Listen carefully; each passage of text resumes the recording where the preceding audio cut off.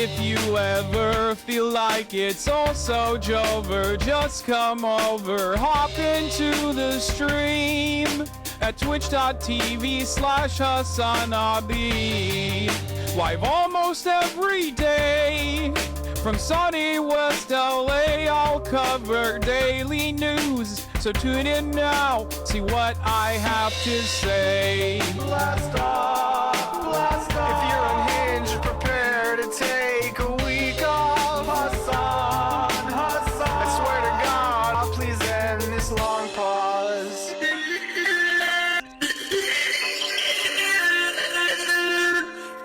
Boss makes $1 and I only make a dime. That's why I watch the stream when I'm on company time. Boss makes $1 and I only make a dime. That's why I watch the stream when I'm on company time, like now. Hasan, Hasan. I'm probably in the chat right now. Hasan, Hasan. Get it, Hasan is streaming. I'm just a gamer frog, of course I hate myself. If there's just one stun lock more, my hopes will go up on the shelf.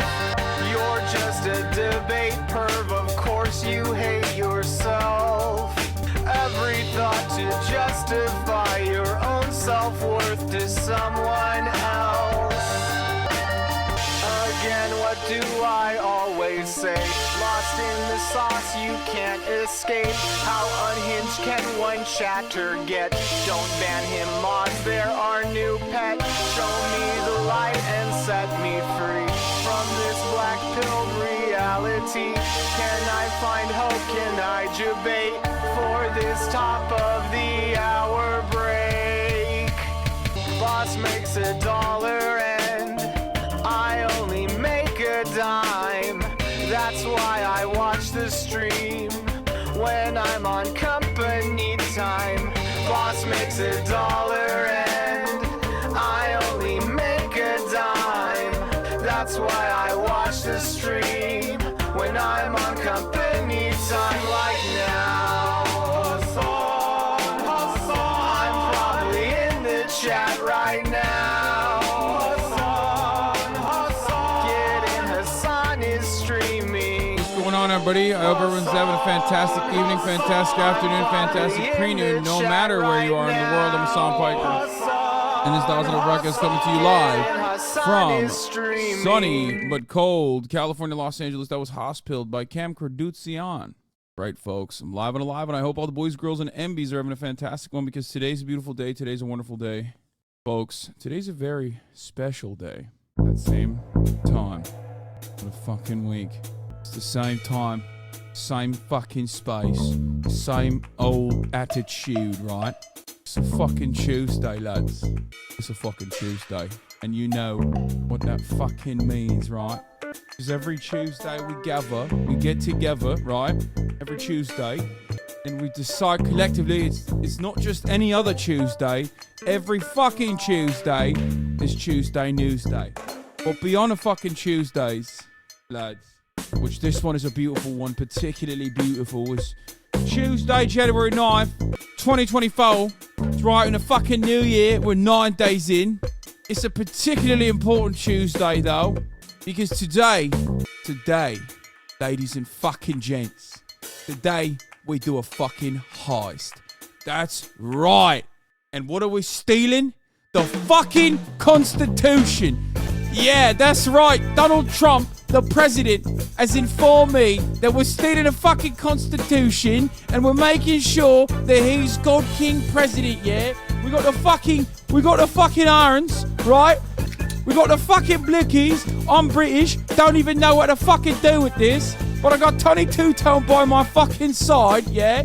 And he's gonna be fucking the wheelman. He's the wheelman. I'm the muscle. We're going in. We're stealing the fucking Constitution. And we're taking it and we're bringing it back to fucking England, yeah? That's right. It's me, Boris Johnson, and Donald fucking Trump, yeah? That's right. It's fucking Tuesday. Anyway, what's up, folks? Newsday Tuesday, and I'm fired up, kind of tired. Whoa, I fucked up the camera a little bit with that. The camera was like, I can't handle all that crime. The camera was like, what are you doing then? You confessing to crimes again? What are you doing then, Hank? You survived the purge? Yeah, I did. Twitter purge happened today. We'll talk about that. But anyway, listen, not much going on in my life other than when I found out that the Hasidic Jewish community has a tunnel system. Not even a tunnel system really, but like just a tunnel in general. And I just haven't stopped thinking about the tunnel. I'm not gonna lie. The tunnel thing is so cool. It actually impacted me in a very deep way. Normally I have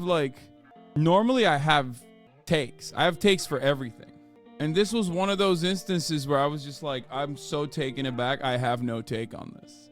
It's so fucking funny. Like, it's just the funniest thing that could have happened. Biggest news out since October 7th. Yeah. Like, homies love going to the synagogue so bad that they were like, during COVID, we have to go. So they built a tunnel system. And it's just like the way that it's played itself out in New York is so funny. They were probably trafficking stuff. Like what, dude? The fucking Torah? What are you talking about? These guys don't do shit. I mean, they're like weird for sure and super religious and kind of gross with how fundamentalist they are, but they're not like doing drugs or anything. They're fucking, yeah. The fuck what would they be trafficking? I feel like you can say like, yeah, sure. It's a very odd situation, but like the one thing you can't say about the Hasidic Jewish community is that they're like doing crazy stuff, like trafficking anything. You know what I mean? Like they're kind of, they can get a little annoying, especially like depending on the messianic ones who like will come up to you if they suspect you of being Jewish and will be like, hey, do you feel like converting back to like real Judaism? But that's like different. Hey, you look Jewish. You want to convert to real Judaism and not the fake one that you're believing in because you are reformist or whatever. But like, other than that, the real reasons are probably so dumb and boring. Like the city is condemning that and doesn't want them getting hurt. No, that's precisely what it is. Yeah. Benny Safdie definitely used Hassan Piker 2022 wardrobe inspo for the curse, I think. This hurts me deeply, especially because he's friends with the Chapo boys, which means that like there is a likelihood that he saw my fits and found them to be gross and then developed a character and was like, I'm going to use those gross ass fits for that character. Anyway, we'll be talking about the tunnels. Don't worry. Okay.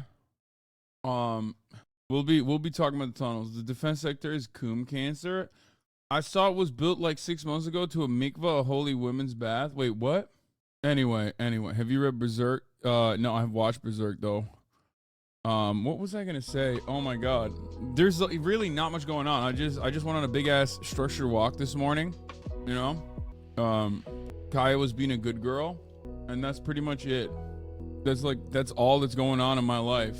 We got dizzled last night. I don't know if you guys saw that. Some of you saw it. Some of you probably missed it. But we had the Dizzler on, who dizzled the shit out of us. He does a little too close to the sun, to be honest. Greatest interview I've ever conducted, I think. Better Call Saul updates, like nothing. I got nothing. I've just been sleeping, dude. He dizzled his way into our hearts. Apparently it was getting too close to the women's bathhouse and they wanted it closed off and some kids broke into the synagogue. Oh my god, I can't wait to learn more about the story. It's just like, it's the gift that keeps on giving. Yes, chatters, we are going to be talking about the tunnels, okay? Yes, obviously, it's a hilarious, funny story. It is the funniest story. I'm surprised at how much I like the Drizzler. Yeah, he was, like I said, surprisingly well balanced. He was just surprisingly well adjusted. Lloyd Austin was and is getting treated for prostate cancer. Aw, okay, that's a bummer, I guess. Can you talk about the farmers' protests in Germany and why the right is all over so hot for it? Because everything is aesthetics. Like farmers are real working class, all right?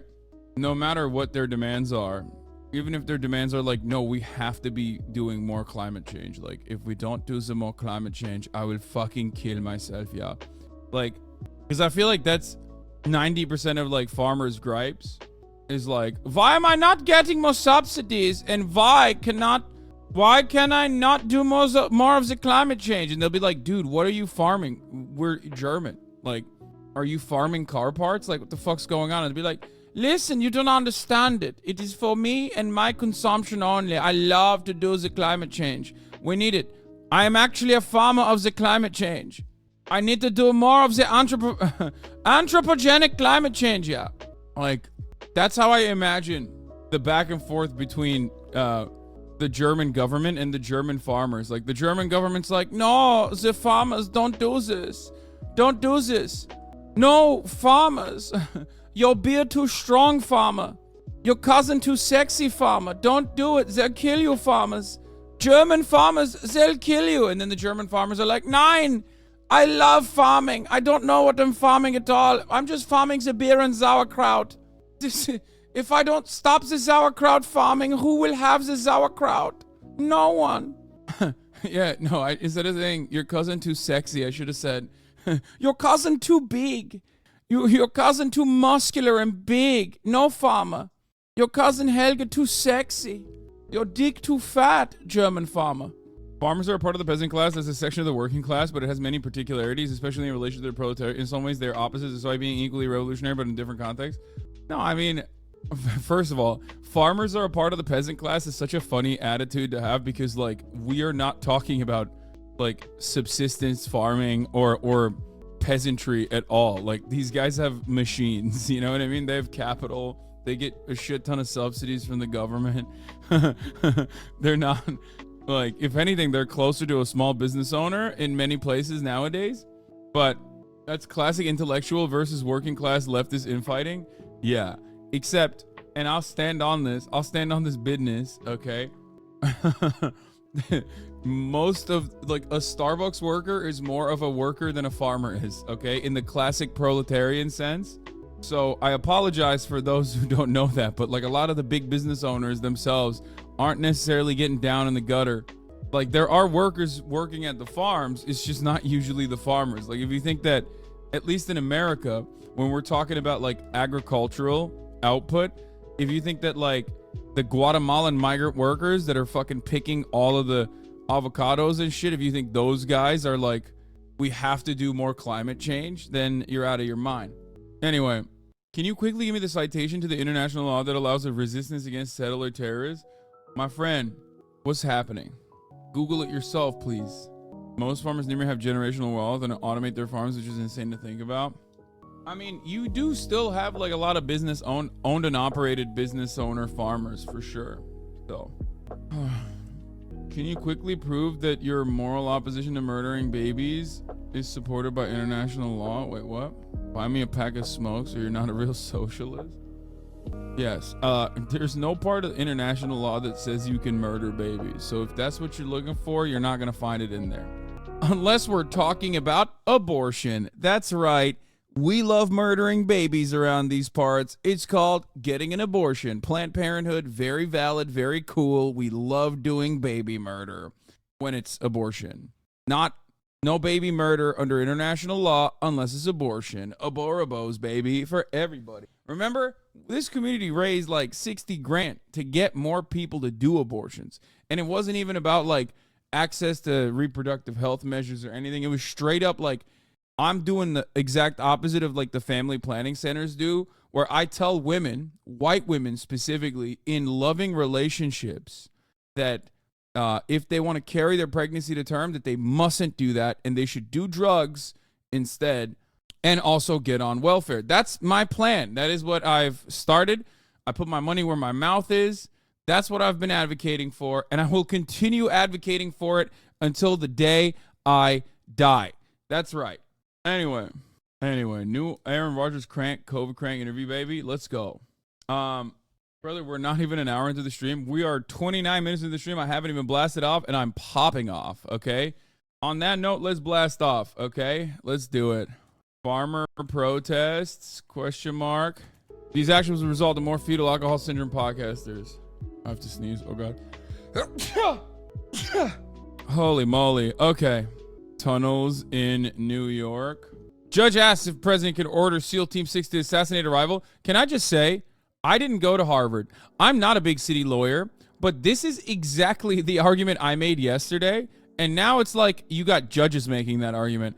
All I'm going to say is, apparently you don't have to be that fucking brilliant to be able to conduct arguments, okay? To craft arguments like that. That's all I'm saying. Your takes are too hot. Your reacts are too good. They're going to ban... Exactly, they're going to ban me. Farmer protests. Tunnels in New York. Okay.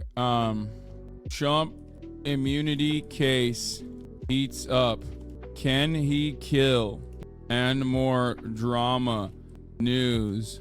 High intensity reacts. Get in now.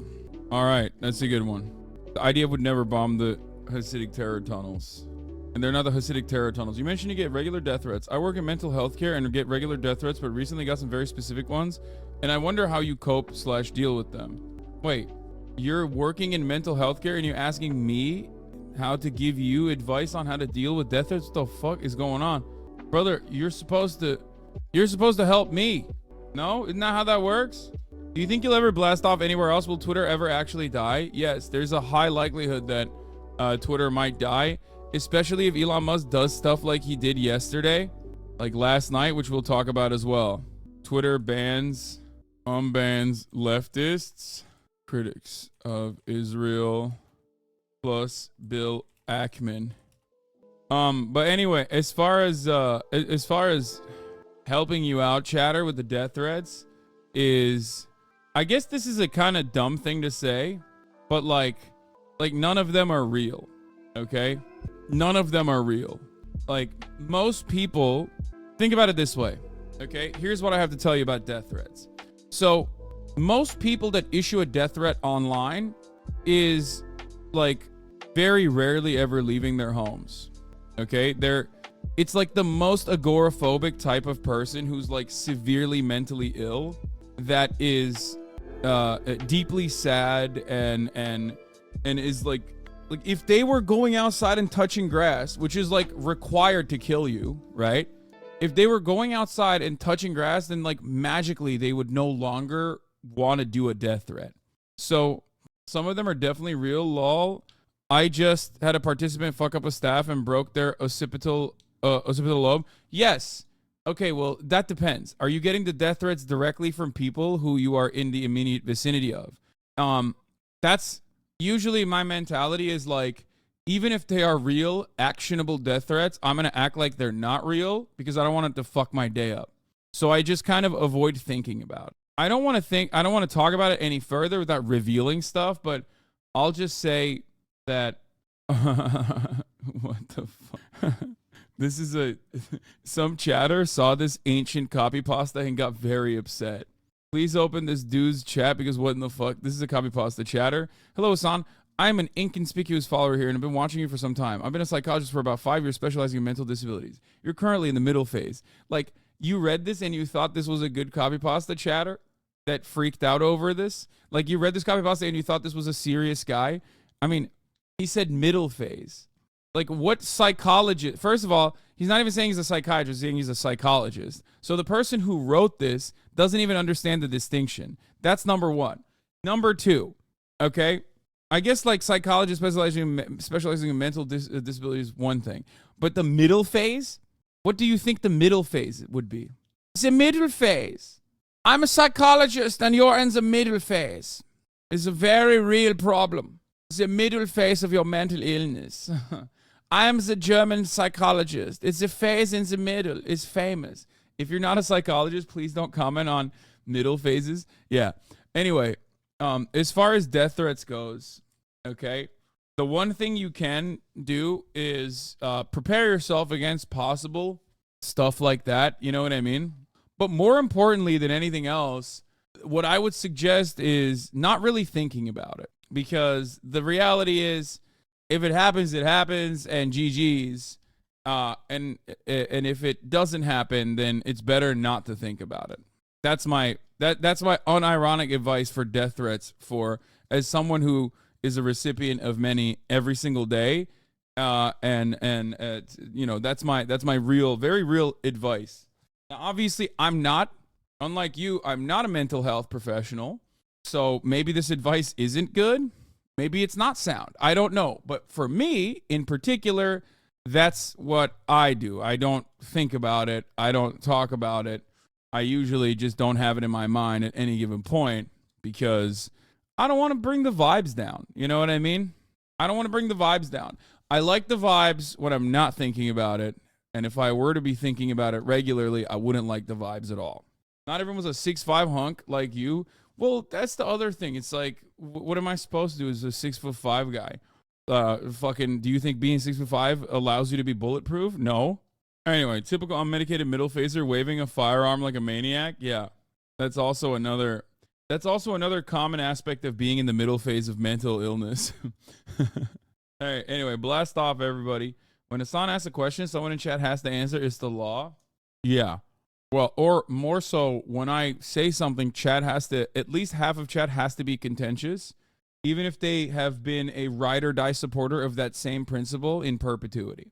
Like, you could have like, I don't know, Jets fans in here, and I'd say something nice about the Jets, and they'd turn on their own team. And they'd be like, you're actually so wrong about the Jets. Jets is, they're awful. You should have done an East German RP.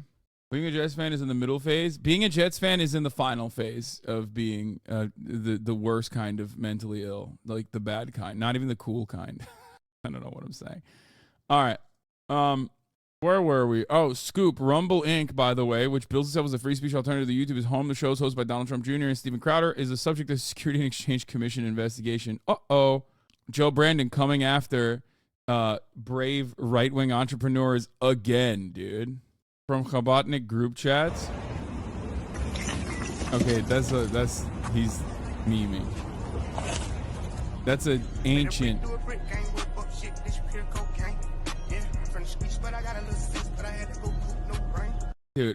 Dude, everyone's having so much fun with this because we have a limited bandwidth to be able to make fun of the what is it? What's the term? What's the appropriate term? I don't know if it's like Hasidic, is it Haredi? Is it Orthodox? Hasidic? Yeah. We have a very limited time frame to make fun of the Hasidic tunnels before all the anti-Semites get to it. And then you can no longer say it without, like, you know, people unironically being like, ooh, what's going on there? And I feel like because it's Chabad, yeah, I feel like because Twitter is so intensely anti-Semitic that, like, you can't have any fun. You just can't. You can't have any fun whatsoever. What is this? Chalabak boy. Today we released a raw footage of a military-themed European incursion. Oh my God, dude, please. Okay. I'm gonna start off with the Hasidic tunnel memes because it has occupied an inappropriate space in my mind since I saw it. Okay, the anti-Semites have gotten to it. There are Twitter posts saying these are child trafficking tunnels. Child trafficking tunnels. Wait, what the fuck? From TikTok deleted all the posts? Stop. What is happening? Or did they? No, that's crazy. Does anyone have the video? Does anyone have the juice? Please give it to me. I need to watch it, and I need to cherish it, and I need to share it with you. That sucks, dude. No. You gotta have this. Okay, TrueAnon posted this one. No, I need all of it. Oh no, no, I need the videos. Oh, they have the videos. Oh, thank God. Okay, let's get started. So earlier yesterday, the NYPD get a call. Okay, apparently they get a call because there is I guess, like, there's some stuff happening inside of one of the wonderful Hasidic communities in New York that, wait, what? See, bro, this is what I mean. Like, this is a Nazi. Bro, what the fuck is this? Like, this dude is a straight up Nazi. Oh God, gross. Ew.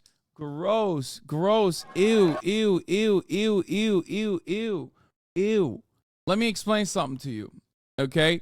Oh God, immediately these fucking pieces of shit are just like, oh, these guys are rats. Ugh, gross. The real rat is the motherfucker who posts shit like that, okay?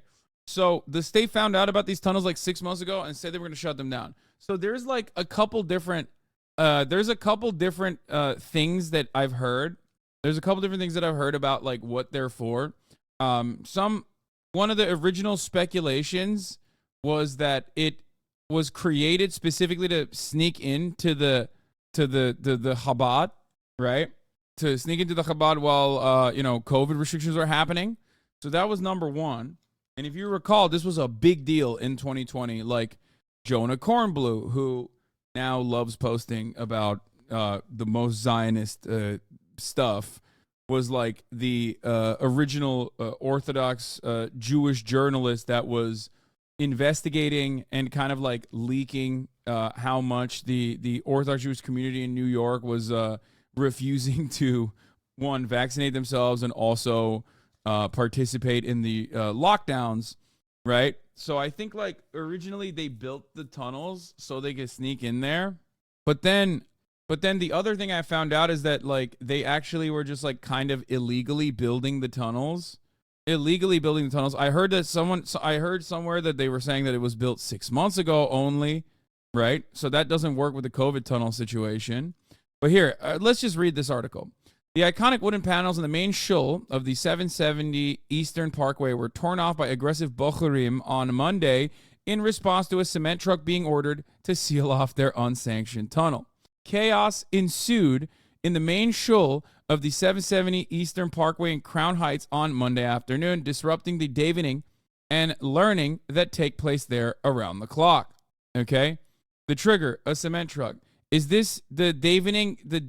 Is that, I don't know how to say it, but this is the Talmud thing, right? Like you're supposed to, you don't read the Talmud, but you like learn it, right? Is that what it is? The davening? Is that what they're talking about? Or is this a different thing? Or is it just like praying? Like you're not, okay, davening is basically just praying. Okay, and learning. So the trigger was a cement truck. The truck showed up on Union Street behind Lubavitch World Headquarters with the apparent assignment to fill up an underground tunnel that ran from the main shul to the now closed mikveh building next door. Okay? Bochurim, mostly from Israel and wearing the masochist yarmulkes and pins, responded with fury. They have been reportedly behind the digging of the tunnel, claiming it was to expand 770, visited by residents and visitors on a daily basis. They proceeded to tear down the iconic wooden panels that wrapped the walls of the main shul. Then they tore down the wooden beams that used what appeared to be a hammer to break the shul's brick wall. The result is a very visible opening from the main shul to the tunnel. Officers of the NYPD were seen entering 770 to survey the developments, but have not made arrests. The main shul of 770 has long been subject to a legal dispute between the Agudas Hasidei Chabad and the Marcos Linyonai Chinuk and Kong Lubavitch Inc. over who is the rightful owner of the 770, 788 Eastern Parkway complex. Bochurim have long had free reign of the main shul, even violently barring some from entering. Update: the shul was closed after the Gaboim and Marcos both agreed to ask the NYPD to shut the shul due to immediate danger. I think they tore it down because they like wanted to sit in it as like protest. That's what I got. That's what I understood from the story. But maybe I'm wrong. My point is this. Okay? Here's what I think. I think fellas should be allowed to build a little bit of a tunnel. I think ladies should be allowed to build a little bit of a tunnel. Okay? Now some tunnels are made for bad reasons. I don't know if these tunnels are made for bad reasons or good reasons. Good reasons could be tunnels are cool, or camaraderie. Okay, digging is a fun activity to engage in. These are all very good reasons as to why you can build tunnels. Okay, like one of my favorite YouTubers started off building a tunnel under his house in England, and then basically created like an entire city, like a mole city underneath his house. What was the guy's name? He's the guy I showed Murat, and Murat loves him too. Colin Furs, exactly. Based and we're very dwarf-pilled. I think it's cool. I think it's cool to build tunnels. I would like to purchase an Alibaba tunnel machine for $500,000, please, so I could build a tunnel on the side of a mountain. Yes, I am very dwarf-pilled. I think it's sick. I obviously, although being built like an orc, I still very much think it's sick to build tunnels. I think it's cool. I think it's cool when Hamas does it. I think it's cool when the cartel does it.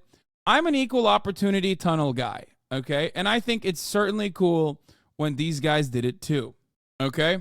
Tunnel under his house so he looks like a socialist, but his mansion underground so no one knows about. Yes. It's suspicious that being underground is the perfect temperature for humans to live. That's what I mean. Yes, the tunneling equipment that you're... Wait, where is this coming from? Uh-oh. This is not a joke. This is very much real. Guys, all I'm going to say is I think I should buy this. This is a rock tunnel boring machine, DG 2200 pipe jacking machine. Unfortunately, there are no reviews on it yet, but it does seem very legitimate. I think one of the major issues is I don't know where to put it, but for the relatively affordable price of $120,000 to $600,000, I could get my very own model number DG2200QNP rock tunnel boring machine, and I can even get a 30 kilowatt foreset if I would like. Now, one of the main problems, of course, is that the instruction manual and the buttons on it are in Mandarin, and I don't know Chinese. I don't know how to read Mandarin, so that is probably one of the bigger hurdles here.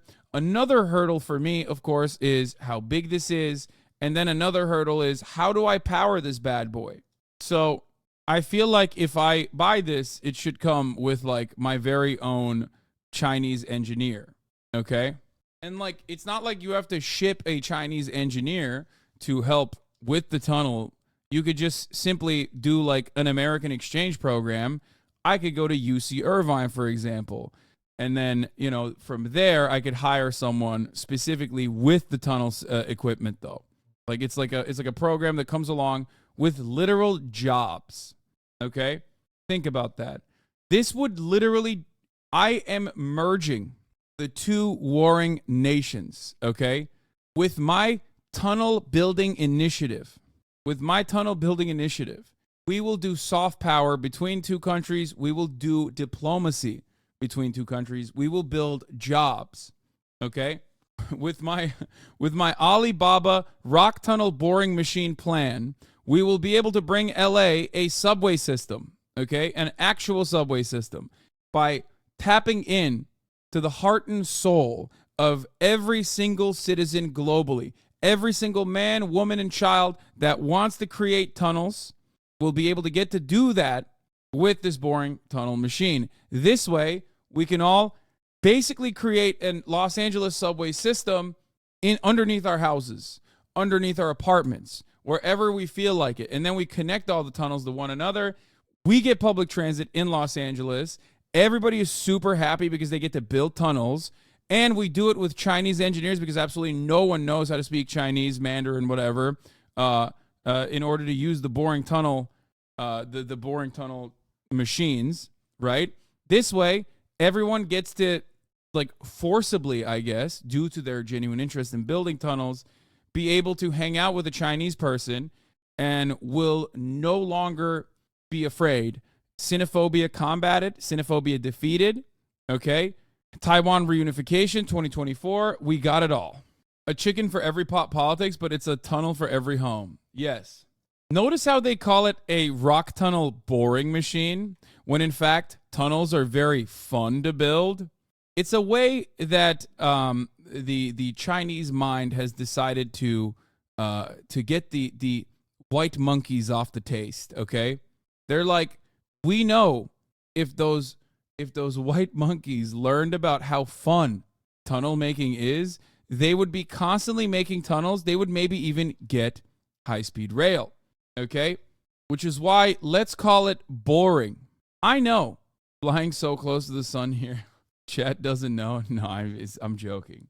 Big Tunnel is behind this? Yes. If they called it the Rock Tunnel Fun Machine, this thing would be flying off the shelves. Everyone would be buying them. And everyone would be building their own tunnel systems. The correct pejorative is white devil. Okay.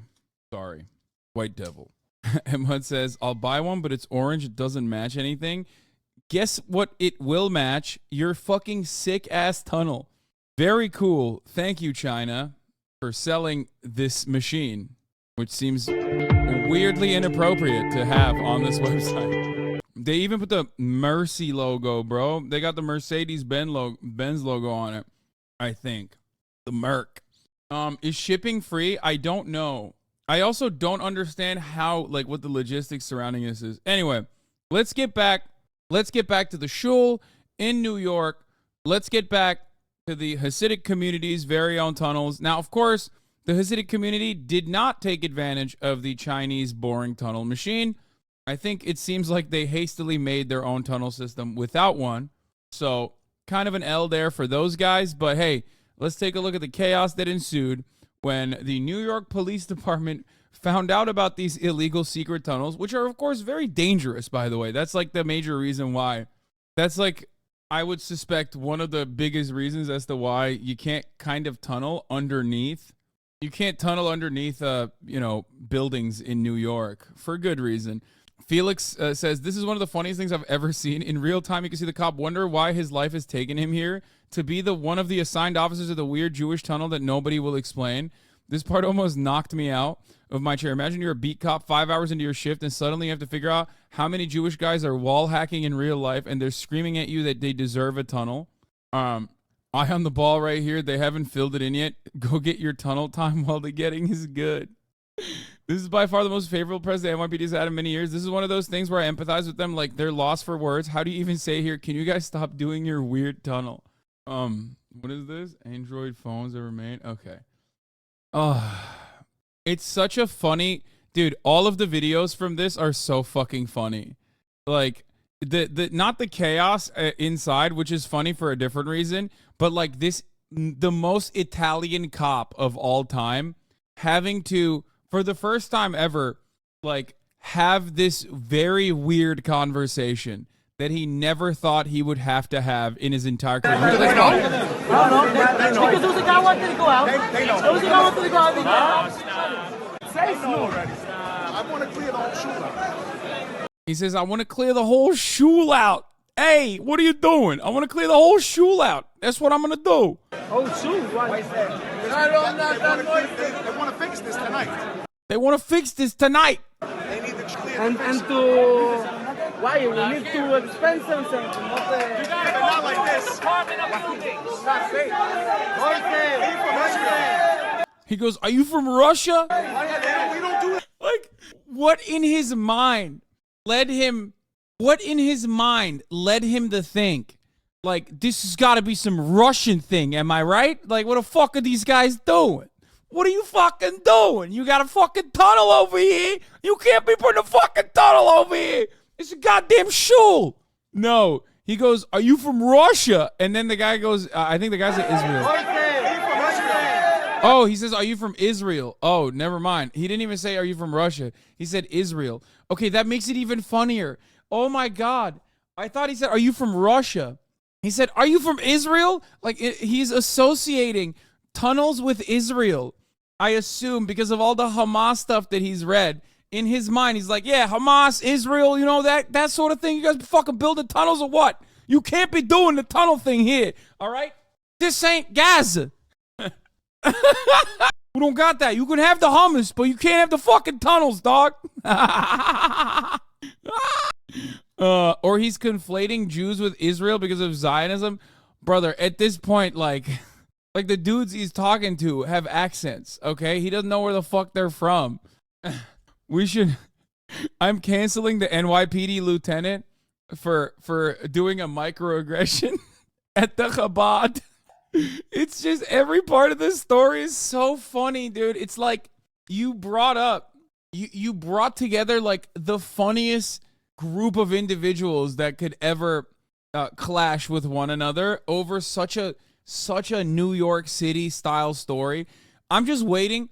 Like the cherry on the top, the icing and the cherry on the top is when, obviously, inevitably, Eric Adams is going to come out and be like, this is allowed. Like, we're building even more tunnels.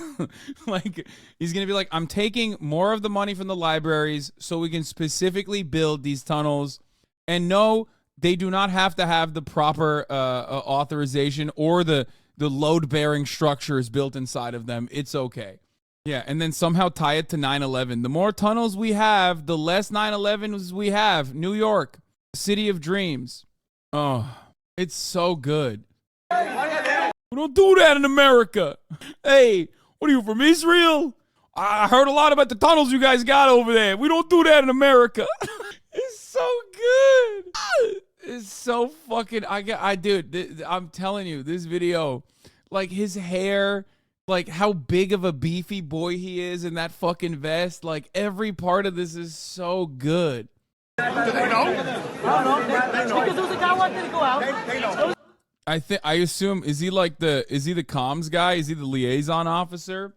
Because I think like there are parts of New York where where the Hasidic communities are, like they have like liaison officers. They have like different, NYPD has like a different division. It says no. Oh, shoot. Why? They want to fix this tonight. And to... So good. There's a yearly discovery of insane shit Hasidics in New York City are doing. Years before there was kids in Hasidic school that literally can't speak English. Yes, that was another banger when when we found out that the Hasidic community in New York in the schooling system that they'd created literally had like, what was it? It was like a New York Times. There was a New York Times article that like did a deep dive into the Hasidic community in New York and how like the kids literally didn't know how to read. Like they were not literate and couldn't speak English and were like learning stuff in like a 3rd grade level or something. They were maxing out at like 3rd grade level. Your mic is considerably lower than any audio on your computer. Will be the death of my ears. I will sue. Okay, well, I'm sorry. Let's take a look at this. Oh, Pixel story, dude. What is happening? Get him out of there. Get them out of there. They're having too much fucking fun. See? NYPD anti-fun. They don't want you to have a tunnel, dude. Fellas, everyone needs a tunnel. Okay? Like what could possibly be going on? What could possibly be going on in the situation where they're just like, remember when someone made this? Yes! Oh my god, dude. Dude, a lot of people were just they were right. A lot of people were saying stuff. My friend Tova sent me this video of what the tunnels were supposed to look like. Why is it? It's like Doom. Like I can't tell. This only raises more questions. Is the tunnel religiously significant? Why are they rendering in the Quake 1 engine? Like I don't understand it. I don't understand why like this song is literally about building a tunnel. Stop. There is no fucking way there is a real song specifically about building a tunnel. I think, and I say this with all sincerity, I love Hasidic Jews. Like, they're so awesome. It's just like so strange to be like living in 16th century style formations in 2024. Literally in the middle of like one of the most modern metropolitan cities on the fucking planet. Like the Amish are like, yeah, we're going to fuck off to like, Pennsylvania in an area where like nobody lives, right? These guys are like, no, actually, we're going to do 16th century shit directly in the fucking heart of New York City, which I think is awesome. And they should be allowed to do it, and they should keep doing it. They should be doing it extra hard. Whatever they're doing, more power to them, okay? It's so sick. It's so awesome. It's so ridiculous, okay? At least I caught this now before all this shit turned to a massive sinkhole and killed hundreds of people. All I'm saying is I believe in the excellence, okay? I don't think that these tunnels would have been bad. This man must have thought he had anti-Semitic hallucinations. Yes. Oh, dude, this is the funniest thing. Okay, I saw this morning. This guy, I swear I keep hearing Yiddish under the floor of my New York apartment. I live at ground level and we have no basement. This guy said on December 11, 2023, I am not crazy. He tweeted out, there are Jews living under my apartment. I hear them. It's like they're digging or something. For the record, I live at ground level and we do not have a basement. November 7th, 2023. This guy, in his mind, was thinking like, oh, I must be, like, I'm probably anti-Semitic or something. I don't know what the fuck's going on. Dude, we are 9 days into 2024. Why is so much insane shit happening? He tweeted out, some of you owe me an apology. Yeah, this insane woman is like the best as well. She's also building a tunnel and LARPing as an actual engineer, but she's just like a software engineer. That actual guy is anti-Semitic. This was fake. Oh, god damn it. Fellas, is it anti-Semitism? Check his account. Oh no. I was about to say he has the phenotype of like a Richard Spencer looking motherfucker. Like this dude looks like a Nick Fuentes fan. See, no fun. No fun. Fun is canceled. Can't have fun. I just looked up where they had the tunnels. It makes no sense. They shut the tunnel lady down. Yeah, I saw this tweet. It was really funny. Imagine seeing a Jewish guy crawl out from under a secret sewer tunnel in New York City, not having a phone to record it, and trying to tell people without sounding like the most anti-Semitic person alive. And the thing is, if you see the original video, and I have to show you the original video, because like a lot of this chaos is kind of funny, but that video of the dude coming out of the tunnel and then like running away and trying to push away the camera is living in my mind permanently. Okay? Like it's just so good. It's so perfect, dude. Look at this. This is kind of stupid, but hey, you can't be building secret tunnels underneath your fucking temple. All right, we don't do that in the Empire. Yeah, a lot of things are playing out in identical historical ways as well. This is another like weird thing that is happening. That is like history is repeating itself in very weird ways. Hold on, let me see if I can find the. I want to find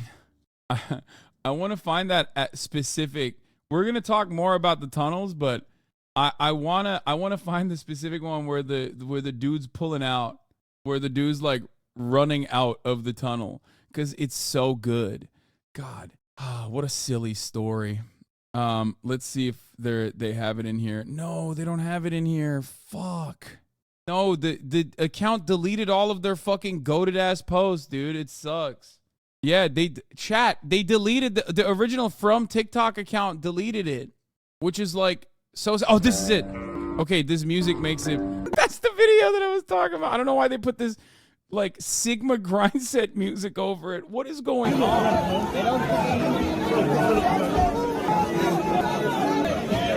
Why? Why does this have Sigma grind set music in the background?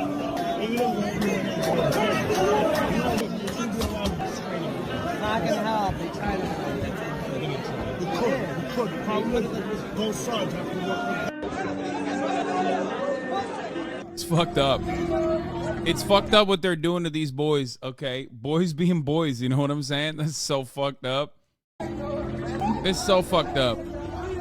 Oh, you found the full video. Okay, that by the way, this is my favorite video, dude. This is my favorite video of all time. Pushes the camera and just starts running. Why did he do that? I guess there's no way to get out of that tunnel and just be normal about it. You can't just be like, excuse me. Can you stop filming me, please? It's a perfect one human-sized hole on the tunnel. Oh, God. Oh, my God. Oh, fuck, dude. It's so good. It's such a good story. Oh, it's like, dude, by the way, there's every group. It doesn't matter who was building this tunnel. It would still be funny. I just want to point this out really quickly, okay? before people go, oh my God, like, oh, is it because they're Jewish? Like, no, dude, the idea that you got like a group of individuals that are just like living in a totally different century, okay? In the heart of New York City. And only a group like this would be able to pull off a feat like this. It's like if the Amish lived in New York. You know what I mean? If they just lived in the heart of New York, okay? Only they are industrious enough to be able to like build shit like this. They got a lot of free time. I still don't fully understand why, like, I still don't fully understand why they chose to break it down like this, but I think it was because they wanted to go in. Wait, this is how Israel War Room says, this is how anti-Semitism works. A story of a simple building code violation becomes a stereotypic conspiracy of ridiculous proportion. I mean, listen, this guy is most likely anti-Semitic, okay? Like, the people that are tweeting about this and being like, oh, Jews, like, what are they hiding in their children? Like, those guys are anti-Semitic. But to say that this is a simple building code violation is insane, okay? Like, this is not just a simple building code violation, dog. What the fuck are you talking about? This is funny, and is also, there's historic precedent for this being funny, especially considering that we did talk about the engineering woman who's been pulling these shenanigans as well, on TikTok specifically, the engineer everything woman. Chat, can someone please explain what's happening? I joined mid-laugh at the guy climbing out of the street. They found a tunnel in one of the Hasidic communities, like Chabad houses. And New York City was like, we want to, obviously, this is like very dangerous. We want to fill this tunnel up with a cement truck. And then some of the dudes in the community, I guess, were like on board. The treasurer at the shul is the one that called the city to fill in the tunnel, but why did the guys who dug the tunnel start tearing apart the shul, lol? Why are there so many of them in the walls? This report on the shul tunnel incident is the funniest thing I've ever read. Bochurim, mostly from Israel and wearing Mesichist yarmulkes and pins, responded with fury. We read this earlier. They've been reportedly behind digging of the tunnel, claiming it was to expand the 770 visited by residents and visitors on a daily basis. So they wanted to illegally expand the Chabad house. And then, like, one of the splinter groups within the Hasidic community decided, like, no, this is our tunnel. Like, don't touch our tunnel. So then they started ripping off the fucking walls of the shul, which is like a holy place. You're not supposed to do that. And apparently it's the treasurer at the shul that was the one who called the city to fill in the tunnel. But why did the guys who dug the tunnel start tearing apart the shul? Why are there so many of them in the walls? The Moshiachis here in the tunnels are being revealed. Moshiach time. Oh, it's the Messiah. Oh my God, this is unbelievable. We all know that the tunnels were made under Beis Hamikdash by its builders and will be revealed when it is to be rebuilt. The Beis Rabinu Shebovel, which is the version of the Beis Hamikdash, while in Golus obviously had the same made. Messiah is here and these tunnels are being revealed. This is cause for great celebration.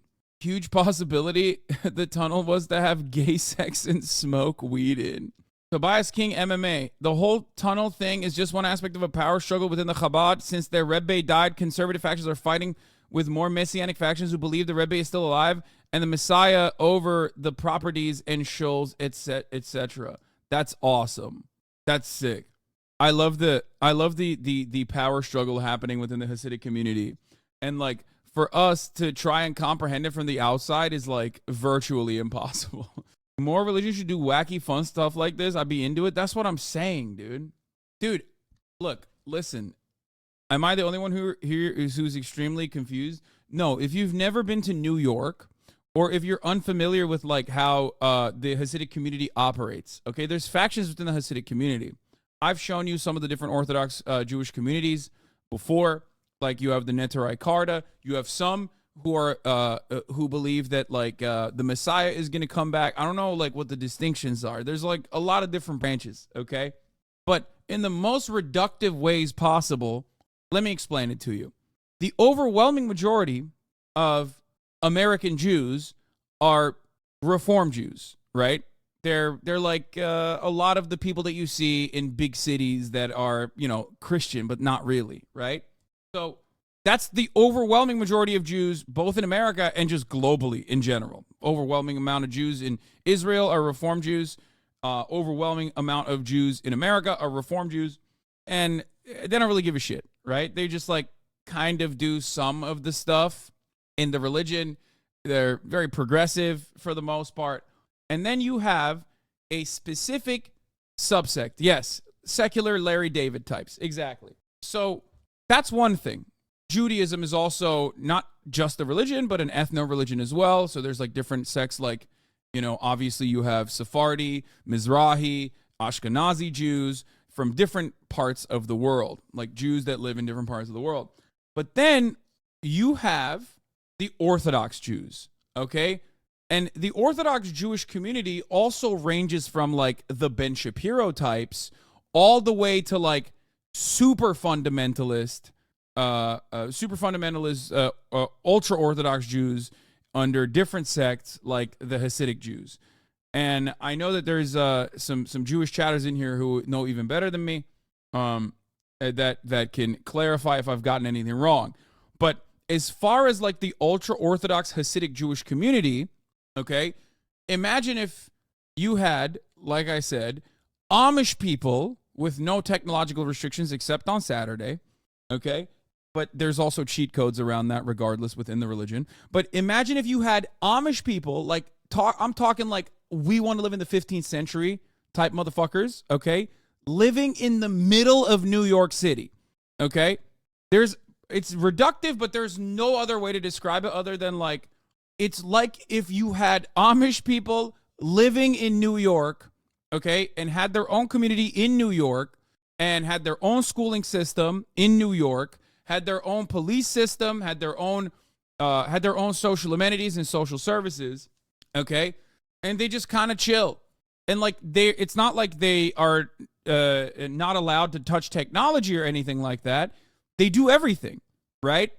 As a matter of fact, they even sell a lot of technology, like what is it, B&H or whatever. Like, so you have, with the exception of Saturdays, like if you go to, for example, if you go to like Jewish hospitals in New York, if you go to a hospital on Saturday, it stops. The elevator will stop at every floor.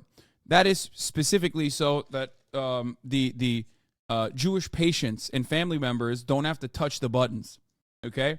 So it's stuff like that. Yes, Lakewood, New Jersey is another place as well. That's how you know that commenter is not an actual Hasidic Jew. December 23rd, 2023, 8:03. It was a Saturday morning during Shabbat. Wait, who? Which commenter? Ultra-Orthodox and Hasidic are like umbrella terms that include Chabad, Satmar, etc. Satmar Hasidim are the ones who are anti-Zionist, by the way. Yeah. So there's a lot of like weird, fascinating stuff that they do. Mount Sinai has those elevators, yeah. So there's a lot of, literally right next to me on screen. Wait, who? TrueAnon? Is that who you're talking about? I'm confused. Anyway, B&H Camera, Adorama, and Focus Camera all sell electronics. They're owned by Orthodox/Hasidic Jews. So overall, they just like kind of keep to themselves. Oh, the screenshot. Oh, this guy is fake. Oh, because I got it. Well, yeah, December 23rd. Does that fall on a Saturday at 8:03 a.m.? Unless they're dictating their tweets. Because like for Orthodox Jews, they have on Saturdays they're not supposed to touch technology, okay? And so there's a workaround. It's very interesting. So like there's always like a cheat code around it, right? And the workaround for Orthodox Jews on Saturdays is they hire somebody. They hire somebody to do the stuff for them, like, you know, touch the electronics and all this other shit. And there's like additional accommodations made as well, but that's one of them. Shabbat begins on Friday nights and ends on Saturday night. Yeah. It's like soaking. Yes, Judaism, or rather Mormonism, is the closest to Judaism as far as like, according to Felix, as far as like creating ridiculous rules that you can also find cheat codes around. Like Mormonism is the closest like Christianity gets to loopholes. You've seen this, like, right? No, I have not, but we can watch it. Imagine you're out there doing anti-conspiracy education, then a video emerges of a Hasidic guy crawling out from a secret network of Jewish tunnels under New York. I mean, obviously this has nothing to do with, I mean, I don't know if I have to repeat this, but this has nothing to do with Jewish people at all. And it's like a very specific group. It's like thinking all Jews are like the Westboro Baptist Church or like the snake charmer, like I am delivered type Christians. You know what I mean? It's like looking at Christianity as a whole and thinking like, oh no, it's all about, you know, getting bit by snakes and shit. It's not. It's just Pentecostals, right? Or like Westboro Baptist Church is like a specific sect. Joseph Smith literally went to all synagogues and the Catholic churches and just kind of threw all that shit together to write the Book of Mormon. Even Mormons in their history talk about Joseph exploring religions and he just jacked that shit. Yeah. There's also apparently a fishing line. A fishing line encircles Manhattan, protecting the sanctity of Sabbath. A clear fishing wire is tied around the island of Manhattan. It's attached to posts around the perimeter of the city from 1st Street to 126th. This string is a part of an eruv, a Jewish symbolic enclosure. Most people walking on the streets of Manhattan do not notice it at all, but many observant Jews in Manhattan rely on the string to leave the house on Sabbath.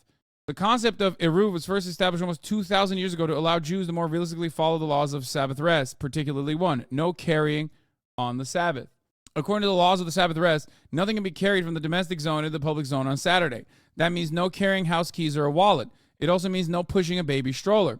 For parents of young children, no carrying would mean not leaving the house on Saturday. The eruv symbolically extends the domestic zone into the public zone. Like, this is a cheat code, okay? It's straight up. It's so funny. Like, oh no, the entirety of Manhattan is my house, actually. Like, it's dope. It's so... I love shit like this.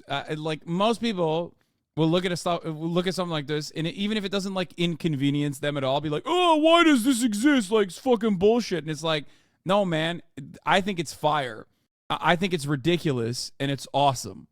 Let people have fun, as long as it doesn't harm anybody. You know what I mean? What better that than being terrorists? That's a good loophole. Islam also has loopholes. Muhammad jacked everything. Better that than being terrorists. What do you mean? Like, what? This is what I'm talking about. Like, who said anything about terror? Whose religion is like, you have to do terror and terrorism? I wonder what that chatter is talking about. Imagine a whole day cooped up in Manhattan apartment with a toddler and no electricity. You might as well be going a little bonkers because your apartment's so small, says Dina Man. But you don't realize it's so small until you're stuck there and you can't go anywhere. Man lives on Manhattan's Upper West Side with her husband and 2 young children. They observe Sabbath rest, including refraining from carrying. She says, if you're really, really, really strict, then you should not even pick up your child. Okay? That was interesting. Did a video about The Wire. Man and many others rely on the eruv every Saturday to leave the apartment with their children. Luckily, Manhattan's eruv has never been down. Rabbi Mintz, co-president of Manhattan eruv, says, it has never been down for a Sabbath.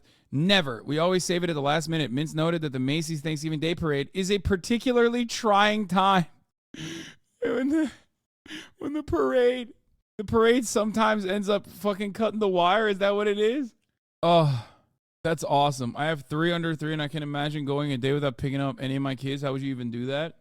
Okay, we'll do the really eye-opening look into entering America's most religious community. Hasidic Jews of Brooklyn, New York are the most religious and closed-off community in America. What is Hasidism to you? So it's a very vibrant community, 2nd and 3rd generation post-Holocaust. Arguably one of the most fundamental religions, period, on the planet. This community is a wonderful community because there's a lot of nice people here. The whole system of how we relate This guy's a YouTuber. to God and how we interact with God. This shit's cool as fuck. The block thing that you put on your head, and then the leather thing, the leather wrap on the arm, those look dope. You look like a legionnaire, which I feel like is inappropriate to say, but it does look kind of sick. I'm about to walk into an exclusive synagogue here, and I'm pretty nervous. Wow. The stakes are very high for outsiders to be here, but I'm about to cross into this controversial bubble to discover the untold truth, which will leave you speechless. Can you not record this part? Okay, it's gonna be a disaster with cameras, but we're gonna try. Excuse me, I'm in a rush. I have an appointment. I never thought I would feel intimidated by my own religion. Police security everywhere now in this neighborhood. Pretty intense streets, very, very religious. Everybody on their flip phones because they don't use internet. 100% of the women over 18 years old are wearing wigs. What are you supposed to think or believe in this moment? So that's a really good question. Growing up Jewish, I've always enjoyed connecting with other Jews around the world, like I've done in Ethiopia, Afghanistan, the Philippines, and Yemen. I consider myself very lucky to be part of a religion that has only 15 million members, but has such a profound impact on global society. That being said, I've always been extra curious about the Hasidic Jews of New York because they seem to be different both physically and mentally from the rest of us. The Hasidism movement started just 250 years ago in Ukraine and spread to the United States right after the Holocaust. The way that Hasidic Jews dress themselves and curate their lifestyles will leave you stunned, from their big furry hats and long beards to their lack of using the internet and smartphones. Their strong commitment to family, tradition, and strict Jewish law is remarkable. Yeah, he spoke to Zebulon in Afghanistan too, I think. But let's back up a bit. Not all one of my favorite Jewish people of all time is the remaining Jew in Afghanistan who just like specifically refused to leave Afghanistan. Like, I don't give a fuck. You're never getting me out of here. Like, no matter what. Jews are Hasidic. In fact, Hasidics make up only 5% of the total Jewish population. There are 3 other movements. I think he moved to Israel recently. Yeah, he moved to Israel after. No, he didn't pass away. He moved to Israel. Can be found scattered around New York City. He finally left. I started my adventure by popping into a Jewish restaurant in Washington Heights, Manhattan, which is a local hangout spot for modern Orthodox teenagers studying Torah at the well-known Yeshiva University. Is it mostly Jews that come here? Mostly, yeah. We have a bunch of teachers and people from around the neighborhood that come also, and some regulars. There's chicken shawarma. The best part is that he hated the only other Jewish guy. Yes, and they contested, not dissimilar to the Hasidic Jewish dispute that we're seeing about who actually owns the Chabad house. There was the last synagogue in Afghanistan that they were disputing over, and one of the fun parts is that so Zebulon was arrested by the Taliban and was put in prison, and then they released him from prison because he fucking annoyed everyone. He like constantly duked it out with everybody, and then they literally had to release him from prison, according to the documentaries and news articles written about him. It was awesome. He's the GOAT. Anyway, let's continue. It's homemade. We make it every day with fresh chicken. We cut up ourselves the chicken, spice it up, stack it. That looks so cook good. it. Yeah. It's almost caramelized. Are you from Israel or New No, I'm York? from France. I grew up in France. I thought I heard something. Accent? Yeah. You're French Jew. Yeah. I don't meet that many French Jews. Yeah, I know. My workers are the best. Literally, like, really amazing worker. You speak like you're Israeli. Yeah, French guy wearing a Golan Heights shirt, saying this is my shawarma. I know. It's a little bit of the French mixed in there. After all these years working in the Israeli restaurant, I think it literally imprinted me with the Israeli accent. From Chile. The takeaway is called Golan Heights? I've never met a Chilean Jew in my entire life.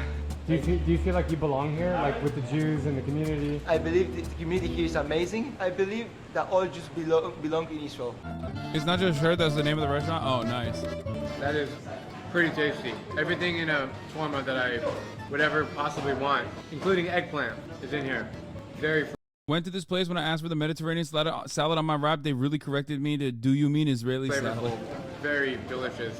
Oh, in that building over there. A lot of French Jews are of Sephardic Algerian origin, so yes, shawarma is an actual native dish for him.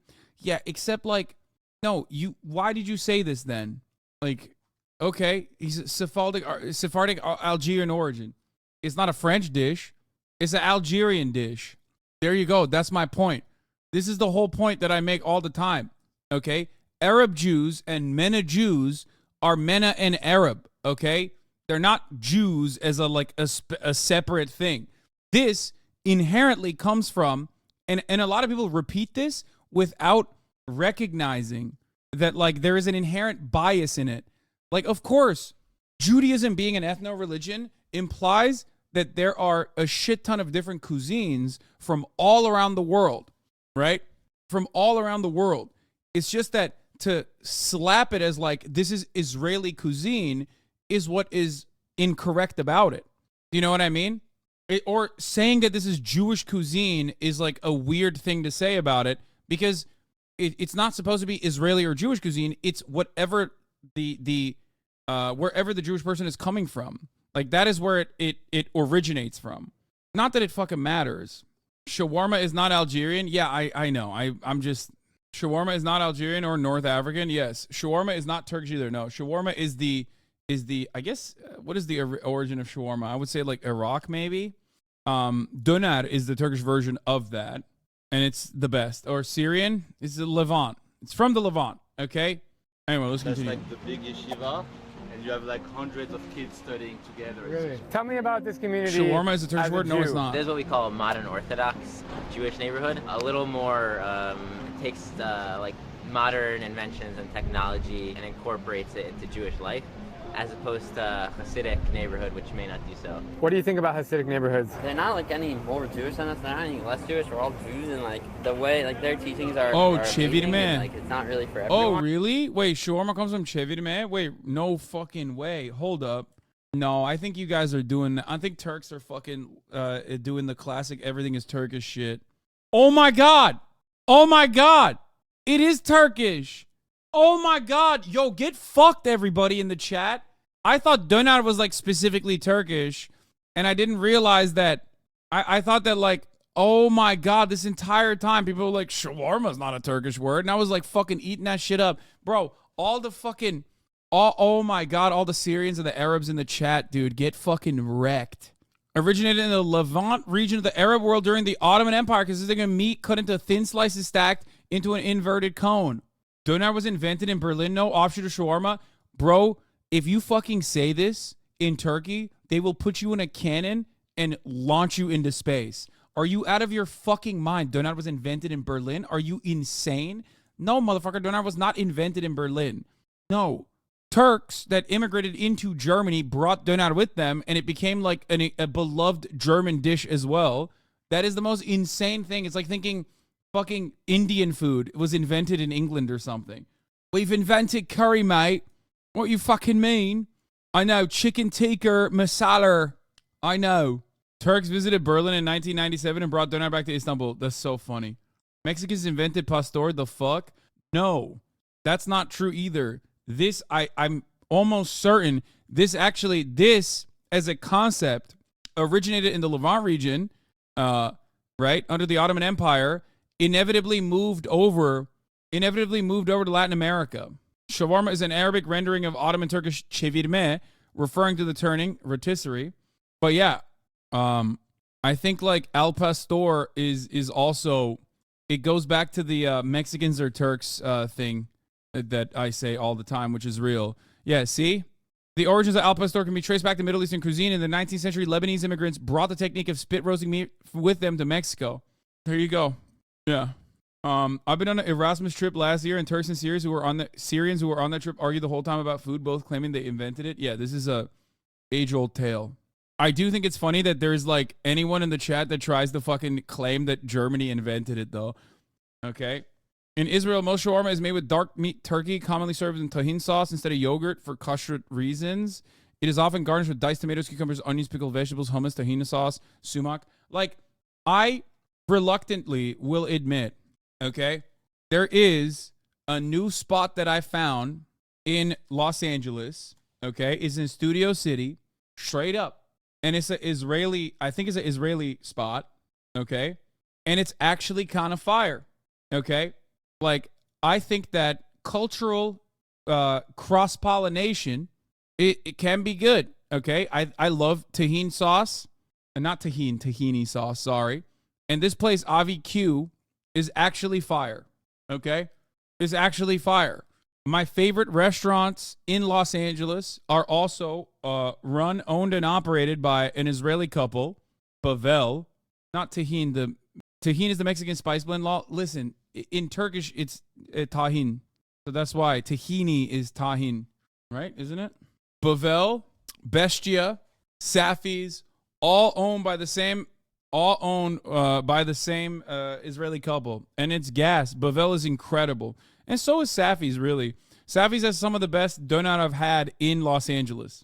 Pop-up specialist AVQ has gone legit in a Studio City strip mall selling shaved Wagyu pita sandwiches and more. I mean, it's pretty good. You know, fair is fair. I'll say it. So, you know, I'm not going to fucking act like that's not the case. But, you know, shawarma, invented by the Turks. Just saying. But the people who it's for, like, it works for a lot of people for thousands and thousands of years. So it's a really beautiful thing. I happen to be Chabad. I'm It's different.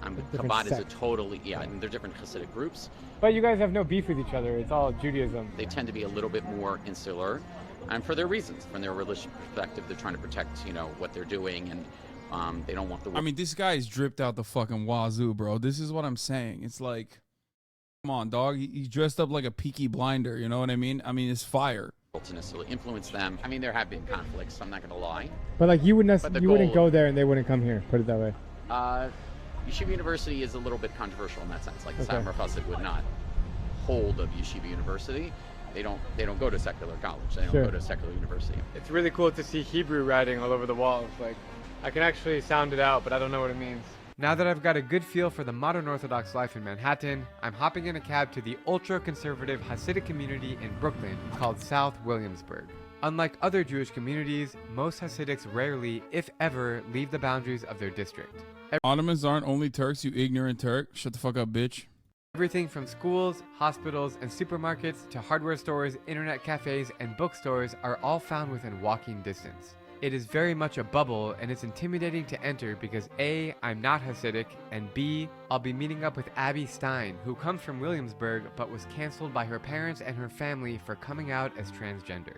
I was the first person who was raised in a Hasidic community in the 250 years of the Hasidic community's existence. This guy's to have come sick. out publicly. The worst thing that happened to me, Like, I thought this guy, like, this seems like he's... when I've come back here, has been people screaming. Like... And once people threw eggs. Like, did he say canceled? Canceled is an interesting word for it. I mean, still, like, humanizing a former Hasidic trans-Jewish person is, like, kind of cool that, like, you don't see YouTubers taking that initiative ever. You know what I mean? Like, think about that. Think about a YouTuber that you got Tyler Oliveira on the one hand, okay?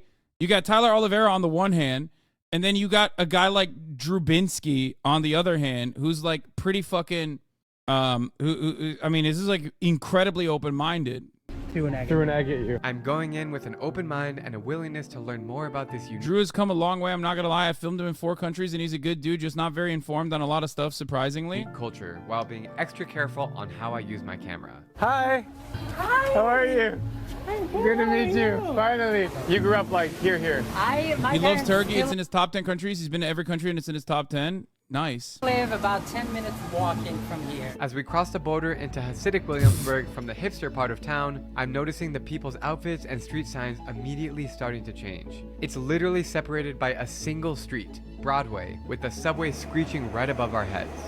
Clearly it's pouring rain outside. We're doing our best right now. So yeah, so this is literally, Broadway was always the border, and that's very important. We're like on it right now, and you'll see in a minute. There's like 2 blocks maybe. Hassan can't beat the allegations? What? What allegations? What are you saying? That are kind of like a mix. This is Yiddish. It looks like Hebrew, but it's Yeah, Yiddish. it looks like Hebrew. Almost everyone here speaks Yiddish at home. But this is a hat store, so they sell Hasidic hats. The furry hats are just one of the many ways that Dude, the Hasidic furry men hats are stand out from fire. the rest of us. Like, dude, listen, real recognize real. This shit is drip, okay? Is dripped out the motherfucking wazoo, okay? It goes hard. It goes so hard. That's all I'm saying. It's just, it goes hard. Sometimes there is that like Hasidic Jews have to bring it with them in a box, right? Too, like there's like a special box for it, not to get it like fucked up. If you ever take the hat off, I've seen that. Like there's like a hat box. Celine hat, drip is crazy drip. No, every part of this is sick. They are called streimels, not furry hats. I'm not Hasidic, but if I recall correctly, it's made out of fox fur. It's fire. Durag and streimel stream when at both at the same time. Another way is by having payas, or long hair on the side of their heads. Women, on the other hand, dress very conservative. Like this is kind of sick, right? What do I mean by this? It's like showing your, like the Mormons have like the special underwear, right? Like that you that you wear in temples, which is cool, but then like you don't get to showcase it. Whereas I feel like the more leveled up you are, it's like armor. The more leveled up you are in religion, the more you show your armor, which I think is sick. You know what I mean? This is like, yo, this is plus 10 faith. Like, I have a fur hat that's plus 10 faith. You don't have a fur hat. You only have the regular hat. You haven't upgraded. You know what I mean? It's not cosmetic. It's not. Many people think like, oh, this is just cosmetic. Like, no, this is not pay to win. You have to literally level up your religious points to be able to get the specific armor. I'm just saying, it's fire. It is exactly like a video game. They're playing Fashion Souls. Yeah, no, they're doing Faith Max build for sure. Yeah, you wear it everywhere. As soon as you get clouded, go on a mission or get married, you never take it off. Exactly. Exactly. It also shows you fuck. That's the other thing. Like, dude, you see a Hasidic Jewish guy without the fur hat? That means he don't fuck. Because you get that when you fuck. So it literally is just a flex on the haters, okay? Think about that. It's literally a permanent flex. It's like, yeah, you can spot me from a mile away, dog. I fuck. Look at my hat that was made out of fox fur. There's like 10 grand. Okay? Yeah. It's like you're flexing on the haters and you're flexing on the little virgins in the fucking community when they're like, oh, I don't have a wife yet. And it's like, yeah, bitch, you don't. I do. Okay? What happened in No Swearing 2024? Okay, I'm just saying, like, I don't know how else to describe this situation. Okay? So, bro, my hat was $600 that I got for starting Hasidic Rabbi College from my Rav. Shit was fire, not fuzzy. See, that's what I mean. You got a straw hat. Not a straw hat, but, you know, not a fuzzy hat. It's cool. Okay, Mugiwara. Yeah, I mean, look, every community has a signifier. Okay? Like in this community, you can show how many months you avoided the top of the hour ad break with a subscription badge, right? Like this guy, or this lady, sorry. 6-month subscriber, 7-month subscriber, showing off the badge. Kev Rhino, 3.5-year subscriber. Tier 2 for 44 months. Like these are the different amenities that every community has, right? At the top of the hour, there's a 3-minute ad break, and many ad break avoiders get to showcase how long they've been avoiding the ad breaks at the top of the hour, how long they've been subscribing at the top of the hour, right? With a sub badge. Like everybody's got a different way of flexing on the haters is what I mean. Here's a 3-minute ad break right now. By the way, you can also avoid the ad break by subscribing for $5 or for free with the Twitch Prime or by getting gifted a sub if you're lucky. All right, let's continue. Conservatively, always covering their shoulders and knees, and they also wear wigs to protect the public from seeing their true identity. Women are also seen on the streets taking care of their kids, of which having 10 or more is considered normal. They reproduce a lot. There's a lot of kids in each family, so you can see the pediatrics office right there. The line is so long for kids to go see a doctor. If I owned a business here, I would open up a stroller shop. I have 12 siblings. That's very common here. People have huge families. Wow. We get married extremely young. I was married at 18. Marriage in Hasidic families is of utmost importance. It typically happens at a very young age and involves the entire community. And believe me, the ceremonies are pretty awesome. That's crazy. One of my favorite things about being Jewish is the food. See, bro, you didn't fuck. You didn't fuck for the fuck hat. Sorry. And Abby is eager to take me to one of her favorite childhood restaurants called Come on, Drew. It's important to know that all food around here is kosher, which is a strict eating code that Hasidic, Orthodox, and many other Jews follow. It's kind of similar to halal food for Muslims, in that animals must be slaughtered a certain way to be able to eat them. All forms of pork are forbidden, and you cannot mix meat and dairy. In the 1930s, there were over 1,500 kosher delis in New York, but nowadays that number has dwindled down to about 20 as the Jews have spread around America. Gottlieb's has been a lifeline for Williamsburg Hasidic community since opening its doors 62 years ago, and the cuisine is all derived from Eastern Europe. All right, no cheeseburger. Should I show you? Yeah, go ahead. Go ahead. Bro, you can't fucking drown. Okay, you cannot drown the, what is it, like, what's the term for it in kosher? You cannot drown the baby in the mother's milk or something. That's why you can't mix dairy and meat, which is probably one of the biggest L's. Like, I think kosher, halal, not having pork is kind of an L because there's no bacon, no gabagool, none of the fucking Italian meats, okay? But with kosher, you can't, like, you also can't do the mixing of the dairy and the meat, and I feel like that's a major L. Give me a rundown. Rice, potatoes, mashed potatoes. Very common, very Eastern European, as you can see. It is here. very Eastern European. There's 2 kinds of goulash. You got sesame chicken, that's very popular with that. So that's actually one of my favorite things there. This is also amazing. Ooh. Stuffed cabbage is one of my favorite things as a child. 1, 2, 3, 4, 5. You get 6 kinds of kugels just here, and it's not even Friday. I'm into Chicken everything, nuggets, so how, it's all amazing. You want to just order for me? There's soup. Yeah, I want to see the soup. Oh my God, it's a lot of soups, my friend. Oh yeah, there's a lot. That's my favorite. Those are the noodles, amazing. It's not so. Boiling a kid in its mother's milk. Damn, I got it right, dude. I'm with it. I know my shit. Everything in it. Then there's something over here. Chicken gizzards. What's your favorite? All of them. He's being very nice. Can I ask you a question about payas? Have you had that your whole life? Yeah, of course. Since I was 3. Since you were 3? Yes. But for you, it's been normal your whole life? Of course. And for my kids as well. And I have my 8th boy. I'm gonna make payas now on Sukkot before Sukkot. Your 8th boy? 8th boy. How many boys do you have? I have 8 boys. And girls? 1 girl. Are you always this busy? I'm always busy, but I'm missing one guy is making a wedding tonight, one of my guys. And one of my guys on vacation, so... Hello, how are you? Got a picture from me? I would love to, yeah. What's your name? My name is AB Baby. Where are you from? I'm a Willie boy. Really? Yeah. Do you like this restaurant? Of course, who doesn't like this restaurant? This community is a wonderful community because there's a lot of nice people here. Look at Yitzchak. Take a look, Yitzchak. Take a look, Yitzchak. Take a look, Menashe. Yeah, he likes cameras. Could you find such a guy like him? So life is good here? Life is great, especially when I meet you. Oh, I appreciate that. Thank you so much. These two, they're kids. When he said that, Bro, that's fire. Dude, come on. Dude, you can't beat that.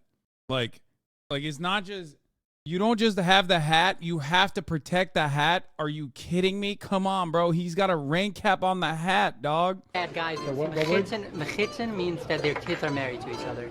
As a community, you're quite close. Oh. Longer than men was this. Wow. You know what it is? It's all in Hebrew. It's a Torah. Okay, it's the blessings you make after eating. I think we're both just getting, the two of us just put it down. Matzo ball soup? I haven't had matzo ball soup in a long time. Well, if you come on Friday, I will make It's some. also like a rainy day, so it's even even better. It's like a fall day.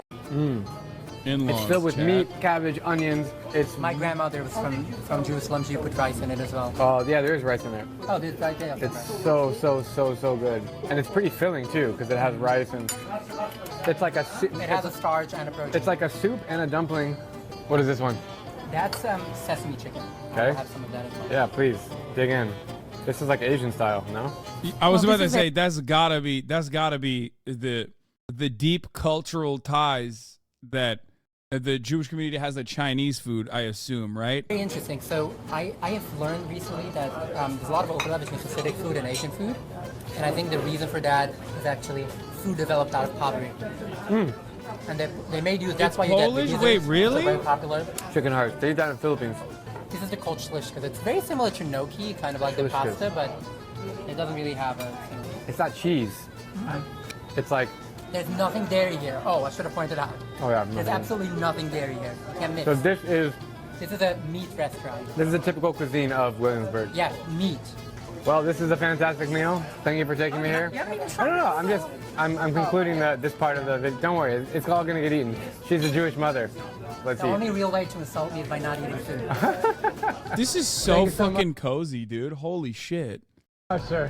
Like having a big non-political or apolitical YouTuber be this cozy and this humanizing of a trans person is huge. Oh my God. This guy's awesome. Like straight up. Dankeschön. Is this Tyler Oliveira? No, fuck no. It's not Tyler Oliveira. Zagazin. Oh, there you said Dankeschön. Be well. Be well. Be well, Zagazin. Zagazin. As soon as I walked outside the door to that restaurant, I could start to feel the culture sinking in as Abby and I walked the streets. All eyes were on us, and I felt a lot of pressure to keep my camera down because it's clear that people here do not want to be filmed. Don't record this. Okay, so I'm gonna ask the people on the street right now if they want to be interviewed. Hi. Thank you. Oh, thank you. The only people who accepted to be interviewed were non-Jews, and it was pretty interesting to hear their perspectives on the Hasidics. If there wasn't here, it would be another ghetto. But I feel the tension between us all my life. I went to school here, but it's peaceful. If it wasn't, if they weren't here, then it would be an extension of the ghetto. How you doing? Hey, come here for a second. What do you think about this community? I don't consider this to be a religion. I consider this to be a culture. I've been working for them for almost 17 years. And every community, there's bad and good things. Hey, nobody's perfect. The only perfect is the one above. So I don't want to be a party pooper, but if he doesn't mention what women have to go through, then it's pretty incomplete. I suspect that there will be that element to it as well. Hey, respect, man, respect. Nice to meet you. I'm feeling like this tension building. The stakes are high. You know, Abby can't be seen. I can't be seen. I can't be seen. Well, yeah, then people just gonna look. Can I shoot from the window, from the street? Well, technically, legally, they can't stop you. So I know. Yes, you can. Why do many modern New York Jewish people really dislike the Hasids? I mean, it's most likely because it's not dissimilar. It's not dissimilar to how like some of the more fundy Muslims behave. Like globally online, the Islamic, like the Muslim Twitter will globally dunk on like UK Muslims, for example, because there's like a lot of UK Muslims are just like kind of embarrassing. Like not all, obviously, but some UK Muslims are a little embarrassing in the way that they are super fundamentalists. So it's just it's like that. I assume. I used to live next to a large Hasid population in Baltimore. They don't speak to outsiders in a kind of rude way to see why people don't like them / the vibes. Yeah. I've met Wahhabis that were more progressive than the weirdo Salafist English Muslims. Yeah, there's like a lot of there's a lot of like weird vibes and attitudes. Big reason is that they're also anti-vaxxers. There are not infrequently large measles outbreaks every few years. Yeah. That's how I found out about Jacob Kornbluh originally, who was like he's like an Orthodox reporter who would report on a lot of like the anti-vaxxer stuff that they were doing in the Hasidic community. Like they literally surrounded his house. They were like trying to fucking kill him and shit. It was crazy. There's like a Hasidic Andrew Breitbart basically who was like leading a Hasidic mob to surround his apartment. It was wild. Dude, COVID was wild. They cause problems in the city. They're obnoxious to anything, and they love Trump. They are conservatives. Yeah, they're conservative. Like they're fundamentalist conservative for the most part. That's what it is. It's just fundy shit. This is a cinema transferred into a synagogue. Almost. Like they while out. You know what I mean? Is Libs a TikTok Hasid? She's Orthodox. Everything about this community fascinates She's Chabad. me, but nothing more than their restrictions to use the internet. It's a gathering to be safe from all the dangers of technology. So anti-internet. Anti-technology, which is, yeah, that's pseudonym for the internet. This place is called Cubicles, and it's literally kosher internet.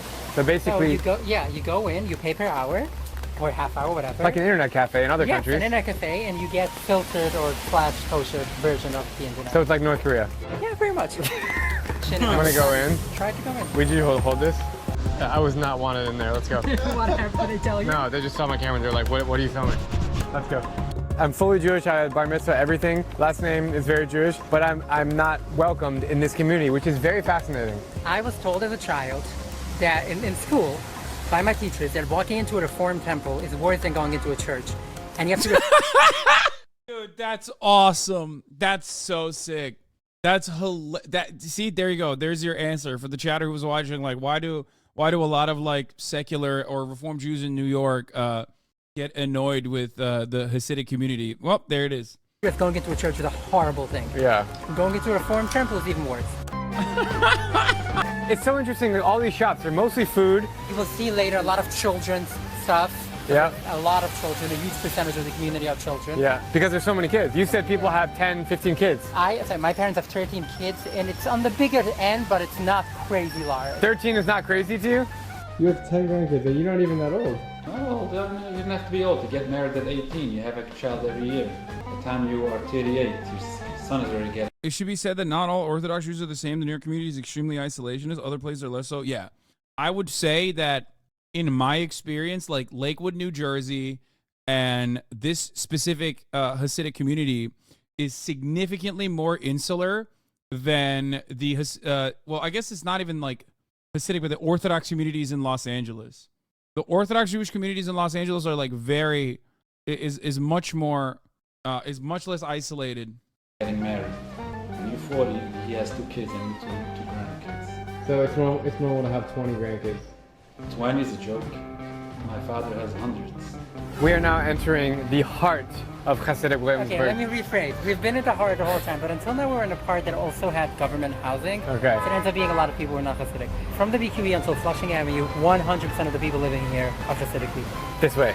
This is a sofer. They write the Torah scrolls by hand. Oh, cool. The Torah is a compilation of the first 5 books of the Hebrew Bible, and it's written in a long scroll that all Jewish temples or synagogues have inside them. The Torah represents the totality of Jewish teaching, culture, and practice as instructed by God. When all Jewish people turn 13 years old, boys or girls, they have something called a bar or a bat mitzvah, which is a ceremony where they read a verse in the Torah to officially become an adult and be held accountable for their own actions. My bar mitzvah was on June 12, 2004, and it was a day that I'll never forget. You have a lot of nostalgia here. I lived there my whole life. How do you feel like being here right now? It's very weird for me actually because I grew up here. It's a fact. I spent the first 20 years of my life here, but at the same time, I've been out for a long time. I left for many reasons, and ultimately I came out to my dad with the help of a rabbi and really spent 2 hours trying to talk to my dad in the most respectful and religious way. And his reaction was first to say something extremely sexist of like, why would you do that? Women are worth so much less than men, which is something that is... Wow. And then said he was never going to talk to me again. And he hasn't. We're going to turn out to a block that I've not been on for 10 years. Okay. And there's 2 very interesting things for me in there. There's the synagogue that... Sofers have one of the hardest jobs in the world. Most of them have the entire Torah memorized, and they have to write the entire thing with natural ink and feather as a quill. Also, if they mess up once, they have to start all over. It's an insane job. That is crazy. Jesus Christ. Where my dad is the rabbi, the synagogue that is run by my dad. And then a bit further down, there's a synagogue run by my uncle, which was also the synagogue affiliated with the elementary school. Is this the block? This is the block. So your dad's synagogue is on... Ultra-Orthodox do not do bat mitzvah, only bar mitzvah? Okay. This block. It's right here. Oh, it's right here. Right This- here. This. You're not comfortable. And you have to bury the mess-ups? Like, people can't just throw them out? How can you tell? Okay, this is Abby's dad's synagogue right here. I'm not going to stay here very long, but I respect you for taking me here. That's bizarre. So this is a big synagogue. The one Okay. coming up. Yeah. So this is now the rabbi of this community. Now is my uncle. Are you comfortable? No, I'm not. I'm just walking by, and Okay. that's about right.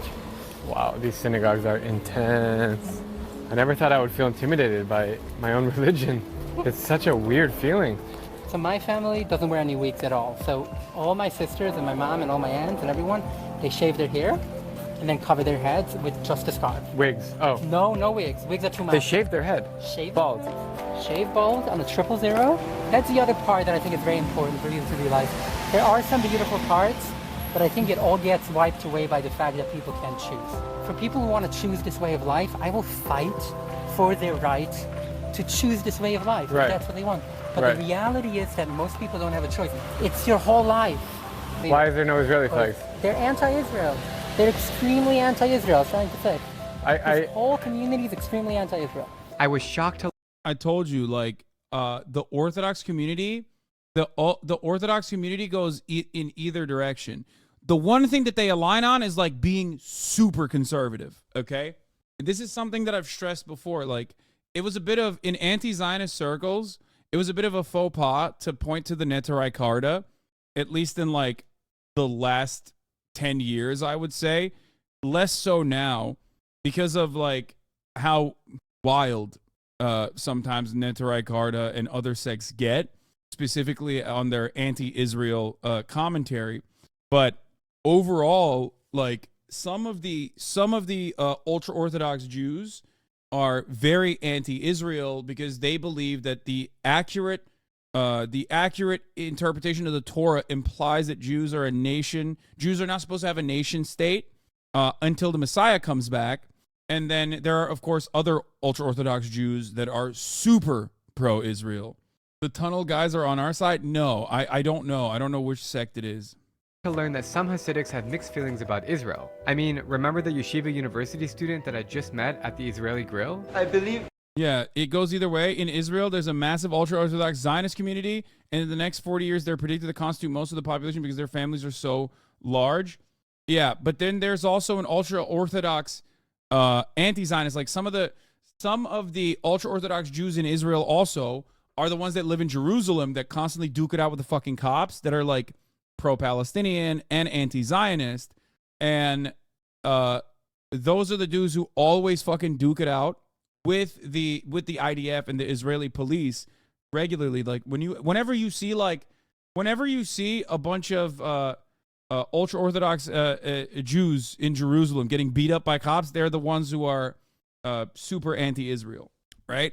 But then you also have the ultra-Orthodox Zionist Jews who are also seen as like weirdly contentious. They have a weirdly contentious relationship because, like, again, Israel as it stands currently, the Israeli Jewish population is very secular. They're very they're progressive, I guess, in many different respects, whereas the ultra-Orthodox Zionists are not.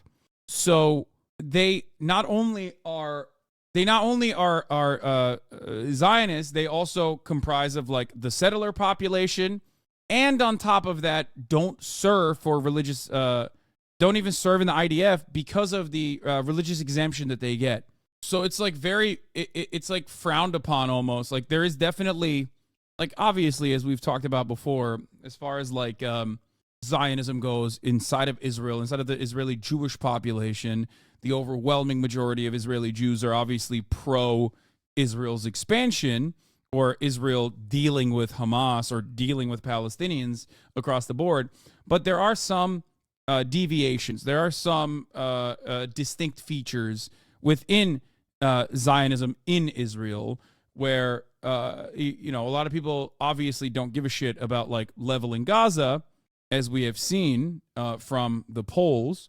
But then there also are like, but we still want to do gay stuff, for example, and don't like how religious conservatism is basically taking over the government without recognizing that religious conservatism can only take over the government because of the reactionary attitudes that the overwhelming majority of Israelis have towards, Israeli Jews specifically have towards the Palestinian population.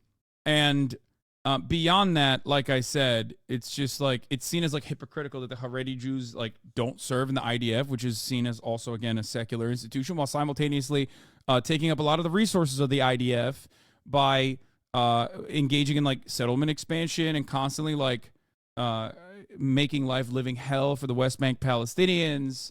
And there are definitely, I would say, liberal Zionists or some Zionists in Israel amongst the Israeli Jewish population that consider the West Bank expansion to be gross and disgusting and see those guys as like psychos. They even, as far as I've seen, have a very funny way of shitting on those like expansionist settler Jews in West Bank, where they call them Christians.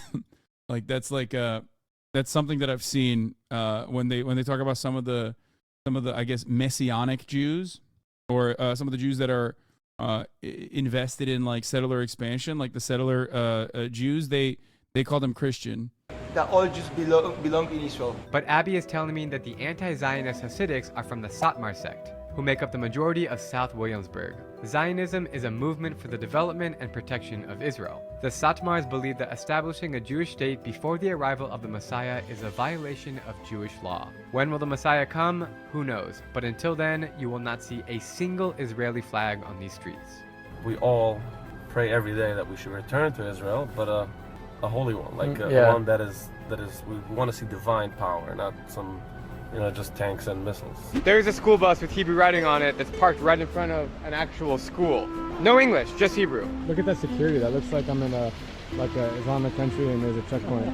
Security and, well, that's all Jewish places in New York. Yeah, because that's gone up since. Chabad schools across the world do not celebrate Israel's Independence Day. They are adamantly opposed to the national anthem, Hatikva. Even waving an Israeli flag or having one in a Chabad center is frowned upon. Of life since Pittsburgh, yeah. That's since the Pittsburgh shooting. Starting your eyes means not looking at people who are not charismatic. Oh, it's not just the idea of most of the ultra-Orthodox population doesn't work generally, which creates some political tension between secular and religious groups as far as welfare goes. There's an ultra-Orthodox conservative parties like the Shahs that are also weirdly fight for lefty economic reforms like raising the minimum wage. Yes, that is another part that I forgot. Like, they see the ultra-Orthodox population as like welfare queens as well. Like they look at the rest of the Israeli society they see themselves as like way more progressive and look at the ultra-Orthodox community as like as a burden, as an economic burden that they like. Why are we taking care of them? Why are we funding the settlements? And why are we defending the settlements? While simultaneously, like, obviously not having that big of a problem with the IDF, loving the IDF as a secular institution that they hail as like the defenders of Israel because they're Zionists, they simultaneously It's the land of contradictions. I don't know how else to describe it other than the very same contradictions that you see in American politics, you very much see in Israeli politics as well. It's because when left unexamined, settler colonialism will inevitably lead to such contradictions that you hold on to inside of you without even recognizing that these two ideas don't go along with one another. And then before you know it, you're like, how the fuck did this become a right-wing shithole? And that's exactly what is going on in America. And of course, in America's extension, Israel. That's it. That's why it's like so similar in commentary, because you're like, on the one hand, you're like, oh, I want to do gay shit, and I want to like talk about Tel Aviv as like a place where, you know, the #1 job is being a DJ and doing ketamine and having gay sex. But then also at the same time, I kind of want to do ethnic cleansing in Gaza. You know what I mean? And you can't have those two ideas in the same fucking mind. Like you can't be like, I'm actually such a progressive guy, but also simultaneously I think like ethnic cleansing is tight. That's happening like a mile out from where I live. You know what I mean? The difference, of course, is that I think in the United States of America, at least, like there is a more prominent, I don't know, there's a more prominent like critique of American imperialism amongst like the left than there is in Israel. Also, the Haredi community is growing insanely fast compared to secular Jews. As families with 10 kids versus families with 2 to 3 kids. They don't serve. They get money to study in shul, basically, and this is what will become a growing problem. It's like the Israeli version of the migrant scare in Europe. They do the same thing with Holocaust survivors. They look down on them, and a bunch of them are so poor they have to go and beg for expired food at night. Yeah, I did not know that as well. Yeah, that like I had no idea that the Holocaust survivors in Israel were treated so poorly. What is this? svpberlin.org. Okay, well, Elent News, you sent me a German article. I don't know about that. It's in English. A culture war is being waged in Israel over the identity of the state, its guiding principles and the relationship between religion and the state, and generally over the question of what it means to be Jewish in the Jewish state. The ultra-Orthodox community of Haredim are pitted against the rest of the Israeli population. The former has tripled in size from 4 to 12%. Yeah, let me tell you something, okay? Let me tell you something. To all the supposedly progressive Israeli Jews out there who like think, you know, we gotta keep doing the bombing campaign, okay? Guess what, dude? The more you continue with hyper-nationalism, the more the Haredim will inevitably take over and take away all of the nice little civil liberties that you thought you had, that you took for granted. And it's gonna happen, okay? It's gonna happen.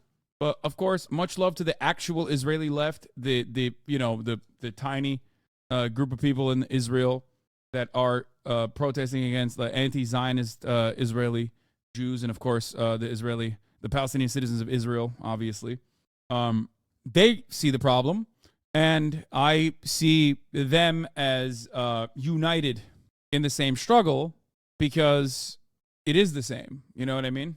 Like. It's like me trying to fucking describe to American hogs or even supposedly American progressives who are like, except, you know, I'm progressive, but also like America is kind of cool as the world police, right? Those progressives who I categorize in a similar way to how supposedly progressive Zionist Jews operate in Israel. Anyway, let's continue with this video. Not looking at non-kosher. So they're going to help you believe something? They're going to help you guard your eyes. No, they're going to help you with advice and ideas. They're not trying to convince you to believe. This community is not much into convincing people who don't believe to believe. It's more about people who believe, but like people who struggle, people who sometimes watch porn or like stuff like that, but they believe that it's a problem. They help you. So they think nobody watches porn here? No, they know that some people do, and that's exactly what this is for. How did this community start? Okay, so the Hasidic movement was founded by actually my direct ancestor. His name is Rabbi Israel Ben Eliezer. My father's father's mother's father's father's mother's father founded the movement. I was taught from a very young age to be very proud of it. He lived in a small village called Mezhevish in Ukraine. Okay. So the area that's now Ukraine had millions of Hasidic Jews before the Holocaust. Okay. The vast majority of them were killed by the Nazis. So this community was born right after the war. After the Holocaust, yes. They came here, they settled here. In many ways as a result of the Holocaust.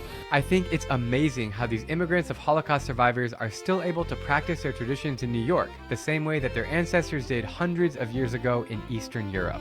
Walking these streets makes me feel like I've entered into a time machine back to the 1800s. It is truly remarkable. Right now, I'm eager to step inside a synagogue and learn from the ways that Hasidics pray, but I'm out of luck in Williamsburg where the strictest rules apply to outsiders. Abby tells me about another Hasidic district called Borough Park, where the chances of me entering a synagogue are much higher. As soon as we arrived, I saw one out of the corner of my eye, but Abby chose to hang back with the cameras, so I went in alone with only my iPhone. It's not click. It's hard to explain the feeling of being in that synagogue, surrounded by Hasidic Jews engaging in their most important duty, prayer. Some might say I'm intruding, but I feel like it's my duty to unlock these stories for you guys to see with the hopes that we can all appreciate diversity. On that note, I'm heading into a local shop to get myself a yarmulke, a Jewish cap made of cloth and worn by men to honor God above them. So what we would wear, and what's most common, is this is called a six slice. So these are bigger, and they cover more of your head. And then like if you were considered more modern, Hasan, you said it's anti-Semitic to say Jew own everything, but how can they afford so many child? Yeah, famously, the more children you have implies the wealthier you have in modernity.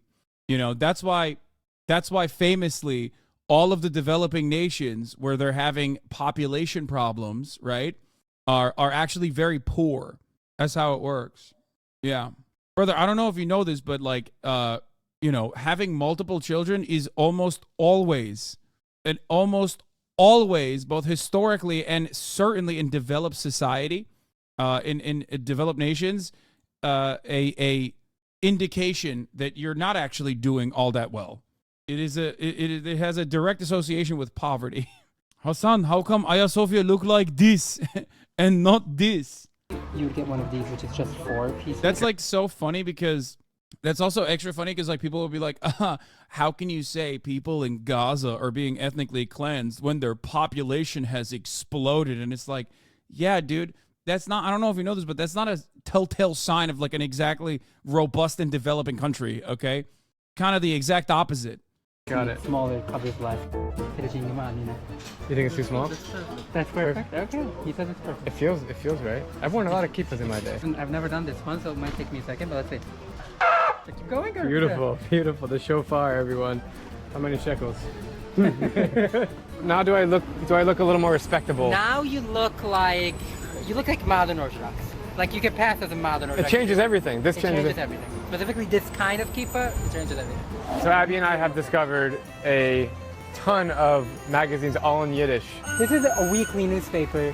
And That's three sick. of these. It's about the same size. So most people don't have internet, they just use this Yes, instead. and it's big. And then you got like, okay, so some of these are monthly magazines. Like these are monthly magazines. These are weekly. This is also something that can only exist without the internet. Well, this looks like... It's just photos. It's literally just photos. It's page 6. Yiddish is an offshoot of German that was started by Ashkenazi Jews in the 9th century in Central Europe. Sadly, the language was nearly extinct Would you blow due a to shofar? the Holocaust, Fuck yeah. when 6 million Jews were murdered by Nazi Germany from 1941 to 1945. These murders were carried out in pogroms, riots, and mass shootings, as well as forced labor and gas chambers within concentration camps. It's a wild change of pace that he just dropped into the middle of like otherwise a kind of fun video where he was just like, and here's the Holocaust. Auschwitz, which is the saddest and darkest place that I've ever been in my life. Some 85% of all Jews killed in the Holocaust spoke Yiddish, or roughly 5 million people.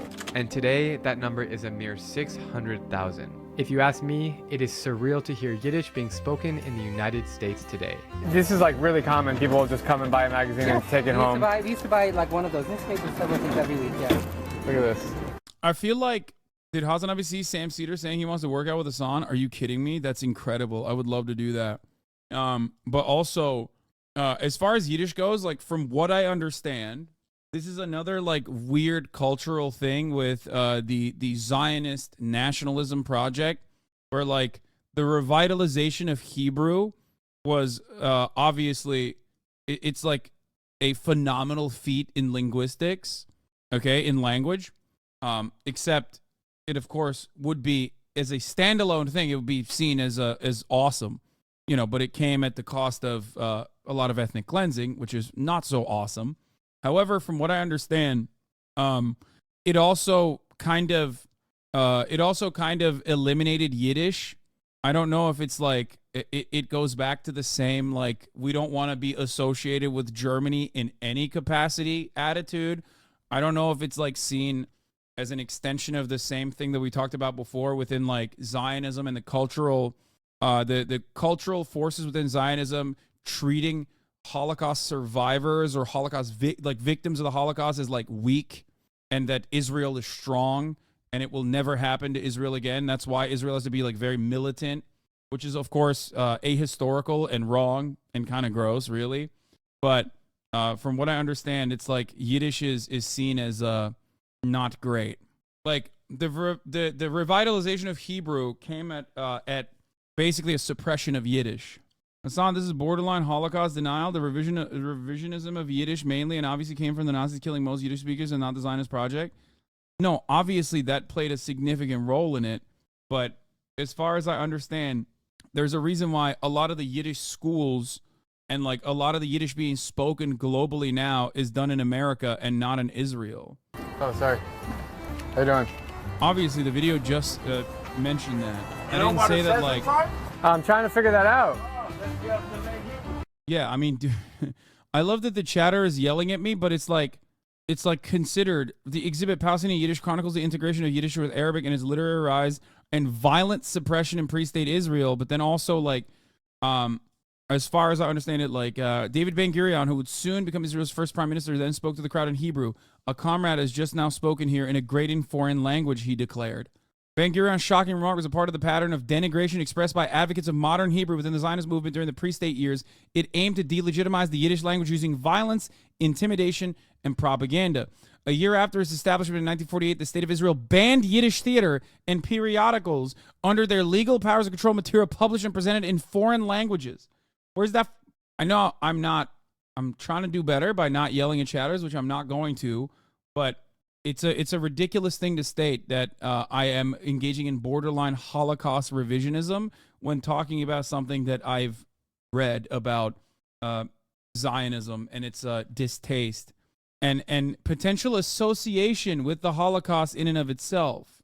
The other thing that I also mentioned specifically with Zionism and its like and its reinforcement of like being militant and being strong, like the invocation, the myth making of like being a strong and oftentimes militant nation also comes at a cost. Oftentimes the cost being that there is a very weird association of like Holocaust survivors and also victims of the Holocaust that is borderline ahistorical, as though they did not resist, as though they were weak, as though they knew that they were going towards their deaths, marching towards their deaths, and just like kind of let it happen.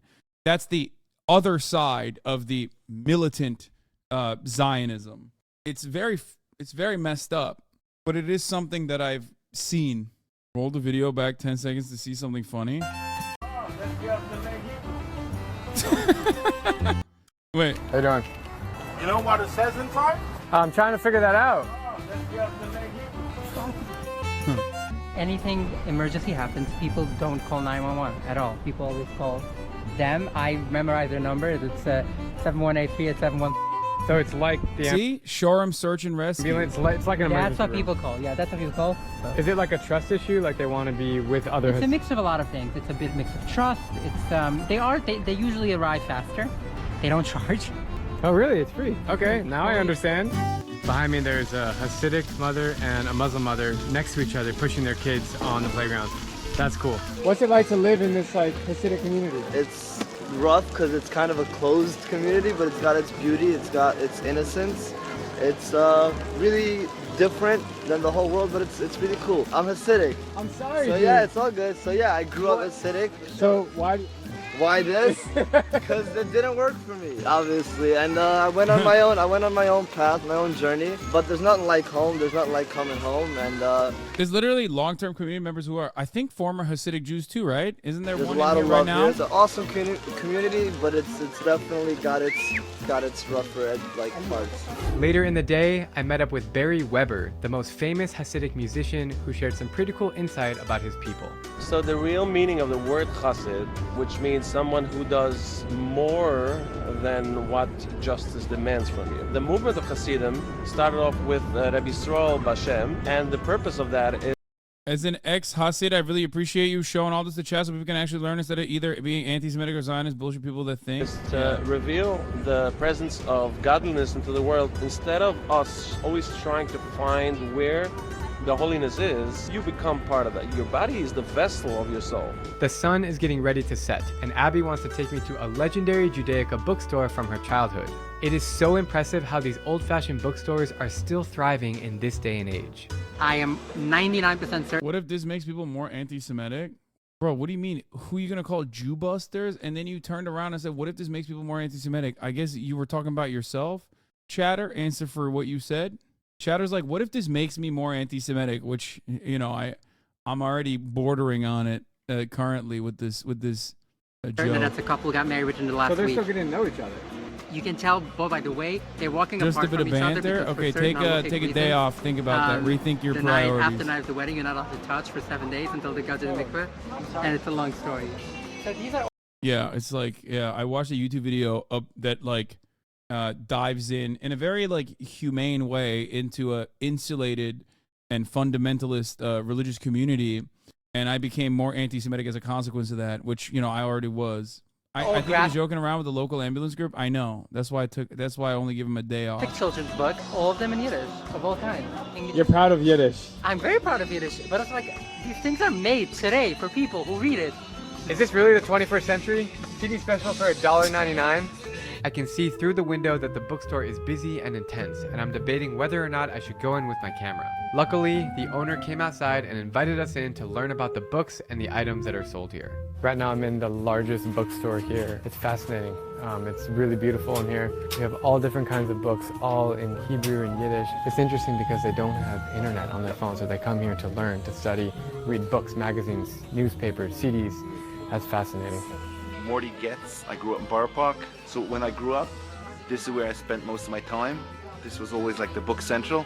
It's not a library by the full description of what a library is, but it serves as a sort of library for children. How would you describe Borough Park and this Hasidic community? So it's a very vibrant community. It's just second and third generation post-Holocaust, so the rebirth is amazing. I think the younger generation is not as aggressive as the first generation, but the first generation felt it as an obligation to the rebirth. 6 million wiped out. They felt they have to rebuild that. Do you know the significance of Payas? Significance of Payas. So the commandment is to leave some here on both sides of the head. That's a biblical and Talmudical commandment. It became more of a tradition of having us remember that we're part of this community. So it became more symbolic than the biblical commandment. It became more of a symbol of a dress code. What's it like to live here? I love this place. Nobody ever sleeping. It's always stuff going on here. Do you have any siblings? Yeah, 8. 8? Yeah. Wow. So you come here to get all your information Yes. for stuff? So these are the shofar collection. Yes. Is this from a deer? A ram? A ram. So this one, people from the Middle East, like the Yemen, they have large ones. Ashkenazi Jews mostly have the smaller ones. Why do Jews blow shofar? So it's a commandment in the Bible that at the beginning of the year we should blow. Yeah, I was wrong about calling what you said Holocaust revisionism, but I feel like we're not putting enough focus on the Nazis. The suppression for the Zionists wouldn't have gone that easy if not for them. I've seen a lot of people focus more on Zionists doing this than the Nazis. Wait, what? Because everybody understands that what the Nazis did was like the worst crime of all time. And it's more so shocking for Zionist Jews to do that to other Jews. That's what it is. Also, we're specifically talking about the evisceration of Yiddish. Notice how these guys in New York care about rebuilding, and that's why you have like Yiddish cultural centers and stuff in New York and in America, because they wanted to combat an evisceration of an entire culture and language. Like Israel could have done that too, but I feel like they have a distaste for Yiddish, possibly because of its German roots. I don't know, or possibly because they see it as like something that goes against the social cohesion that they wanted to instill within the nationalist project of Zionism. You know what I mean? Because Israel, or at least Zionists, want, in my opinion, to kind of erase a lot of the other 2,000-year historical artifacts of the global international Jewish population from all different parts of the world, because they want to turn it into one singular nation-state mythos, specifically Israel. Okay? That's the same principle behind like saying this is Israeli food, right? And not talking about the different cultural roots of said food, right? Like, that's what it is. It's like a lot of, at least from what I see, a lot of the KKK Hassan can't post links, but yes, it is a negation of the diaspora. Yeah, exactly. It's it almost feels like if you have any sort of roots to anything other than like what benefits the Zionist project, like 2,000 years of history, 2,000 years of Jewish history is great as long as it culturally plants you in Judea and Samaria. Okay, as long as it's culturally, like you'll find a coin or something and be like, see, this is my, family's ancient coin that they found in a cave, and that's why I, Benjamin Netanyahu, belong here, right? Like, that's fine. But if you're talking about like your Hungarian roots or your Hungarian culture, it's like that's almost like frowned upon and not seen as a good thing. Does that make sense? Blow with the chauffeur. Is Hungarian make sense though? No, Benjamin Netanyahu's family is Hungarian originally. It's like it's nationalism. It's hyper nationalism. I feel like the coin example was a really bad chosen one. Why? Like coin or fucking swords or shit like that. And no, the coin example is not a really bad chosen one. It's a specific one that like Benjamin Netanyahu has done before. It's like it's artifacts of being like, look, this is my family's original roots. Now the irony of course is that like, and I've said this before, if you look at the Palestinians, right? Like a lot of the Palestinians that still consider themselves to be Palestinians, that are Muslim or Christian, have been in that region for a very long time. Some of them can trace back their roots all the way to like the original Christians too. However, the other thing is like there's plenty of Palestinians there that like converted. You know what I mean? Maybe hundreds of years ago, but like they are a lot of the same Palestinians that are being slaughtered by the Israeli state are unironically the Jews that remained, some of which converted. Yeah, the coin thing was literally something Bibi did at CPAC. The Talmud explains it as if to wake up people from the dream once a year, to do tshuva, repent on their sins. It's a wake-up call. It's a wake-up call. And those times, that's how people used to, like armies used to be reminded, like, wake up, so it was a wake-up call.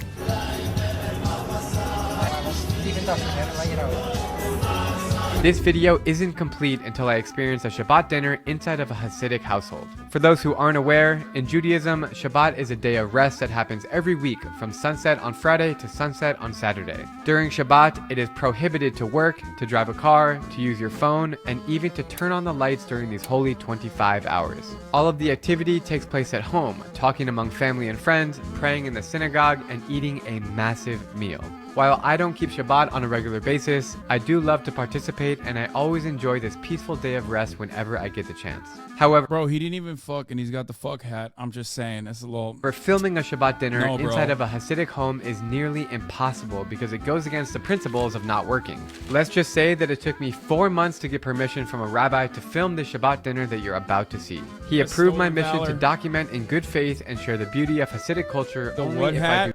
The fuck hat, like when you get married or go on a mission. But when you get married, you get the hat, the furry hat, the fuzzy not touch hat. Or address the camera beyond sunset. After several failed attempts, it's a way to flex on the haters. My friend Shlomi, who is a fellow traveler and YouTuber about life as a Hasidic Jew, invited me into his own house, which is located outside of the city. How you doing? Good to see you. These are my 3 kids. Hey, how are you? That's the girl. It's approved on this channel now, but Twitch Automons stops people from saying stolen valor by default now. That's so funny. That's a boy, the babies are growing. My name is Shlomi Zayans. I was born in Borough Park, Brooklyn, New York. What is Hasidism to you? What does it mean? It's a very, very good question, a very deep question. I think Hasidism means a lot of things to a lot of different people. There are some people who are very focused on the inner Hasidism, which I believe is the most important. Yeah, that's the plane guy that everyone was yelling at, and then it came out that he was like kind of, you know, he was being kind of aggro about Israel, but people immediately yelled at him, not because he was being aggro about Israel, but because they suspected him of being aggro about Israel. Part of it. There was somebody named Yisrael Baal Shem Tov. He lived in the 1700s in Ukraine. He felt that Judaism was getting a little bit dry. People weren't doing Judaism with enough passion, so he reinvented the whole... Bro, that part is crazy to me. Like 2,000 years, bro, 2,000 years of tradition. And then you just kind of have a guy who's like, yeah, we got to really spice it up a little bit. And then it takes so much, like it takes hold. And people are just like completely aware that this is a newer revisionist, it's like Protestantism. Look at Christian evangelicalism. I guess, yeah, Christian evangelism is like very, very similar. Whole system of how we relate to God and how we interact with God and how Jews live. And many people would say that the Baal Shem Tov and the Hasidic movement saved Ashkenazi Judaism because there were so many people who would have fallen out if not for this new invigoration of life and excitement into Judaism. Interesting. You should make woke liberal Islam. That's literally what America thought it could do with Fethullah Gulen. That's not even a joke.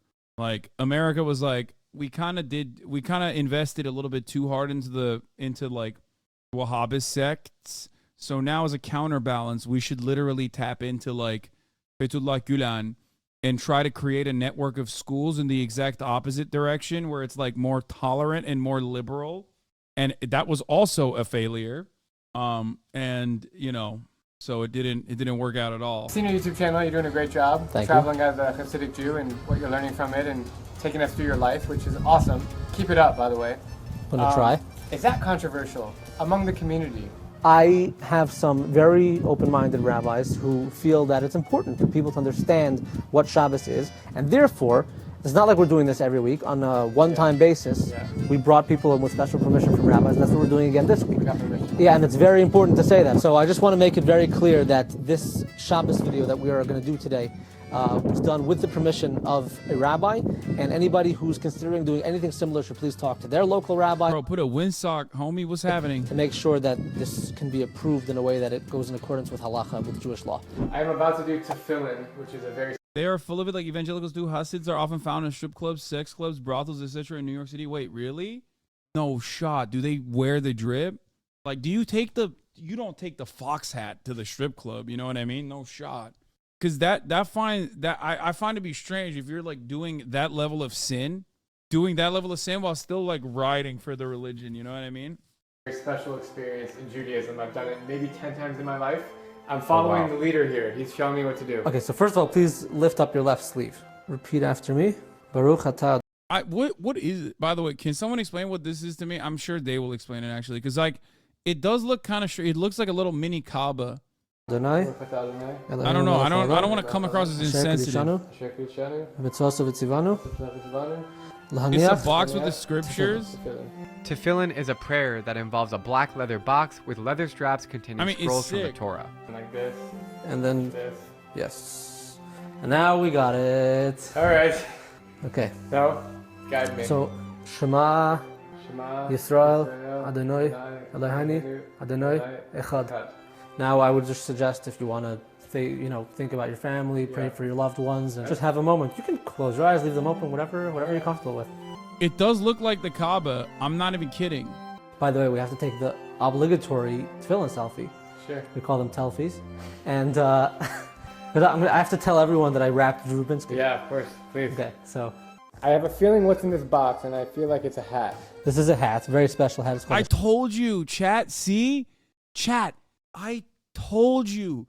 They got cool-ass boxes for the hats, too. Those hats are expensive, okay? Stramo.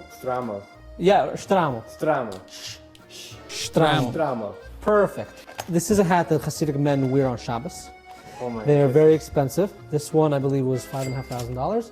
Legend has it, back in the 1700s, or possibly even earlier in Poland, there was a king or a count or someone in power who told Jews that they couldn't wear fur. But he made one exception: they're allowed to wear fur from a tail, supposedly the lowest. The only time I've ever seen a hat box was when I was on a plane and I saw a Hasidic Jewish man with a hat box. I did not know that there were such things as hat box. Disrespectful, cheapest part. So the Jews went and they made hats completely made out of tails, and beautiful hats. They rock them like this, and every Shabbos they try to put us down and we lift ourselves up with their so shtreimel. cool, man. Now I have one for you too. You have one for me. I'm gonna put it on your head. Yarmulke stays on? I'm gonna crown you. Yarmulke stays on. Okay. Yeah. What animal is it? I think it's sable. You only wear this leading up to Shabbat, or do you wear it throughout? No, the you night? wear it throughout, like. Yeah, so I make kiddush, which is the blessing on the wine. I'll wear it. Make hamaitzi, which is the blessing on the bread. Wear. I feel like I've seen, dude, I'm not gonna lie, I feel like I've seen this hat not on Shabbos or whatever. I feel like I see it on on a Wednesday. You know what I mean? Some of these dudes are fucking rocking this to be like, listen, I fuck.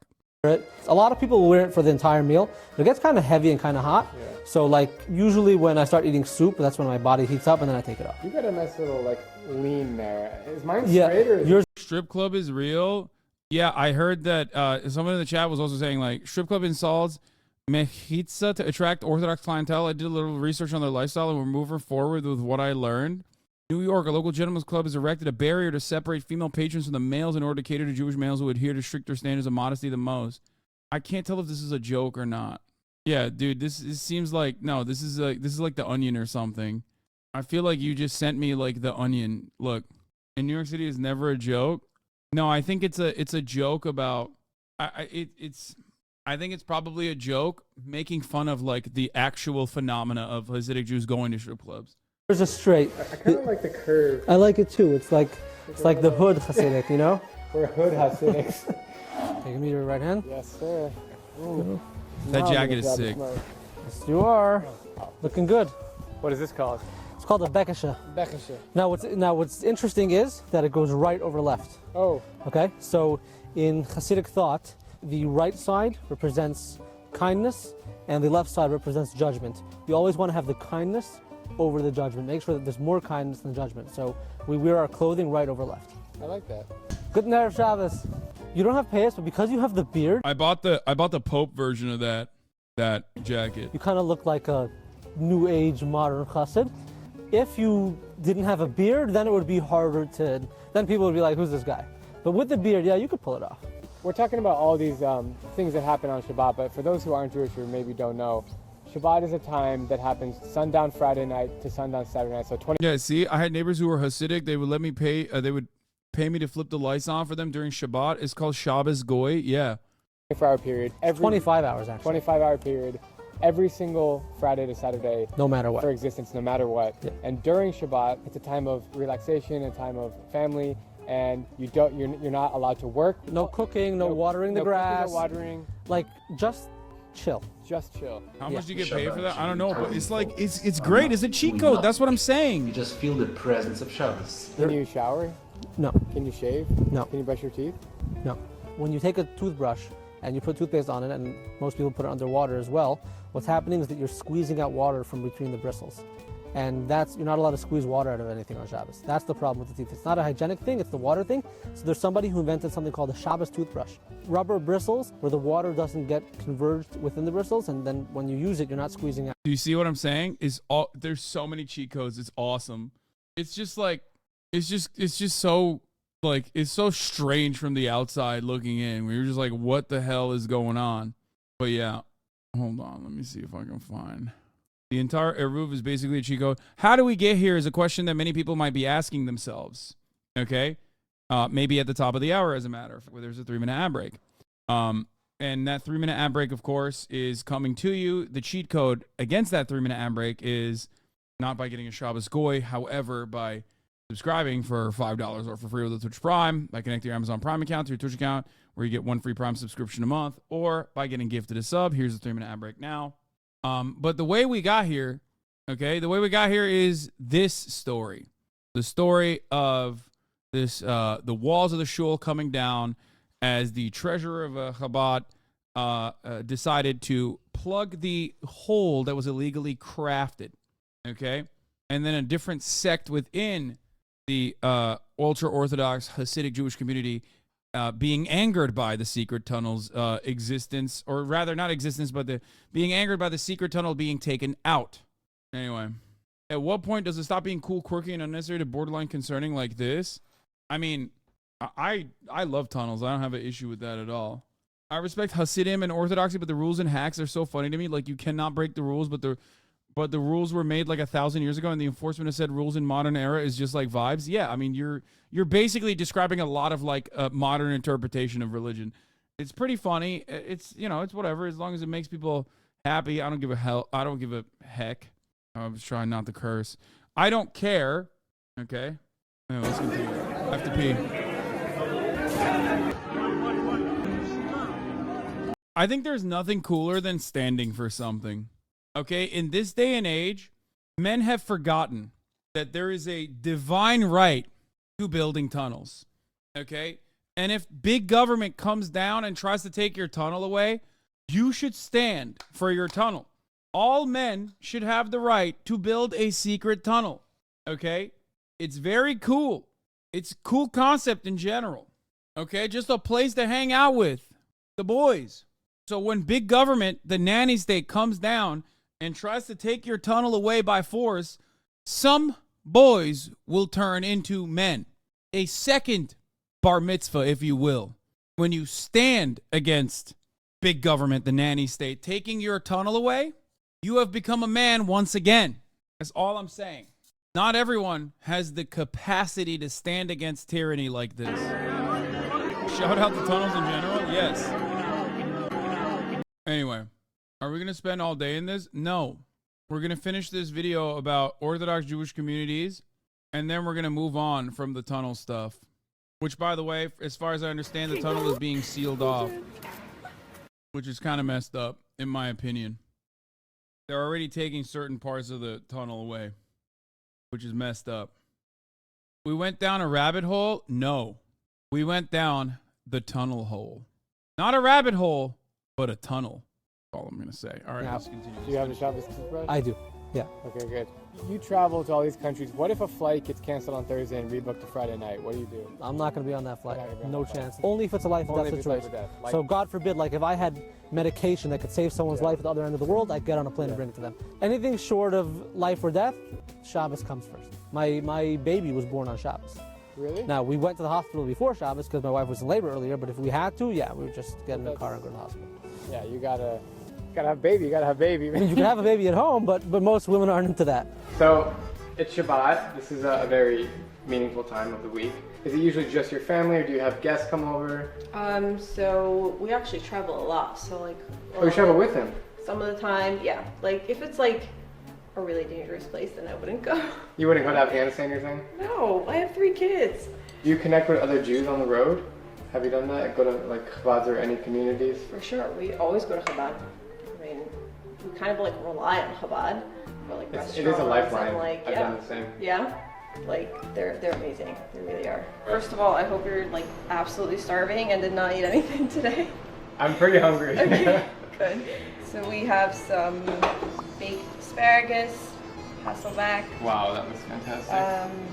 Some sweet baked chicken, sweet potato pie. We have some rice to go with the fish. This is cholent. Yep. It's like a beef stew. Yep, I've had children. Chicken soup. Sorry. Wow. And here we have the beef Wow. lasagna with vegan Whoa. cheese because we don't do milk and meat together. We have a teriyaki salmon barbecue ribs. This is insane. There's an unlimited. I'm telling you, dude, Chinese food is so important for Jewish people in America, okay? It's just like, it's so funny. It literally, it is. It's just like, it's tradition, like on Christmas specifically. And before you say teriyaki is Japanese or whatever, no, like specifically Chinese food, okay? Limited amount of food here. We got some grilled cauliflower. Wait, why? Chinese restaurants are open on Christmas. Literally. Roasted eggplant and vegetables. And we have hot apple pie and potato kugel. Wow, you've outdone yourself. Thank you. And some desserts over there. I'm kind of speechless. Most white Americans won't deny or think about this. It's so integrated into Christmas that we just accept it without question. Food is also a good reason. Is it always the same dishes? That's a very good question. So basically, what we do is Also, there are Chinese certain food doesn't have a lot of traditional dairy. dishes that everyone has. We start off with wine, then fresh baked challah bread, then usually people will go fish, soup, and some kind of main dish with side dishes. But you can be kind of like, you can freestyle with what kind of fish. And this goes without saying, obviously. Everything is kosher, always. Everything. Kosher is just a certain, it's kind of like halal, Muslim, it's similar. Yeah, so basically what it is kosher is any animal that is slaughtered. It has to be slaughtered by a rabbi who took specific training to try to eliminate the suffering of the animal while it's being killed. We don't eat milk and meat together. We don't eat pork. We don't eat shellfish. I'm so in it, I never miss anything else. Thank God we're eating very well over here. We are just seconds away from 5:47 p.m., the exact time when Shabbat begins, which is actually the moment when you can identify 3 stars in the night sky. We are all dressed up in our Shabbat clothes, including Shlomi's lovely kids. You can really begin to feel the spirit in the air. Shabbat officially begins with the women of the house lighting 2 candles, marking the division between light and darkness. From this exact moment onwards, I will not be touching my camera nor addressing it to show my respect to the family. I have hired a non-Jewish camera operator who is present in the room and will be documenting from his camera. You got a Shabbos going. I'm going to bless my children. Loophole. When Shabbat starts, it's customary for the man to say a prayer or a blessing to each of his kids, and it's a beautiful sight to witness. Fly. So we're going to go into the kitchen and wash the bread. Okay. And then we're going to continue. Jews always wash each hand twice for ritual purity and actual cleanliness before reciting blessings and reciting Torah. Then they sing.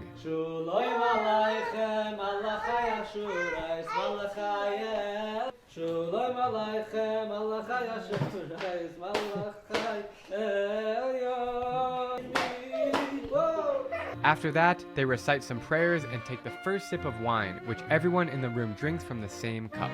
This big fluffy Jewish bread, called challah, always kicks off the Shabbat so dinner. Good.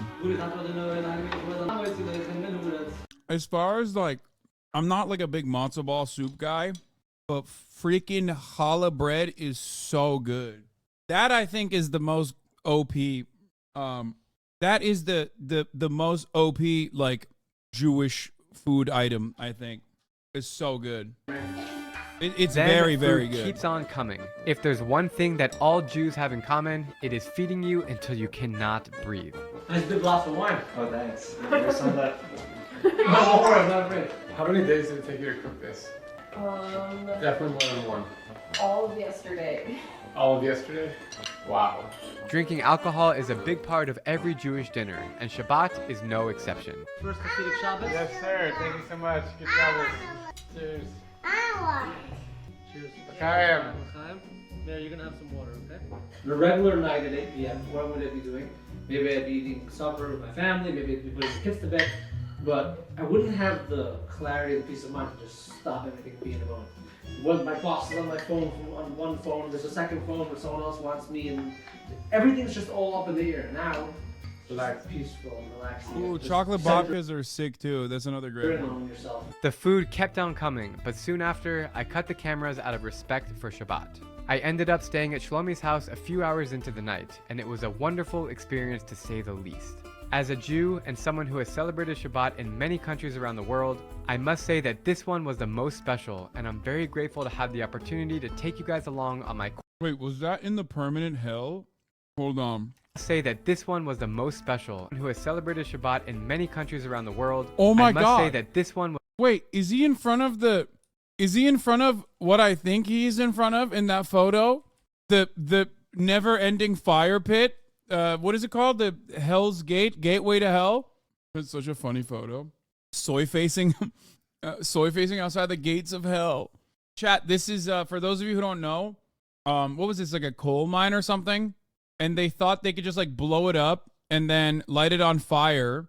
And then the fire would take out all of the natural gas. There's a natural gas deposit. and then it never stopped. So this is a hole that has been permanently on fire for the past like 70 years. Oh, not 70, since 1980, I guess. On the world. I must say that this one was the most special, and I'm very grateful to have the opportunity to take you guys along on my quest to learn all about Hasidic culture, the good and the bad. As uncomfortable as it may be to witness how women and LGBT folks are treated by this community, or how sad it is that most kids do not practice speaking I think he specifically did a video on women in Hasidic culture English too. at home, nor have access to a well-rounded education, it's important to remember.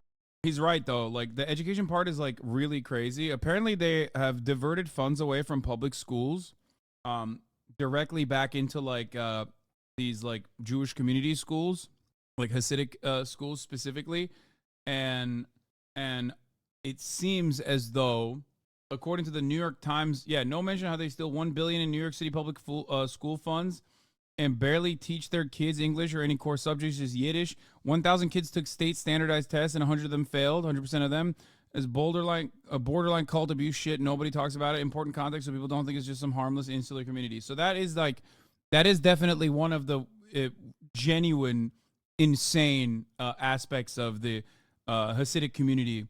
That chatter is aggro, but he's 100% right. Okay, there's no two ways about it.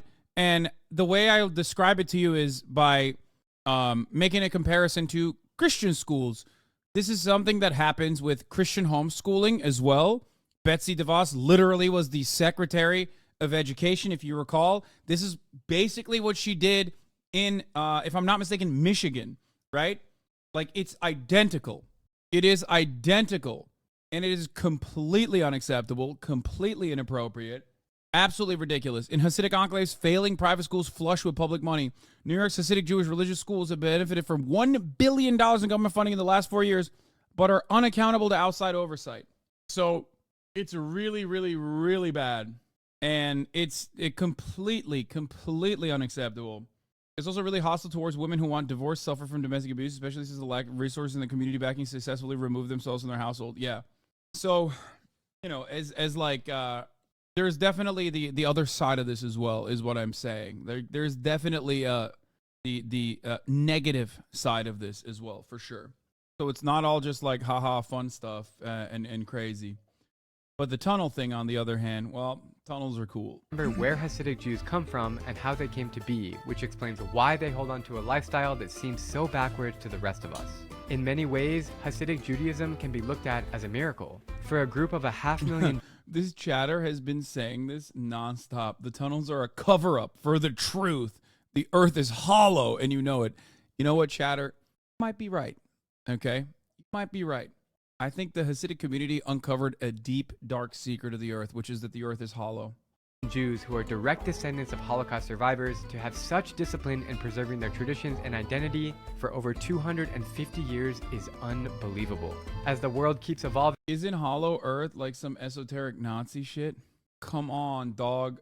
Like, no, dude. It's not like... I don't think this chatter is really advocating for that, okay? Jesus, Lord, mercy. Yes, the Nazis believed in a whole bunch of nonsensical, esoteric silliness, okay? Because they were deeply embarrassed by the fact that their cultural mythos did not feature anything but mud huts beyond a certain age. So they had to go back in time and, like, dig up stuff and basically make up things about, in order to instill some kind of, like, German mythos, all right? Yeah, that's why they desperately, like, they identify themselves with, like, runes, like Nordic runes and things of that nature. But that person is not talking about it like that. They're just making a joke. Wait, Jules Verne was a Hasidic Jew? Are you joking? No. Were there any Hasidic Jews in France? What the hell are you talking about? Oh, I thought you were being serious for a second. This a joke is on. Yeah, before we get to MatPat, so, let's wrap this up. Like I said, much love to those who want to make tunnels. Make love and make tunnels. Okay? Aaron Rodgers popped off with COVID denialism again. COVID truther nonsense. But before we get to all of that good stuff, let's take a look at Donald Trump and a federal judge making arguments on presidential immunity that are, if I do say so myself, completely identical to the argument I made yesterday, and I'm no constitutional scholar. Here it is. Because it's such a poignant moment that Judge Florence Pan asked of this very court. She had a litany of things, including selling military secrets, selling pardons, and ending with this huge Instead of MatPat, can we talk about the equator state of emergency? Chatters, not MatPat. Look into the equator. It's a cartel takeover of the country. It's going on right now. So, chatters, what do you want me to do? Like, I don't, like, I need to learn more about what's going on before I can give you information on it. If there was breaking and developing news on Israel, well, that's in my wheelhouse. Okay? Situation here in Equator is Ecuador. Am I saying? See, I'm saying it wrong. I'm not even saying it right. It's Ecuador. I am ESL. Okay? It's just like, my point is, I can't cover everything. You're getting bullied, son. I know. Maybe a couple minutes with the Congo. Oh my God. Here it is. It's just very sad. I'm sorry. No, I mean, I'll look into it. And cover it later after I read a little bit about it. Okay? Feels like I'm living through hell. Yeah, I don't know enough. You can do the ethical journalist thing and read us a Wikipedia on stream about it. Yeah. I'll just read the Wikipedia page for Ecuador. All right. Let's continue with the judge asking if the president can order SEAL Team 6 to assassinate a rival. Hear Trump's lawyer's response. Now, one thing that's interesting about this is that, like I said, I made the exact same argument, okay? I made the exact same argument yesterday. hypothetical. Listen to this. Could a president order SEAL Team 6 to assassinate a political rival? That's an official act in order to SEAL Team 6? He would have to be and would speedily be, impeached and convicted before the criminal prosecution. What if he weren't? There would be no criminal prosecution, no criminal liability for that? Chief Justice's opinion in Marbury against Madison and our constitutional tradition and the plain language of the impeachment judgment clause all clearly presuppose that what the founders were concerned about was not. I asked you a yes or no question. Could a president who ordered SEAL Team 6 to assassinate a political rival who was not impeached, would he be subject to criminal prosecution? If he were impeached and convicted first. And so your answer is no. My answer is qualified yes. I mean, we all, at that point, we all in the room kind of sat back for a second because, first of all, to make a concession of any kind, it's major. But when you hear that, trying to go through the hypotheticals, trying to follow that thread of common sense and logic, what struck you about that moment where he essentially has a qualified yes that a president could actually order an assassination, and if he's not impeached or convicted, immune? I think he's really making the argument for Jack Smith. This is exactly what Jack Smith has been warning about, that are we a country of presidents or a country of kings? And I think what Trump's lawyer effectively argues that we are. Bro, I literally made that argument yesterday and you said it was insane and not realistic. Socialism equals theft. I'm a raging capitalist now. No, I made the argument as well about like the president can't call a hit directly. I simply stated that using that as an argument rather than in the public's eye rather than the kingship is silly. I used the argument of the president calling for an assassination. I literally said the president, well, not calling for an assassination. I said the president can't just simply during the State of the Union, can't just, take a gun out and kill someone, something along those lines. But as far as like presenting it in court, yes, I do think that this is ridiculous that this is even being discussed. None of this is a unique thought, of course. But the reality is that the fact that this is genuinely being deliberated on, okay? Genuinely being deliberated on. Oh, also, Chatter, you said, what if Trump did that? Okay? As in, like, Trump could potentially do that. If you pull the clip, you will realize I was responding to the likelihood of Trump doing that, not necessarily using it as an argument in court. You literally said, what if Trump becomes president and then turns around and actually, assassinates Democratic Party members? And I said the likelihood of that is low. However, I personally had also brought up how ridiculous it is that this argument would extend to Donald Trump being able to technically, in a State of the Union, execute someone with a gun and then turn around and say, well, this is technically within the presidential rights. are a country of kings, that the president can act. And now it's a matter of record that like Trump's lawyers are unironically arguing that you can do that. As he wants, as he chooses, whether it be violence. We had violence on January 6th, but he's saying the president can take it a lot further. The president himself can direct that violence openly, using official government resources, and that's fine. I think what it does, it establishes how dangerous this presidential immunity argument truly is. And to your point, Ellie, we could have had the kind of the original argument that spoke about the so-called outer perimeter, which saying, hey, I was just doing my job, and to protect me and to protect the institution, I should be given some coverage. The same way presidents get civil immunity.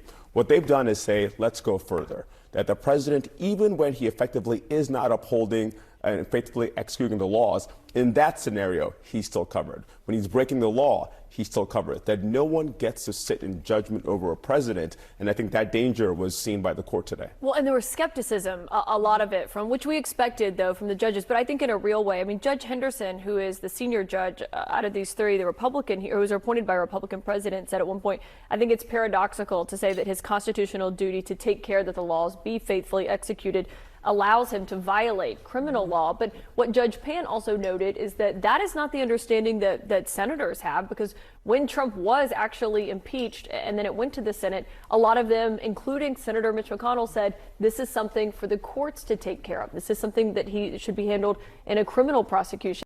There's something really strange about like the way that Republicans have usually responded to stuff like this, because on the one hand, Donald Trump is literally making the argument that like maybe as president he could murder people, like at least his lawyers are making that argument, while simultaneously the rest of the conservatives in the Republican Party have to be like, oh no, you don't get it, he's just joking.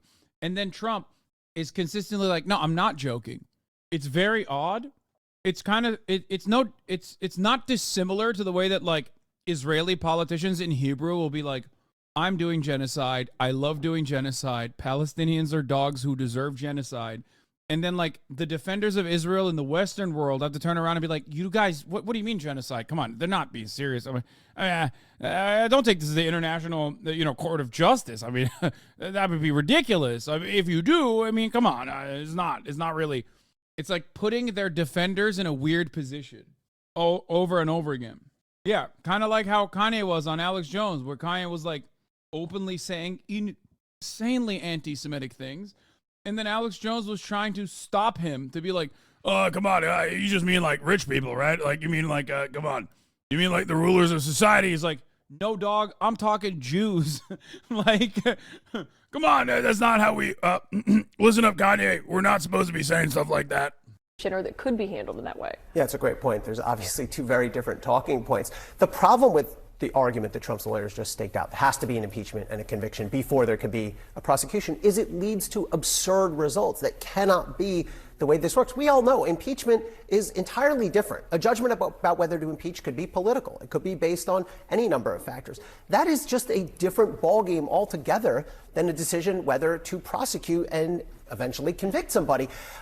And the thing I keep coming back to is they had an easier way. Trump's team had an easier way. They briefed a better way. They just made the traditional argument of what he's charged with doing here was within the scope, within the outer perimeter of his job as president. And if they stuck to that, I still think they probably would have had a losing argument, but they wouldn't have had a preposterous argument, and I think they would have had a stronger case to make. Well, first of all, I mean, just think about this. What that would suggest, as long as I can hide my behavior long enough to be in office and avoid impeachment, I can get away with anything I want. All I have to do is not have transparency or eyes into what I'm doing, because the only way to have an impeachment is if, one, I know about your behavior, right? If the House is going to bring the impeachment articles, if then we'll actually have the actual moment to conduct an actual trial. So all I got to do, if I'm the president of the United States, is just bide my time. That's part of that argument. But there was a moment here, too, when the council, I think it's pretty funny that they're talking about this as a hypothetical, but like that's kind of exactly what Donald Trump did do. Because Republicans every step of the way were like, impeachment? This is a political argument. Actually, why don't we leave it up to the courts, as a matter of fact? And then now that they're like, okay, well, we impeached you. We didn't convict you. You said you would leave it up to the courts. they're acting brand new. They're like, well, what do you mean it like that? Don't bring it up to the courts. The courts are fake and gay. And also, the courts notoriously hate Republicans, red-blooded patriots who were hot and shouldn't be punished in the courts. We were just kidding about the court thing. Actually, we hate the rule of law. It's also pretty much Watergate if Nixon didn't hire the most incompetent fucks to do the operation and remembered he had voice-activated recording devices in the Oval Office. Yeah. It's so funny. Like, the Republicans collectively said, in an identical parallel that can be seen on January 6th that I covered briefly on January 6th, they went from, oh my God, I can't believe how, unruly this is. We have to do the rule of law thing. Stop rioting, please. You're not Antifa. To, actually, these are patriots that were harmed and are being held hostage by the American government 3 years later. Same energy between, let's just, this impeachment thing is a sham. It's a mockery. Let's actually have the court settle Trump's insurrection, like Trump's dealings. Let's have the criminal justice system deal with it. And then when the criminal justice system is dealing with it, they're like, absolutely not. That's unacceptable. How dare you? How dare you do such a thing to our beautiful boy? Okay. I guess you just don't want, a Republican to ever be prosecuted, which is ding, ding, ding. Exactly. That's the goal. The special counsel from DOJ spoke about this issue, but I want to go back for a second to the lawyer for Trump, because in this soundbite here, he talks about the idea that the notion of criminal immunity not existing is a shocking holding. They are standing tall and saying, look, there has got to be some level of immunity because they're talking about President Biden and other people. Listen to this. To authorize the prosecution of a president for his official acts would open a Pandora's box from which this nation may never recover. Could George W. Bush be prosecuted for obstruction of an official proceeding for allegedly giving false information? Oh my God, I can only get so hard. It's like inappropriate if I keep listening to this. I might nut on camera. Oh my God. Oh God, dude, don't do it. Don't threaten me with a good time, King. Don't do it. To Congress to induce the nation to go to war in Iraq under false pretenses? Could President Obama be potentially charged with murder for allegedly authorizing drone strikes targeting U.S. citizens located abroad? That's the political question that Trump was raising, and we played that clip earlier about the threat, so to speak, and what would happen next. That's the heart of the matter. If you open this sort of Pandora's box politically, Trump will suggest, well, then everyone is fair game. But the argument that James Pierce made as a rebuttal to that was, if you do go by what the prosecution or what the defendants or the Trump's attorneys are saying, that then it would open up presidents to being able to commit a whole host of criminal acts and to get away with it. Yeah, exactly. Both sides have this slippery slope argument that they're putting forward. But I think an important argument from the Jack Smith side was speaking about history here. There's a whole lot of talk. Okay, what do you mean slippery slope? No, the Republican argument here, the Trump attorney argument, is a slippery slope argument. The other argument is not a slippery slope argument. It's an application of the law. And also, one is talking about stopping an active prosecution from, or an active criminal prosecution from continuing. The other is fantasizing about potential crimes. The other is fantasizing about potential crimes that previous presidents could be convicted of now. On that, if you consider that to be a slippery slope, then yes, every application of the law is technically, being thought about on the basis of like who it applies to, and that's always going to be a slippery slope. I think it's ridiculous to be like, oh, both sides' arguments are, should presidents be above the law? Okay. And one is saying like, well, what about all the other stuff that presidents have done at the behest of like the American government and like American foreign policy and the continuation of like America's interests globally? Should they be prosecuted for that?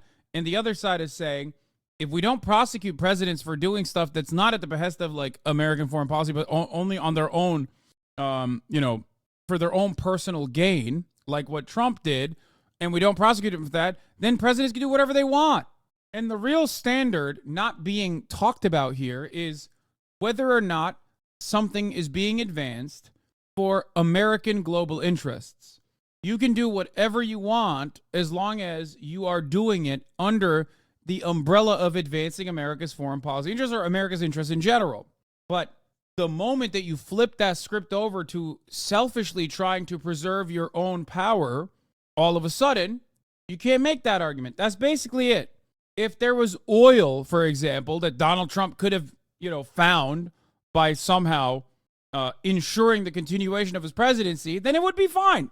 But there is no oil to be found in the continuation of a second Trump presidency.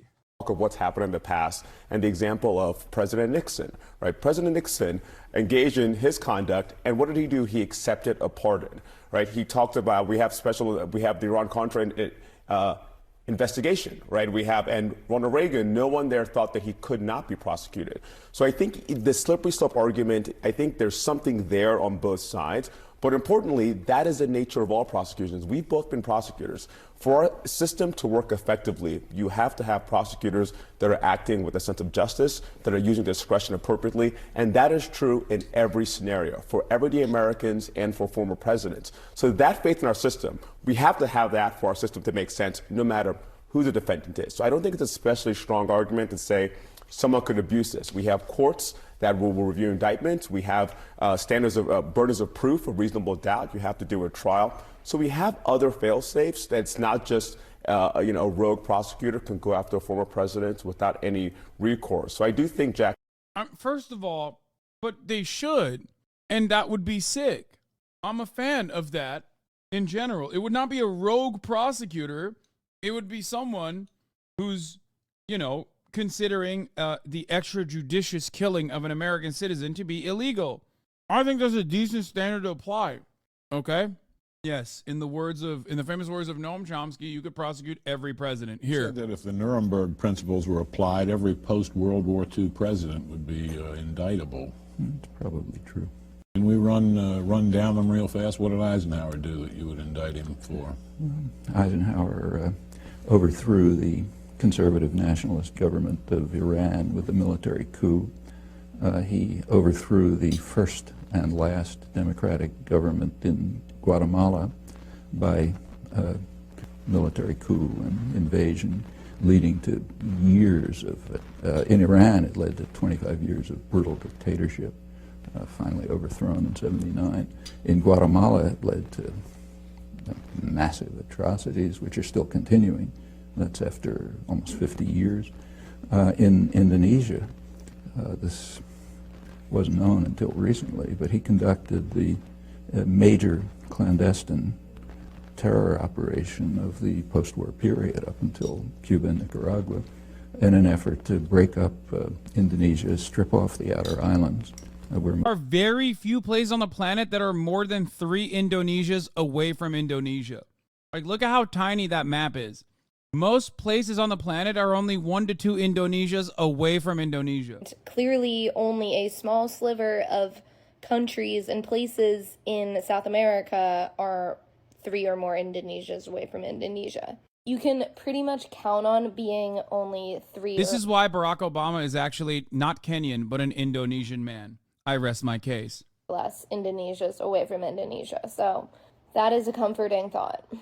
That's my new theory. A lot of Americans dropped the ball when they said Barack Obama is a Kenyan Muslim. Turns out Barack Hussein Obama was an Indonesian Muslim, specifically because he does kind of look like he could be related to the former presidents of Indonesia. I'm just saying, Indonesia, incredibly large. Indonesia, incredibly vast. Turns out Barack Obama, more likely to be Indonesian than Kenyan. What the world map should look like? The map of the world is a lot stranger than you think it is, especially this map. You've probably seen it a lot in classrooms or office buildings, but this map is extremely, very badly wrong. As we can all hopefully agree upon, the Earth is a sphere, and that means that it is impossible to accurately depict her surface on a 2-dimensional map. Why is Real Life Lore 7 years ago filming this from the bathroom, dude? We get more and more Okay, come on, just show me the Madagascar weirdness. and New Zealand. Next door to New Zealand is Australia, and the UK looks so small just off the east coast in comparison. And Australia, in fact, is much bigger than most people believe it to be. All right, let's get to the Czech juice, Republic, which is like Africa, okay? Because as far as I understand, this like greatly favors countries. Yep, there it is. this greatly favors countries that are away from the equator, and also specifically like North American, not North American, sorry, like Northern Hemisphere nations as well. It favors the global north. Argentina, Scandinavia, and the UK, and still have some room left over. Russia is another place that looks pretty big at the top of the map, but dropped down next to Africa, she also seems much smaller than what our map was telling us beforehand. While we're still here in Africa, the Democratic Republic of the Congo... The irony is that it doesn't mean that Russia is tiny, it just means, it should mean how, it should show you how massive Africa is. Because Russia is not a small country. Like, it just shows you how massive the continent of Africa is. Congo used to be a colony of Belgium, but Belgium in comparison looks like this. Finally, we need to look at a few other places on the map to the north and the south. Let's start with Sweden, which looks big, but comparing it to Madagascar again, we see that it actually isn't. Iceland also seems like a large island, but it's actually roughly the same size as Tasmania, just south of Australia. And finally, we have the white elephant in the room of Greenland, which towers like a behemoth at the top of the map. Greenland masquerades as being a continent in her own right, looking bigger than Australia, South America, and being comparable to North America. But in reality, Greenland is much, much smaller. The globe reveals Greenland to be the island. What is the freaking music playing in the background? It's funnily enough, not based on EU hegemony, etc. It's literally that the Mercator projection preserves angles for navigation. It is outdated. It is never meant to show scale. It's silly that it's still used. Island that she pretends that she isn't, and we get a much more accurate depiction this time when we compare her to Australia, South America, and North America. And of course, we can't forget about the most shy continent in the world that everybody always forgets about, Antarctica, who spends her time hiding away at the bottom of the map. Most people don't truly have a good understanding of the size of Antarctica, which could probably go either way between being larger or smaller than you think, but the truth is Antarctica is a huge continent. It is much bigger than Australia. It can stretch all the way from Kiev to Uganda, and incredibly, can be placed between the southernmost tip of Texas in the United States and stretch all the way into the northernmost islands of Canada. There are many more examples like this, but you've probably understood the point by now. Anyway, yeah. How do we get here, dude? How do we get here? Oh my God, we were talking about Noam Chomsky talking about the crimes of U.S. presidents because we were talking about Donald Trump being indicted. Oh my Lord. Welcome, folks, to the HasanAbi broadcast. I do this every day. I run the top of the hour ad break, and this is it. If you want uninterrupted, wall-to-wall coverage, non-stop, if you want literally every moment, every ADHD slammed moment of this goddamn broadcast, then you best subscribe, baby, for $5 or for free with a Twitch Prime by connecting your Amazon Prime account to your Twitch account, or by getting gifted a sub. God damn, dude. My brain is so broken. Dynamic Jab 13. Thank you for the 5 tier 1 gifted subs, allowing 5 people to no longer see the ads at the top of the hour. Let's get back to the crimes of presidents. Cab Calloway, calm like a Tom with a 10 gifted. Gage against the machine with a 5 gifted. Harkin Watch with another 5 gifted. Here it is. Instigated a response, a reaction. Kennedy recognized that it couldn't be controlled internally, so he simply invaded. In 1962, about a third of the bombing missions were carried out by the U.S. Air Force in U.S. planes with South Vietnamese insignia, but U.S. pilot. He authorized napalm. He began the use of chemical weapons to destroy food crops. They began programs which drove millions of people into what amounted to concentration camps. Now, that's aggression. In the case of Cuba, it was just a massive campaign of international terrorism, which almost led to the destruction of the world, led to the missile crisis. And we can continue. Again, these are all indictable offenses. About Johnson?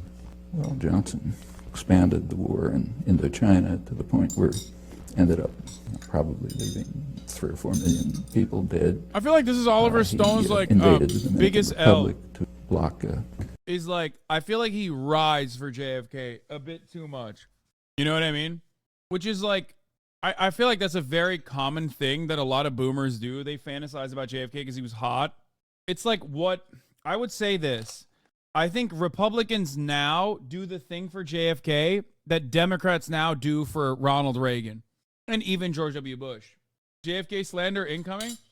No, I think like people want to fantasize about a good president, and it's not, I don't know. I mean, it's obvious that you're fantasizing about a good president because he's hot. Because Noam Chomsky is correct. ACAP for Cutie, thank you for the 5 gifted. And Rojo Tortuga, thank you for the 10 gifted. What looked like a potential democratic revolution there supported the Israeli. Having said that, yes, Untold History of the United States is Oliver Stone's best work. Yes, I agree. Occupation in its early stages. Again, we can go around the world. Take say Carter. You know, I'll get there, but Nixon's next. Nixon, we don't even have to talk about. We can skip that one, okay? But Ford. Well, Ford was only there for a short time, but long enough to endorse the Indonesian invasion of East Timor, which became about as close to genocide as anything in the modern period. They pretended to oppose it, but secretly supported, in fact, not so secretly. The U.S., immediately after the invasion, the U.S. did join the rest of the world in formally condemning it at the Security Council. But Ambassador Moynihan was kind enough to explain to us, in his words, that his instructions were to render the United Nations utterly ineffective in any actions it. Which is very different than how we operate with Israel, for the record. Totally different. Oh, wait, it's not. That's exactly the American, that is the American playbook, folks. We do that all the time. Might take to counter the Indonesian invasion. And he says... And then when I say stuff like this, people go, oh, Hasan, all you say is America bad. How dare you bring America into this? Why do you do this? Why do you do such a thing? America not bad. America small bean. And it's like so strange that it's always the same.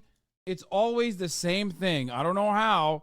Proudly that he did this with considerable success. His next sentence says, in the next few months, it seems that about 60,000 people were killed. And then he goes off to the next topic. That's the first few months, went on to probably hundreds of thousands. Formally, the U.S. announced a boycott of weapons, but secretly it increased the supply of weapons, including counterinsurgency equipment, so that the Indonesians could consummate the invasion. That's just a short period in office, but that's indictable. Seriously, in fact, that's a major war crime. Carter increased, as the Indonesian atrocities were increasing. They peaked in 1978. Carter's flow of weapons to Indonesia increased when Congress imposed.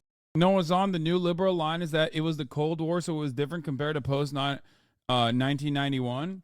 Wait, what do you mean? So they think that that was like appropriate or inappropriate? I don't understand. Are they saying that to say that like post 1991 actions are appropriate, or are they saying that it was inappropriate in the Cold War and they're appropriate now? Hazy, my dude, you freaking CCP dick riding bitch. How dare you say America bad just because America is bad? Does stating the facts that America is a great Satan make you feel good? I don't care that it's true. It makes me feel bad. I somehow, however, am very different than the conservatives that I make fun of. I'm a liberal after all, which means I like to read books. I know that this guy's being, he's memeing, but there is this weird ethos in liberal circles where they're like, my dude, I am not like a reactionary conservative at all. I make fun of the Republicans while simultaneously agreeing with them when it comes to American foreign policy, because might is right after all. However, unlike the Republicans who tell you that like they want to do American imperialism for racist reasons, I'm going to also say that America needs to do imperialism for racist reasons. However, I will try to intellectualize said racism. That's right, my dude. America is supposed to be the leader of the world.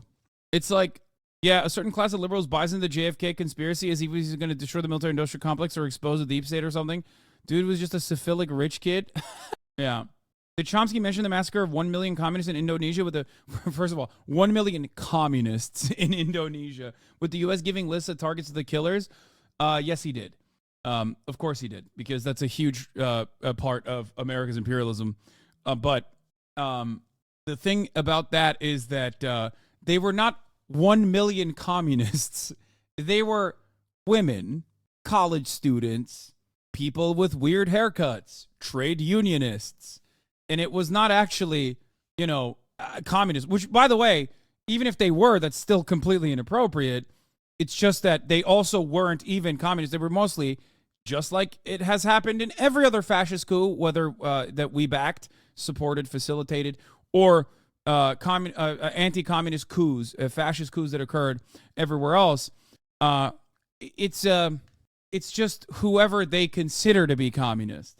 So yeah, the American intelligence apparatus goes after even center-left people. They call everyone communist because it's sexy.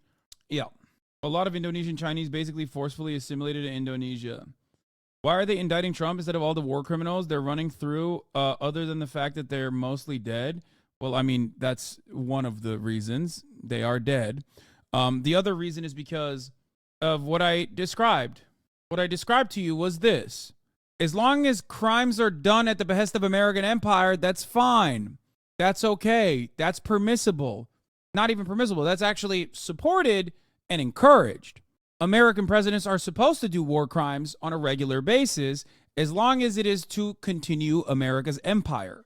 American crimes, however, of presidents are totally not valid and not permissible if it's done for their own personal interests. I know Twitch laid off 35% staff. This is breaking news. I don't know anything about it, and I don't even think the Twitch staff knew anything about it. We will cover it in a second. I'm literally talking about the Jakarta method and America's war crimes in Indonesia. Can we please stay on message for a brief moment? Why are people saying F? It's making me feel like Twitch's actual servers are falling right after I said that, even though you guys are saying press F for respects for the Twitch staff that have fallen. Wah, Indonesia, wah. That's crazy. Yeah, dude. 1 million people killed. Suspected communists. Wah, wah. Human rights restrictions. By then, there was a human rights movement in Congress to block the flow of advanced weaponry to Indonesia. Carter arranged through Mondale, vice president, to get Israel to send U.S. Skyhawks to Indonesia to enable Indonesia to complete what turned out to be near genocide, killing maybe a quarter of the population or something. In the Middle East, Carter just won the Nobel Prize. His great achievement was the Camp David agreements. The Camp David agreements are presented as a diplomatic triumph for the United States. In fact, they were a diplomatic catastrophe. At Camp David, the United States and Israel accepted, finally, Egypt's 1971 offer, which they had then, U.S. had rejected at the time, except that now it was worse from the U.S.-Israeli point of view because it included the Palestinians.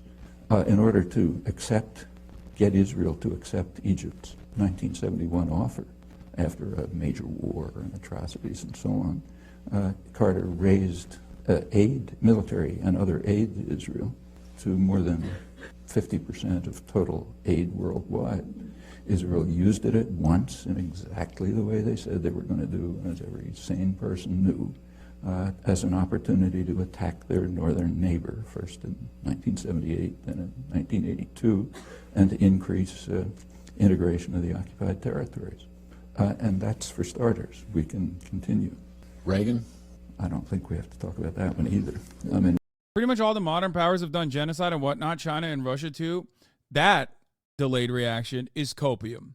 Because yes, all modern powers have contributed to violence around the globe, but to compare it to the hegemonic superpower is another way of Americans that engage in some level of like liberal cope to be like, well, everybody does it, right? And it's like, not to the same level or severity. Nothing comes close to it. If anything, you can talk about like local powers doing mini genocides in their own backyards, but almost always that comes from America allowing it to happen, or sometimes directly facilitating it. Like the closest we can get to, like people always point to like the Hungarian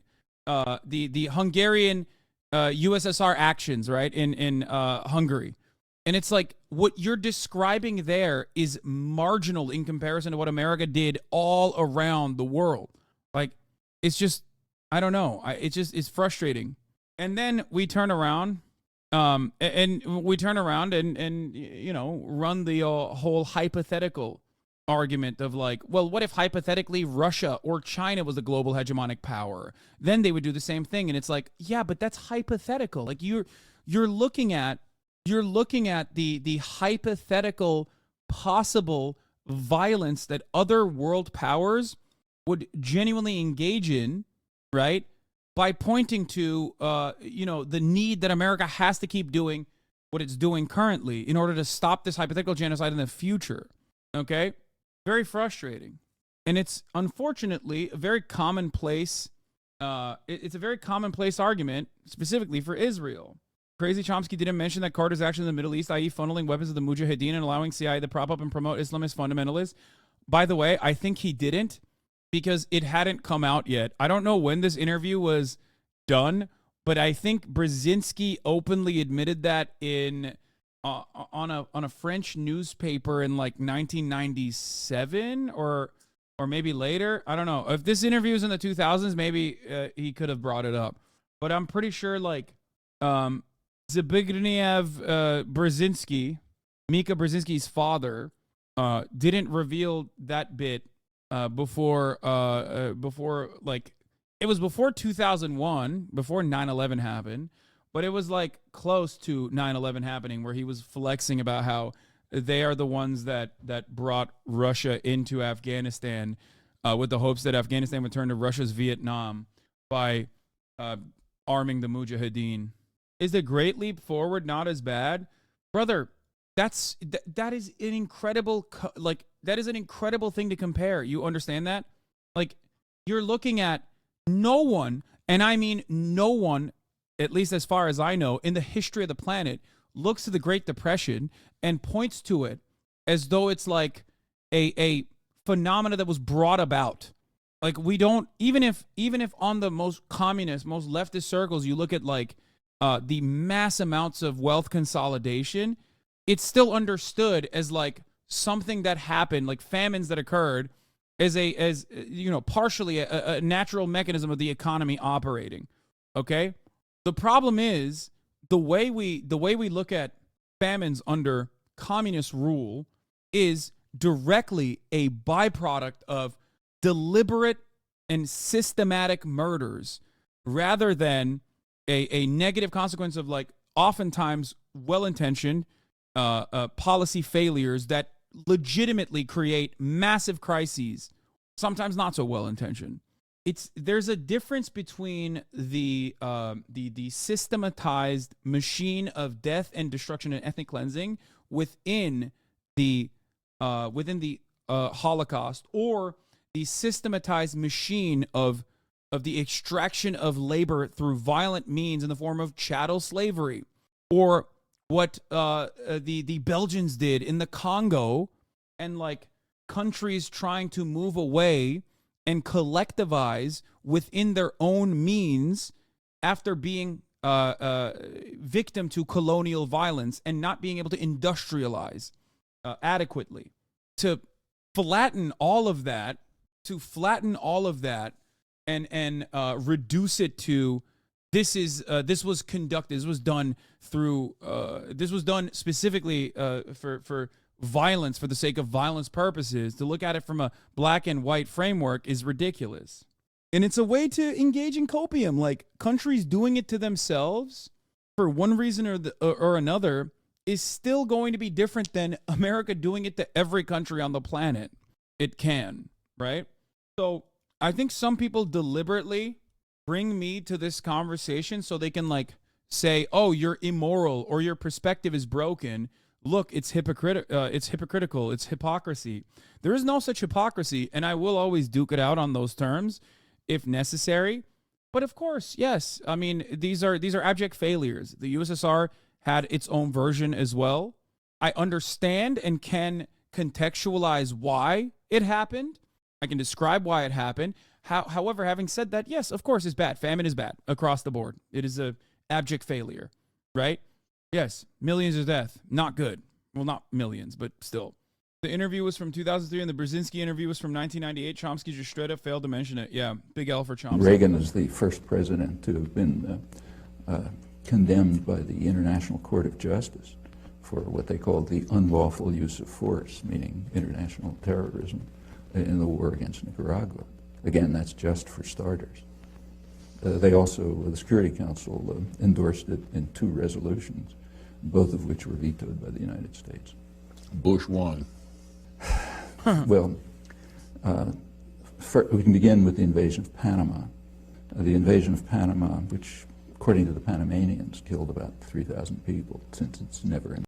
China and Russia have also done major imperialism. That was pretty much the whole point of the Cold War, not some ideological battle.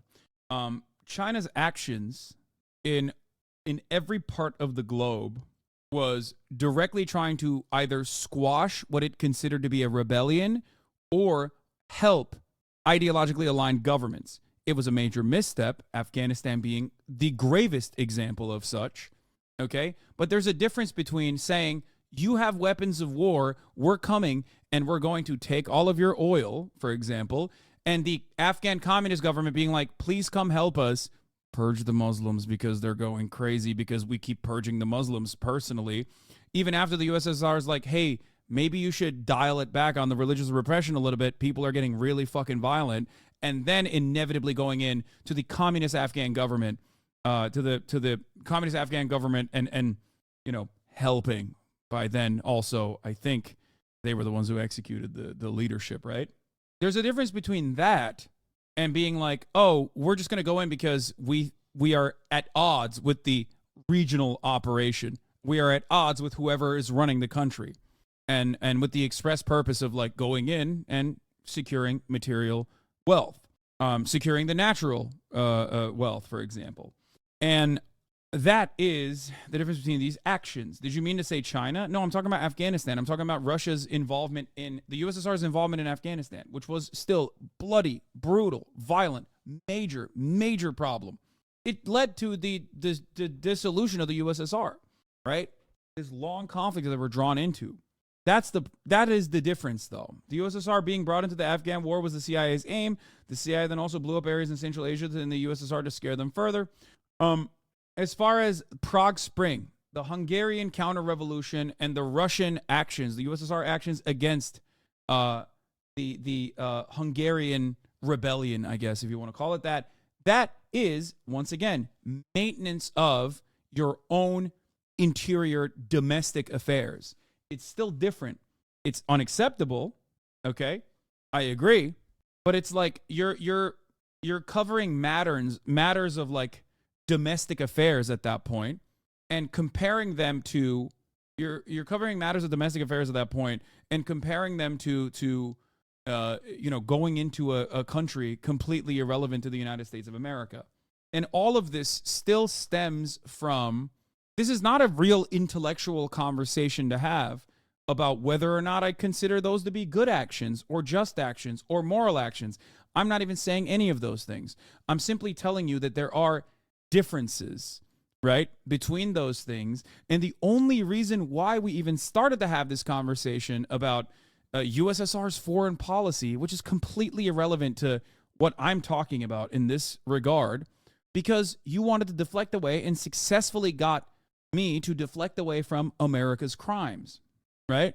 Like, Russia's violent actions does not justify America's current violent actions. USSR's violent actions does not justify America's current violent actions. If you want to talk about like irredentist actions versus imperialist actions and what like the mechanisms of extraction look like and how unequal exchange works, that's an entirely separate conversation that we can have, and I usually do have that conversation, and then people mistake that for saying, oh, Hasan finds this to be completely permissible because he hates America and he loves the USSR. He thinks everything that the USSR does is good and awesome and in support of it. He's in support of all of that.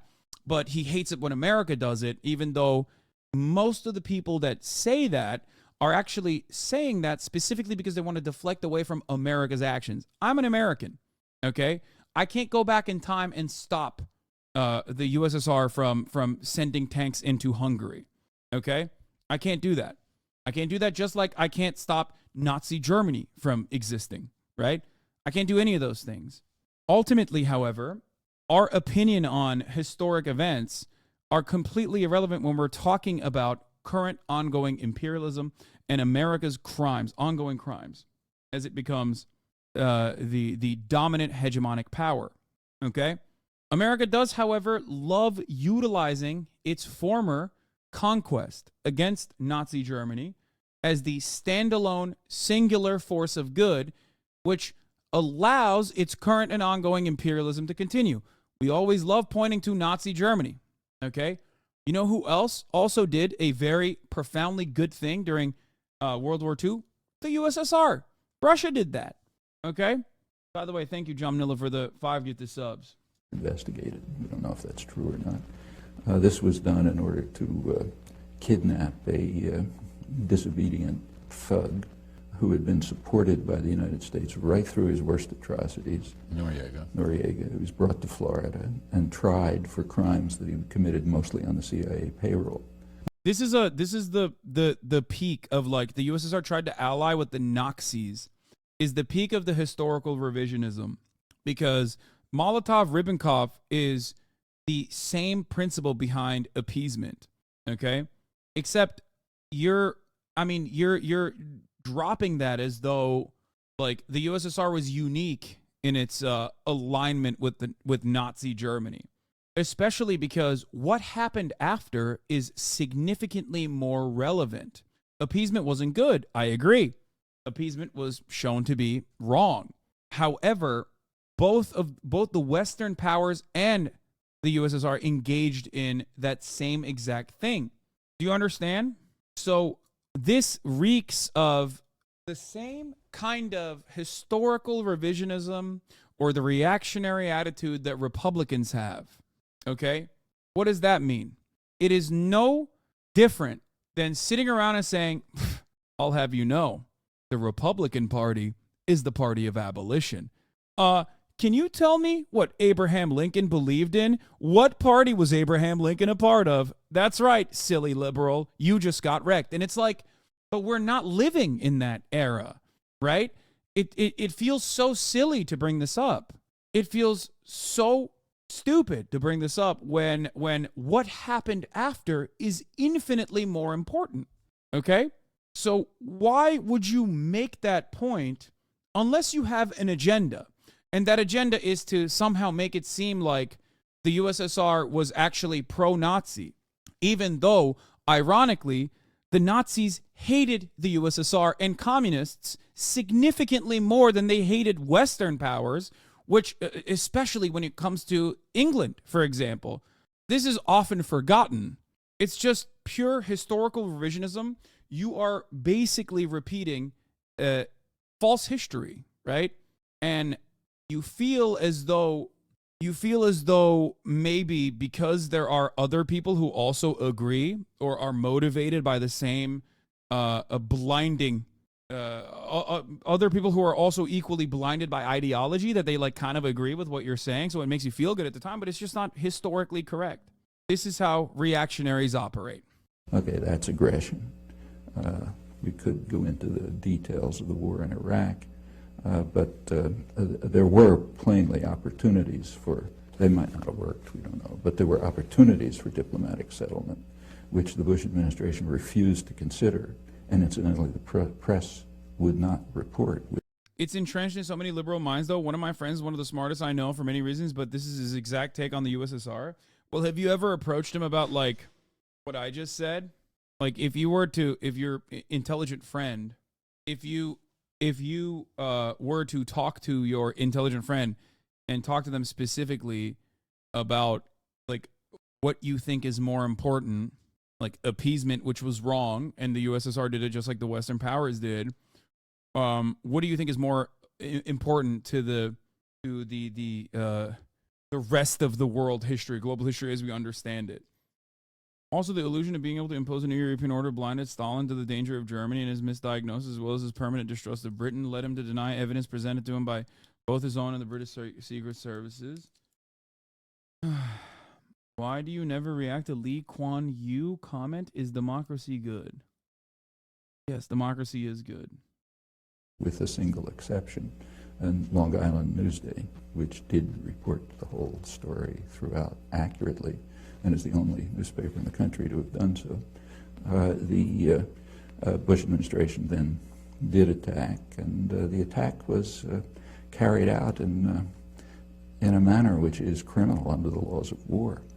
They attacked infrastructure. I mean, if you attack New York City and you destroy the electrical system, the power system, the sewage systems, and so on, that amounts to biological warfare, and that's the nature of the attack.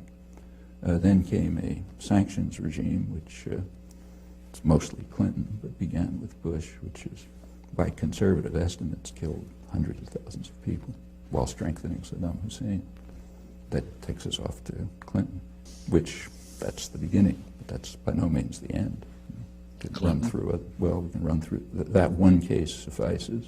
All right. But there are plenty of others. Bush too? Let's go on with Clinton. Okay. One of Clinton's minor escapades, very minor, was sending a couple of cruise missiles to the Sudan to destroy what they knew to be a pharmaceutical plant. There was no intelligence failure.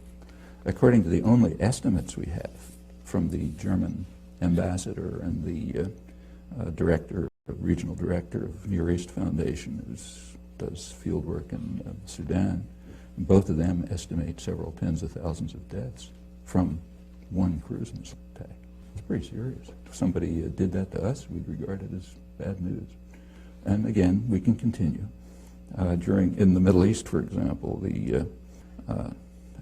Clinton began by declaring past UN resolutions, in the words of his administration. By the way, I mean, this is 11 minutes of facts, right? Except because you can't address these factually accurate takes, all you can rely on is being like, well, what about the USSR? What about that? Okay? So I think the most productive thing one can do is, regardless of what your position is, even if you have full knowledge over the differences in violence, okay, to rarely ever engage in this discussion, because this discussion is only brought about by those who want to deflect away from the main point of contention, America's wrongs. Okay, that's it. That is the only reason why people say, well, what about this? What about that? I'm not Russian. I'm not Chinese. I'm an American citizen. I'm talking about the United States of America and its actions that are being done supposedly with my best interest in mind. Okay? My goal and my responsibility is to try and change the minds of fellow American citizens, fellow U.S. citizens, and to change the course, to change our trajectory, to change the course of our history. Okay? There's a good take that Noam Chomsky has for this as well. It's like, he says something along the lines of like, asking you to condemn the crimes of like Russia or China is like asking you to condemn the crimes of, I don't know, like medieval Germany. Okay? Like the medieval German tribes. Okay? It's ridiculous. It is a thought experiment simply conducted to deflect away from the main point of contention. Like, how am I supposed to, like, what say do I have in this? I have a say in America, right? That's it. It's like asking me to condemn Attila the Hun. Exactly. Anyway. Obsolete and anachronistic. Okay, so we're finished with that. No more international law. Then comes a period called a peace process. By that logic, we can say nothing about Israel. My friend, if you think that the United States of America has nothing to do with Israel, please go to my YouTube channel. There's a tremendous amount of videos that you can watch on this very subject. Okay? Now, I'm not even saying that you can't talk about other countries' histories. Of course you can. Okay? But one must ask why or when these questions get brought up. They don't get brought up on their own in a vacuum, they almost always get brought up when I'm talking about America's actions in becoming the hegemonic superpower of the world, and the bloodshed that the bloody cost of said goal being achieved. You know what I mean? Jack Smith's side had the better of the argument there when it comes to the slippery slopes. There was this huge moment, and I mean, maybe some people might have lost it because when I hear the words ministerial or discretionary, I was probably like, just say what everyone's thinking, official or unofficial acts, whether a president can do it or they can't do it. That's important because the crux of this matter is going to come down to whether his actions around January 6th and leading up to it were officially presidential actions. They were talking about it in the form of ministerial versus discretionary, and they talked about this thing called the take care clause, which essentially... Okay, this person keeps talking about colonialism over and over again. Colonialism is still colonialism. Russia did it, America did it, same difference. The USSR did not need to invade them because they were already colonial entities. The Russian Revolution just replaced Moscow and Petersburg elite and installed communist leaders in the colonies. One of the major problems within the USSR was the Russification that was conducted, for sure, 100%. Okay, there is still a difference here. Okay, there's still a difference between going to completely separate other countries, random irrelevant countries, and taking over that land through violence, and then maintaining dominance over them at the behest of simply stealing their natural resources and enslaving their local population. Okay?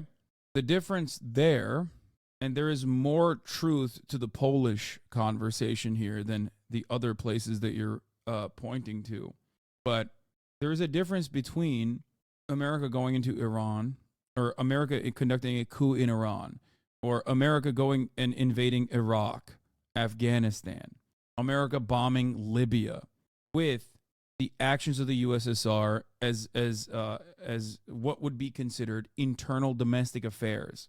They're still wrong. There's still plenty of mistakes, okay? But the idea is still very different. You're talking about, like, you're taking for granted, I guess, all of the settler colonial violence that had taken place already, and taking that for granted and saying, well, that's in the past.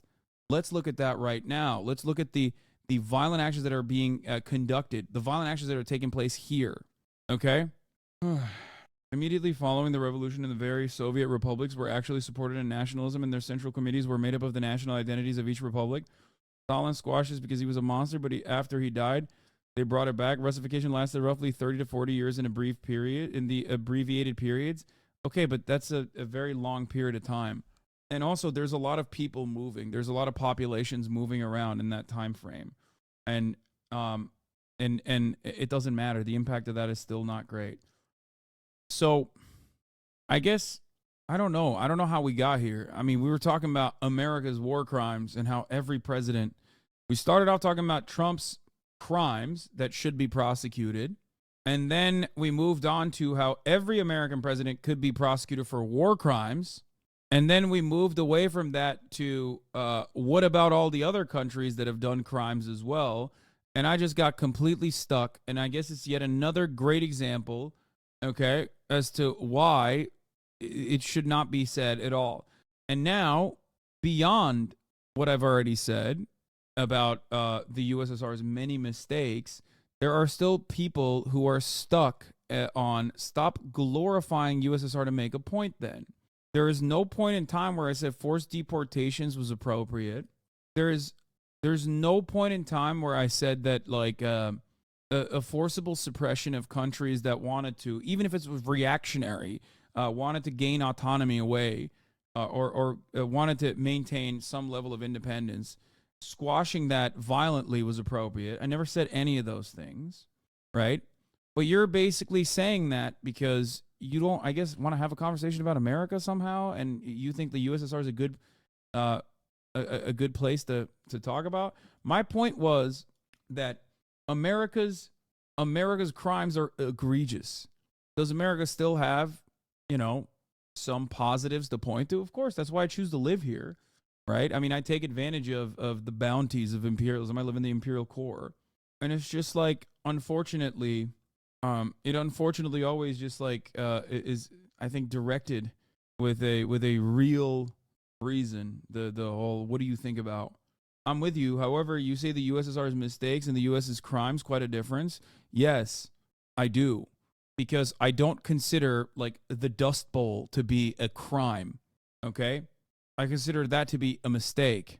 Just like, even though technically you could make the argument that like global famine under abundance, okay, under a global capitalist organization of the economy, we have an abundance of food supply, and yet still 9 million to 14 million people die every year due to diseases related to famine, and directly a consequence of famine. That's before we get into imperialism, right?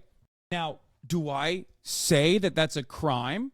I don't, because that is a byproduct of the system, okay?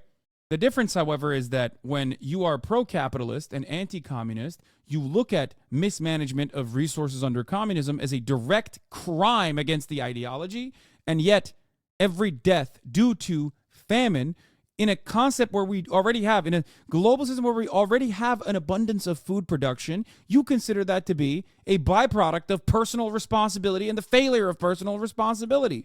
Sorry, child growing up in Indonesia or anywhere else, that you, if you die to famine or famine-related diseases, sorry, child in Yemen, you didn't pick up yourself from your bootstraps. You just didn't do that. Should have tried harder, okay? Anyway, so Stalin is as communist as I'm a giant sentient muffin. That's also cope, man. That's cope. Yeah, I'm sorry. Yeah, I'm sure it's, yes, Stalin didn't create maximum anarcho-communism or whatever you believe communism is. It's crazy. No, these are all attempts and failures, okay? But like it's maximum copium to just be like, no, that's not real communism. It's not. Of course it's not. But you can't just like shoo away because it doesn't fall in your neat designation. You can't just like push it away. In the same way that I used to do it for optics reasons, in my opinion. Like, I used to do this as well. Like, the idea that, like, oh, this is not real communism. Yeah, of course it's not. That doesn't mean it was not, like, an attempt at a transitional socialist state. Okay, why do we believe another attempt won't fail like the USSR others? Well, the reason why is because there are inevitable, inherent contradictions built into the class structure within capitalism. And capitalism, if without any sort of outside intervention, is destined to implode due to those contradictions. Okay, so it's not so much that socialism is like forcibly being brought about, but it's an understandable and necessary evolution from capitalism. This is what I believe in. I believe that, yes, for a time and place, capitalism is very good. I believe that capitalism has also outlived its usefulness. However, those in positions of power do everything it can to maintain it for as long as they can. This does not mean that attempts at changing that structure will lead to, death in the future as well. I'm sure there will be possible to change the entire way that the economy is organized without people dying. People die every day, all the time. It's just that they will point to what I have to say here and go, look, he's violent. It's just like violence is an inevitability under every political structure, and violence certainly exists under capitalism. All I am saying is that social democracy under a capitalist organization of the economy inevitably goes back to barbarism, fascism, and we've seen this happen, especially so in the last 30, 40 years in all of the global north, specifically in Western nations. We saw it happen. We're watching it unfold in places like Canada. We're seeing it in Europe. We saw it in the UK. America was already always a proto-capitalist country before capitalism, before the Industrial Revolution. It was so perfect for capitalism. It was the most capitalist nation on the planet. Why is communism in Turkey so unpopular? Cold War. Turkey is America's lapdog. Anyway. Donald Trump sounds off after immunity hearing. This is the real threat to democracy. Capitalism was tried and failed many times in city-states across Europe for hundreds of years, but capitalism was an inevitability and the internal contradictions of feudalism gave birth to it. Socialism is just as inevitable and necessary as capitalism is. It is a line of human development like Marxism 101. Yeah. Also, the notion that capitalism currently doesn't fail is pretty funny, but I guess, like, what are your metrics for success in that circumstance? Because the same exact dynamic that I mentioned, like famine. If we have famine under abundance, in my opinion, that's a failure. If we have famine when there's no abundance, when famine is commonplace, that is still a failure, but is nowhere near as big a failure that you can attribute to the systems. Our president talking today about being in court. Let's listen in even before he starts as they do the setup here. Sitting president has decided to prosecute his major opponent who's leading in all the polls in the country. The issues that the court had to deal with today were momentous. Whether or not a president of the United States could be prosecuted for carrying out his responsibilities, doing his... I love the framing of, like, you know, doing an insurrection is the literal responsibility of the president. Like, Your Honor, I'm sorry, he had to do it to him. He had to do it to him for the one time. You don't get it. His job as president. We can't have a country where every 4 years there's a cycle of political recrimination, where one administration attacks a prior administration, when in fact that candidate is leading in the polls and will be the next president of the United States. As our legal team, as our appellate team made clear, that would be a disaster for our country. That would be a direct attack on democracy, and that cannot happen. What was very significant today, and I'm sure you all caught it, is the special counsel conceded that if it was President Obama who was being prosecuted for a drone strike, then they'd have to consider immunity. But when it's not, when it's President Trump, then they're taking the position that there's no immunity for President. Yeah, first of all, this is such a funny take because Donald Trump also literally, I think, killed a direct relative of the person that Obama killed, the American citizen that Obama extrajudiciously killed. Donald Trump also facilitated in a raid which ended up killing that person's sister.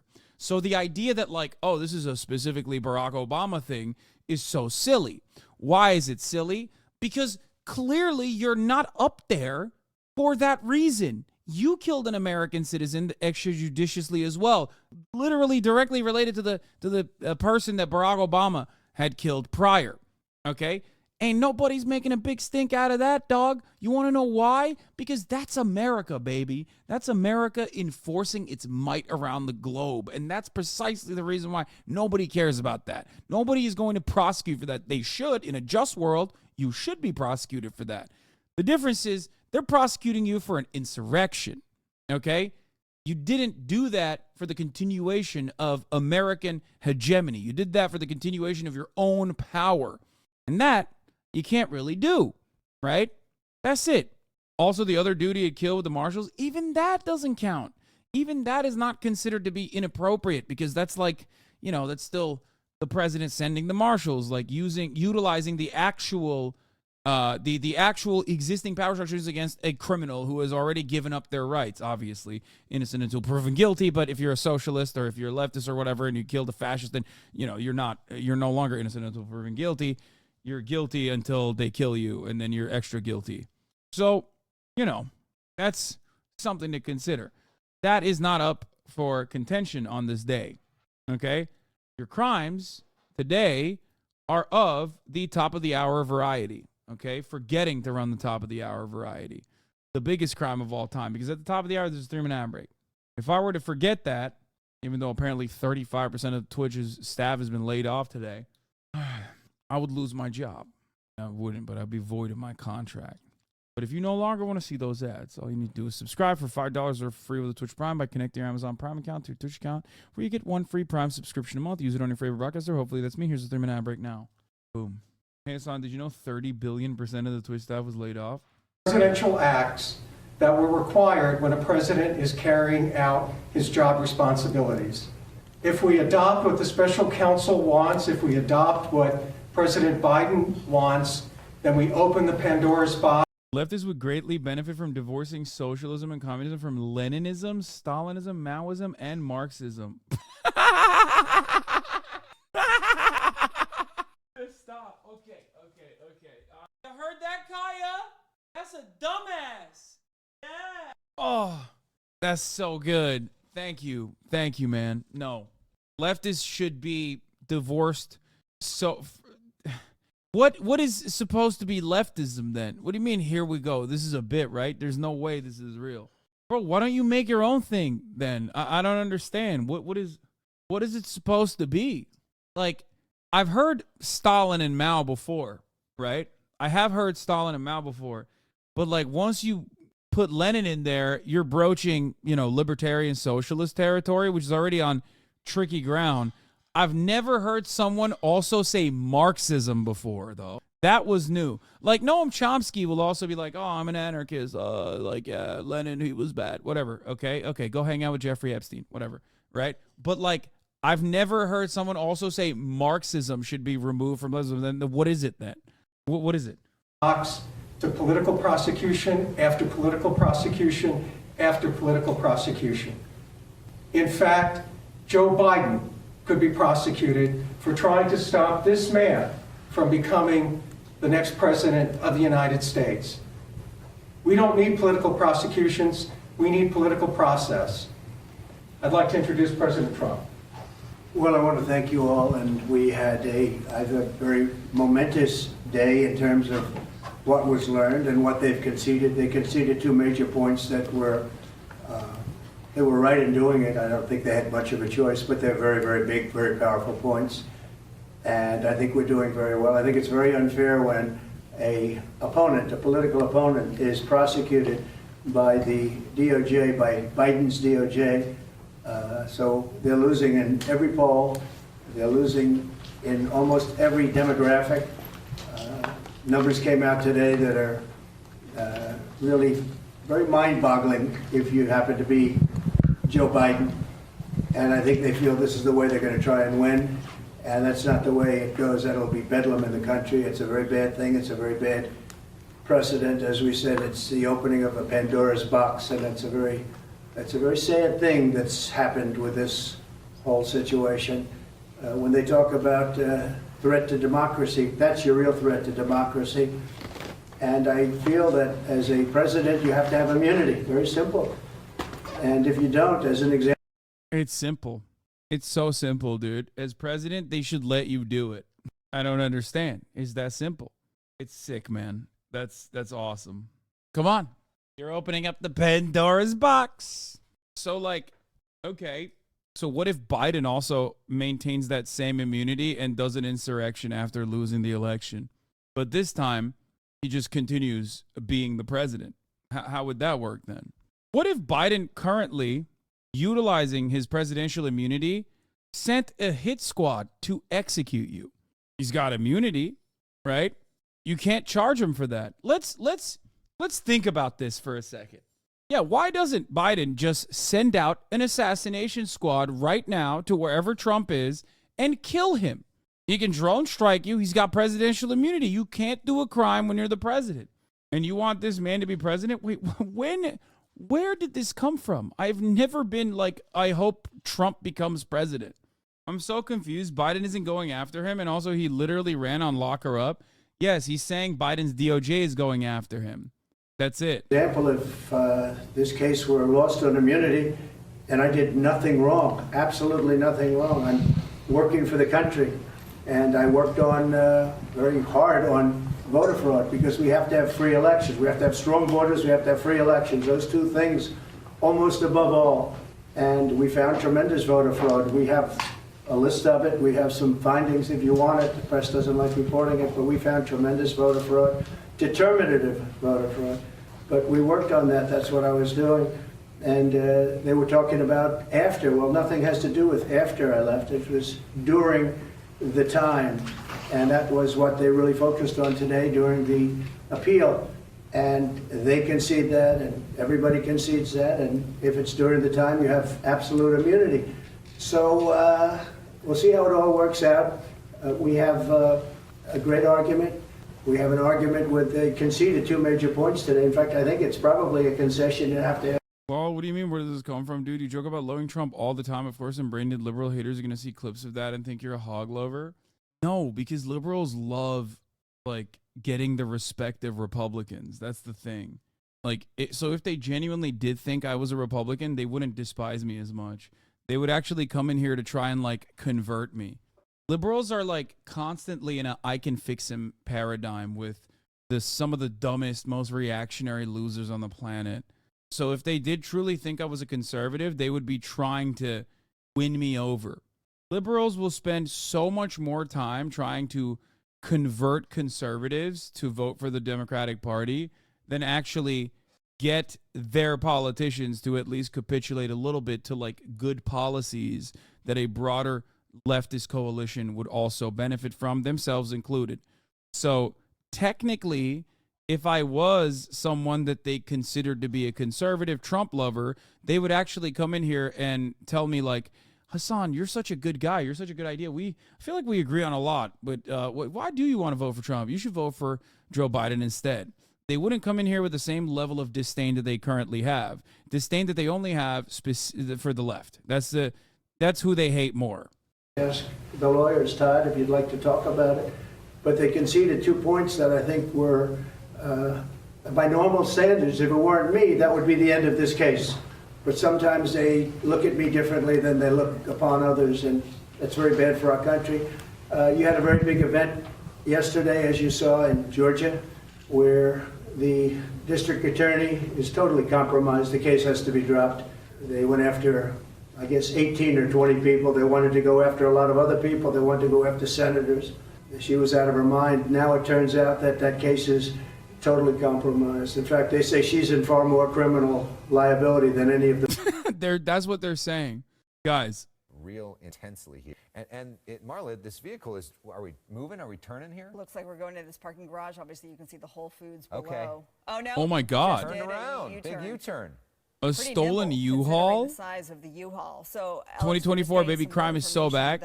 Better than ever. Suspect is wanted for petty theft and felony evasion, in addition to the stolen vehicle. So this isn't just a stolen vehicle pursuit. Crime is back. This person behind the wheel wanted for petty theft, felony evasion as well. Seal Beach, we were just seeing the black and white right there. Crossing another U-turn. Let's go. Another U-turn. Yeah, and you wonder. I feel like this is the worst kind of car to try to escape cops. Right on them, but now you're starting to see that they are getting closer, perhaps frustrated by the aggressiveness of this driver and concerned, especially the way this driver is just going through intersections, that somebody unsuspecting could, get hit, as this person is not obeying really any of the rules of traffic. So now this driver sort of boxed in. Looks to be a male driver.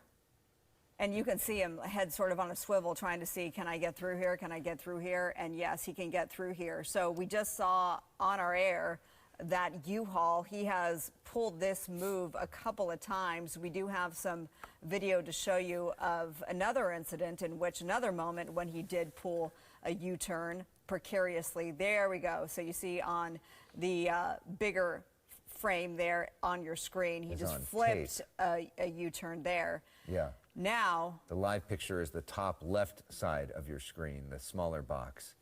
And we're going to take that live again as we are weaving through traffic. Remind me, what did we settle on? Crime is good. Yes, crime is good. And the chance that a driver could get hit, crime or is so a good. pedestrian, somebody walking their dog, not hard to imagine given Dude, the we speeds literally that we're have going and the sort of lack of care.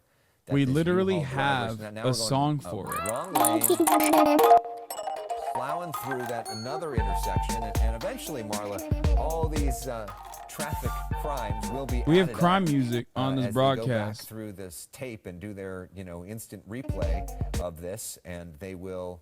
All these are additional crimes. So Belmont Shore area now, we just saw some of the harbor there, the people that know this area near Long Beach. Animal very busy given come especially song. now it's 4:14. The smaller streets here, thinner streets, narrower streets, that's the word I'm looking for, down this alleyway, blowing through, able to get by there. So this is all in the Belmont Shore area. You see the Pet Food Express there, still able to make its way through this alleyway, this back Ain't nowhere to go in Belmont Shore. I have no idea where Belmont Shore is. They go to areas that they're familiar with. Is that the case here? We don't know, of course. There's a lot of unknowns. We don't know how many people are inside. We did seem to think that there were certainly more than just the driver. We don't know if there are someone's furniture inside the U-Haul. Okay. This is a packed U-Haul. There was a bicyclist right there, and sort of the danger to all the folks that are out on the road right now. We're joined now on the phone by Kevin Takumi of Fox 11, who spent years in Sky Fox, narrating so many pursuits. Oof, another close call at an intersection there, Kevin. And this driver really reckless. Yeah, this has been really wild from the start, from the get-go when they first started this pursuit. Reportedly a theft suspect of some kind. We don't know if it involves a U-Haul or it was just a suspect involved in a theft that was putting things into the U-Haul. You can look as we get a good look there into the vehicle. It does still look like there's two people in the vehicle, driver and possibly a passenger in that other side. We had a better look at that a few minutes ago, but speeds 45, 60 miles an hour here, in and out of this is a very small area here within the area. You can see how they're just kind of going in circles looking together. It looks like, okay, they're going to pull over. Maybe somebody's going to bail out here. Yep. It looks like pulled over on East Paoli Way. Nobody's okay, now driver's getting out. And just Wait, there ain't no cops around. Are they trying to pretend like Oh my God. They're just kind of walking away. It looks like My they thought maybe goats. no black and whites were directly behind this, but you've got the airship above this, and they're watching the two people walk away from this. Bro, But they're casually splitting up. That's so sick. Up against nice neighborhood there in Belmont Park. Yeah, the other driver looked to move towards those homes there. You wonder if he has some sort of connection to that place or not. So the two Bro, of them this dude is split literally up, pulling which out. is going to make it harder. He's obviously, pulling out for like law no enforcement pixel to get strats them. that I used to do back in the The day. CHP helicopter is right Run, on top dog. of it, What so are you they're doing? keeping an eye on the Maybe he passenger. doesn't realize that there's away like there. actually choppers on him or Cameras overhead, something. We're staying with the driver. We're seeing the black. Yeah, but Yeah, the black and white's pulling up. There's two black and whites there. Okay. The We're- officers are running toward the trees. It's now maybe that person was just right there. He couldn't have gone too far. He was never running. No, there was a fence. There's a fence there as well. So we'll see I mean, how he's he's probably cooked. under the trees. It Oh, looks there like we he's trying go. to get over. Sprawled out on the ground. There we go. So we do have one person who will be in custody in just a matter of minutes. You can see officers with their guns drawn. 3 of them there, going up. What? What is happening? So drivers are going in custody here. The passenger we don't know about yet. If Why they didn't he were just able run? To get somebody on the other side of it, they might just let the passenger go. Usually they're wanting. Well, it looks like the passenger is just still kind of walking down the sidewalk there. Sort of blending in. Yeah. And you wonder the nature of the theft. You know, is that passenger armed? Could that person potentially carjack another vehicle, or not? We don't know. I mean, he wasn't even the driver, dog. What do you mean? Just let him go. Let him go. Again, Come on. We don't know exactly the circumstance of this, of the theft, if it was property that was taken or if it was a U-Haul that was taken. But you can see the one other passenger suspect here that's just kind of casually walking down the street here, and officers have not caught up to that person yet. But their main priority usually is with the driver of the vehicle.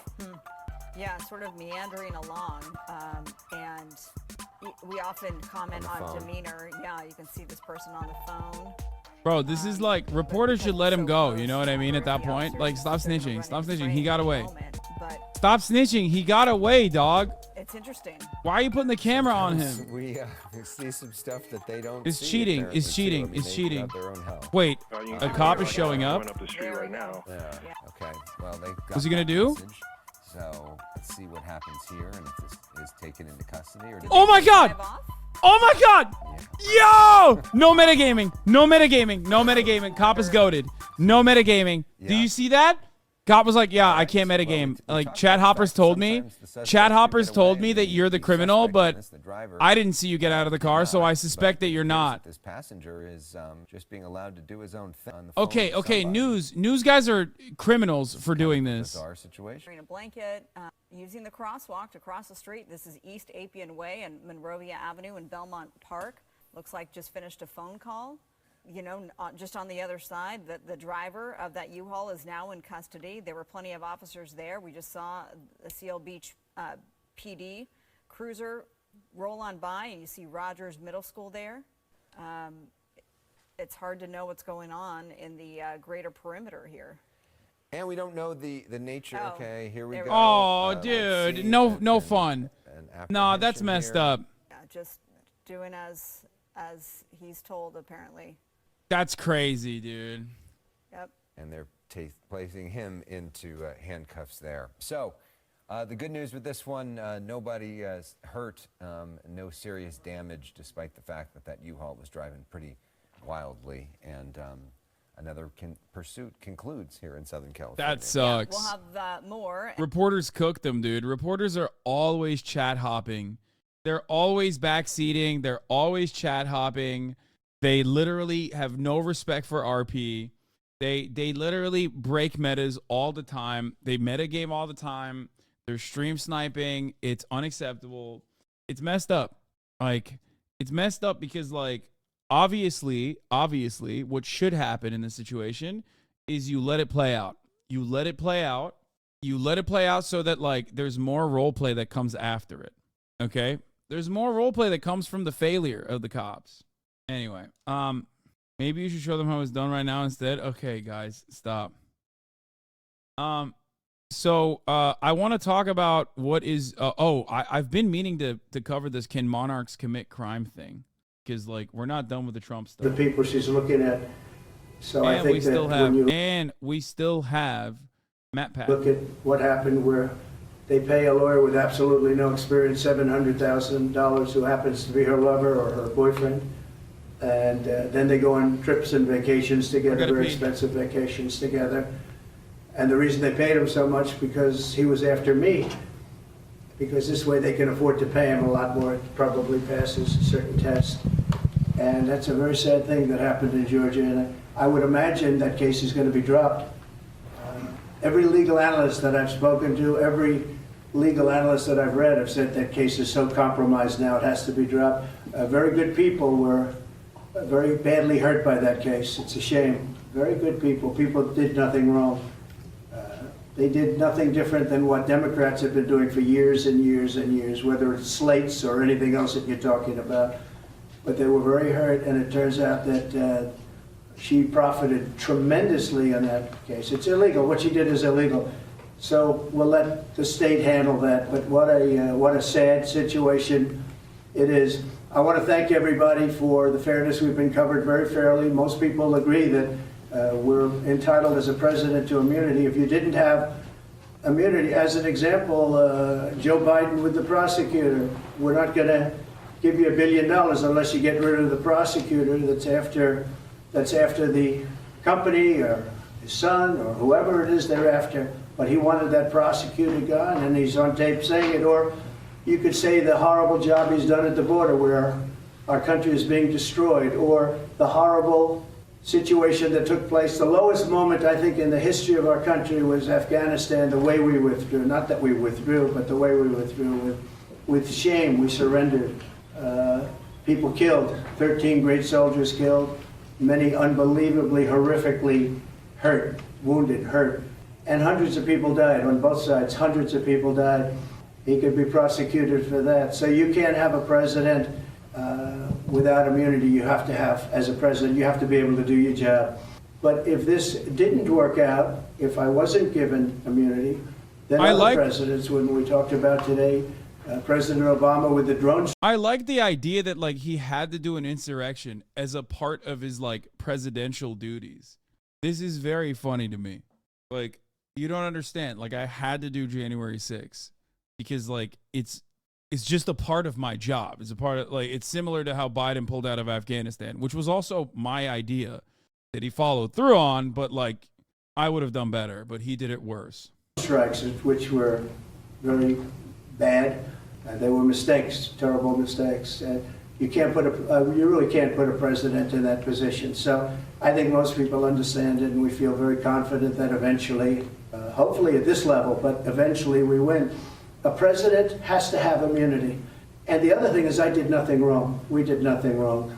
The investigation of the election, which was a rigged election, everybody knows it. And if you look at, they didn't use state legislatures. They didn't. They went to the FBI, and you look at FBI and Twitter, the Twitter files with the FBI, all of the horrible things. That's my favorite thing is like the Twitter files and the FBI. People constantly talking about Twitter files, and it's like a suppression of the truth by Twitter or whatever. And like none of those guys are talking when Elon Musk just like bans people randomly for putting forward a tracker of his private jet, or banning people randomly because Bill Ackman decided that like his wife can't take it no more, right? Like Elon Musk operating at the behest of billionaires and like and his billionaire buddies, and just like banning whoever willy-nilly. Like, where is the Twitter files on that? Where is the free speech on that? Doesn't exist. Doesn't matter. Who was the leftist who went crazy over it? He wasn't a leftist at that point, but it's Matt Taibbi is who you're talking about. Hey, you just said the words, can monarchs commit crimes? I wanted to share a video with the name of that. Yeah, that's the whole point of why I said it, because it's right here. I do want to watch a Historia Civilis video on it, and I'm going to watch it. We're just watching this for now. The signed documents, the lying to Congress, and the stuffing of the ballot boxes, all on tape. Stuffing of ballot boxes, all on tape. Government tape. And most of the information, as you know, we'll give you some of the findings that just came out. But all of that information, as you know, was gotten from mostly government sources, government tapes, government files, and government stats. So it's very sad when something like that happens. You know, you wouldn't have inflation, but much more importantly, you wouldn't have had the Ukraine situation with Russia. You wouldn't have had the attack on Israel. Russia! You'd have a much different economy right now. You'd have a great economy. And Russia! We were just 3 years ago. Sorry. So I want to thank everybody very much. And I love the way he says it. And we think we had a very good day today. The concession of these two major points was pretty amazing, and honestly, I'm very glad they did it. I think they did the right thing. Thank you very much. Mr. President, you just used the word bedlam. Will you tell your supporters now, no matter what, no violence? So it was very interesting to hear the president compare his situation in terms of immunity as commander-in-chief to that of Barack Obama when, back in 2015, the headline in the New York Times was, "Drone strikes reveal uncomfortable truth. U.S. is often unsure about who will die." And he called what happened. Trump did the same thing. Shut up. Which, by the way, they should both be prosecuted for in a just world. However, this is something that's a little bit different. All right, let's watch Historia Civilis. Can monarchs commit crimes? I want to talk about one of the most... This is a based in labor-pilled leftist historian channel that a lot of people are very upset about. Why are they upset at him? Because he did the history of work and the history of labor recently. And a lot of people were like, how dare you do that? Get this communism out of here. But apparently he also did something on, can monarchs commit crimes? So let's take a look at Historia Civilis' Can Monarchs Commit Crimes? Important trials, human trials, in the history of the planet. It took place in January of the year 1649 before a newly created body called the High Court of Justice. This dude is not a communist by any means. I think this dude is a leftist for sure. The charges, tyranny, treason, and murder. The defendant, the King of England. This trial helped to write the legal doctrine of popular sovereignty, which is the idea that political legitimacy emanates from the people. It's a simple idea, but it stood in stark contrast with another legal doctrine, which argued that political legitimacy emanated from God through the institution of monarchy. This was called divine right. Generally speaking, these two ideas stood in opposition to each other. Popular sovereignty was bottom-up, divine right was top-down. This theoretical disagreement over the source of political legitimacy resulted in several centuries You can execute me, troubles, my lord! And one You're of these allowed! troubles was the thing called the English Civil War. The capstone to the English Civil War was that thing I want to talk about. The trial of Charles I, King of England, Scotland, and Ireland. Trial of the century doesn't begin to describe it. This would be the trial of the millennia.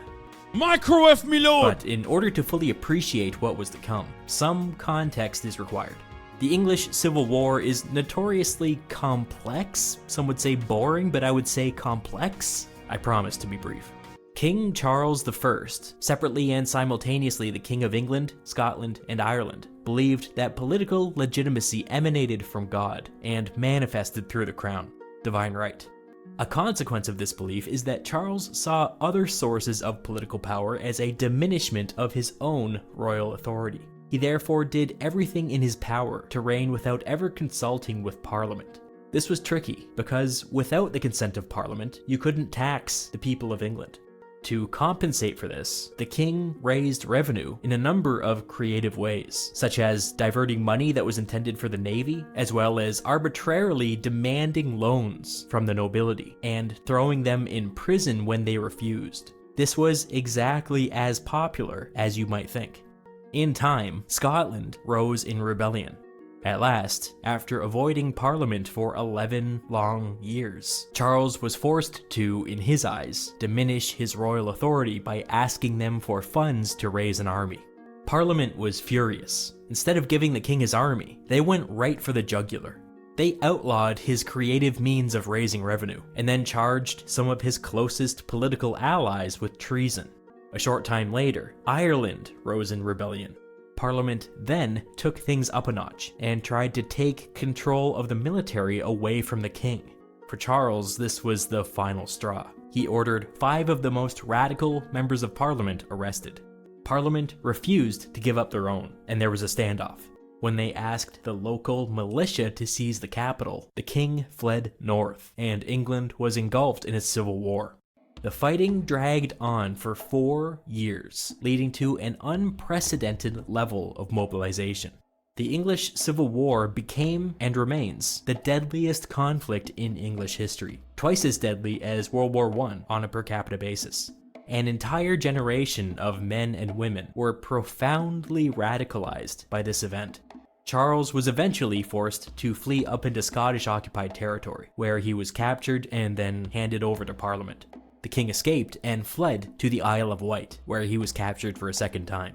From captivity, Charles was able to convince a sympathetic Scottish army to invade England, setting off a wave of royalist uprisings across the countryside. Classic. Let's pause here, because this would become an Classic Scottish L. important point.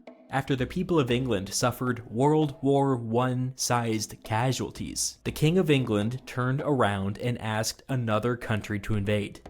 To the already radicalized English people, angry doesn't begin to describe it. Their own king had just stabbed them in the back. At great cost, the parliamentarians fought what was basically a second civil war, eventually defeating the Scots and quelling the uprisings. That brings us up to September of the year 1648. Parliament had just won 2 civil wars, and the king was imprisoned on the Isle of Wight. The problem was that nobody knew what to do next. Parliament was made up of 2 distinct bodies. Classic the House of Irish Commons W, classic and House of Scottish Lords. L. And unsurprisingly, As it pertains to the given British context Empire. of the Civil War, the House of Commons had been the ones driving the agenda. The Commons was split into 2 factions. The larger of the 2 was the moderate faction, who favored squeezing some religious reforms out of Charles, reducing his political power, and restoring him to the throne. The Independents, on the other hand, named after their desire for independence from the Church of England, wanted to go much further. They had a long list of demands, including a call for a brand new electoral system, where poor people were actually given the right to vote. A radical idea for the time. Boo, You might notice that like there was that. no royalist or any progress. The negotiators, particularly the Independents, wanted the Church of England to get rid of bishops and become more egalitarian. This, the king would not do. He would agree to a partial set of reforms that would expire after 3 years. He was but nothing more. filibustering in them. This wasn't enough for the Independents. A less hierarchical Church of England was central to their ideology. As discussions dragged into their second month, the negotiators began to lose hope. At one point, 2 of the moderates got down on their knees and begged the king to just give in to their demands. If these negotiations failed, they said, the army, full of bloodthirsty radicals, would have no choice but to intervene. They might not bother negotiating. While this was going on, Ireton was urging the higher-ups within the army to break off negotiations and arrest the king. Ireton and others worried that the rich people in the House of Commons were going to sell out the poor people in the army by restoring the king to power. Ireton found some support among the officers, but Fairfax, an aristocrat himself, remained steadfastly moderate. In frustration, Ireton began going around and gathering public support for a long list of radical demands, which included putting the king on trial, abolishing the monarchy, and replacing the House of Commons with something else that better represented England's poor. He was quite successful. Public opinion began to shift, and the idea of putting the king on trial became quite popular, especially within the army. Fairfax and his moderate allies started to become nervous. After several days of debate, they decided to speed things along by presenting their own list of demands to the king. What they wanted was basically a military dictatorship, with the king's 8-year-old son on the throne as a puppet. Charles did the right thing and flatly turned them down. This was a big deal. Fairfax had just stabbed the negotiators in the back. When news broke, the House of Commons and the army were immediately at each other's throats. Events were moving quickly now. If the House of Commons came after the army, things might devolve into a third civil war. Caught between a rock and a hard place, Fairfax did the politically savvy thing and publicly threw his support behind the radical independents in the House of Commons. The moderates were now caught between the independent minority and the army. They agreed to vote on some of the more radical independent demands, like putting the king on trial, but then they delayed and delayed and delayed again. It quickly became clear that the moderates were playing for time. The negotiators on the Isle of Wight were days from an agreement. On December 1st, Fairfax made his move. A bunch of soldiers showed up on the Isle of Wight with orders to bring the king to the mainland. The negotiators protested, but they had no means to resist. Fairfax had seized the king. On the next day, the army marched on London. When the House of Commons learned what was happening, the most moderate of the moderates packed up and fled the city. Fairfax had a tiger by the tail here. He was personally a moderate, but his army was out for blood. He believed that if he moved quickly and forced a harsh settlement upon the king, he might be able to save the monarchy. Maybe. If not, the nobility might be next. Revolution was in the air. Kai is back. Within days, Fairfax had occupied the capital. On the morning of December 6th, a bunch of soldiers, led by a guy named Colonel Thomas Pride, posted up just outside the House of Commons. When members of Parliament started showing up, Pride checked their names against a list and refused to let any of the moderates inside. Things got out of hand pretty quickly. Some of the members tried to force their way into the building, at which point they were arrested by Pride's men and taken away. This event is known to history as Pride's Purge. In total, over 200 members were expelled from the House of Commons, including 45 who were arrested. Many of those who were turned away saw the writing on the wall and fled the city.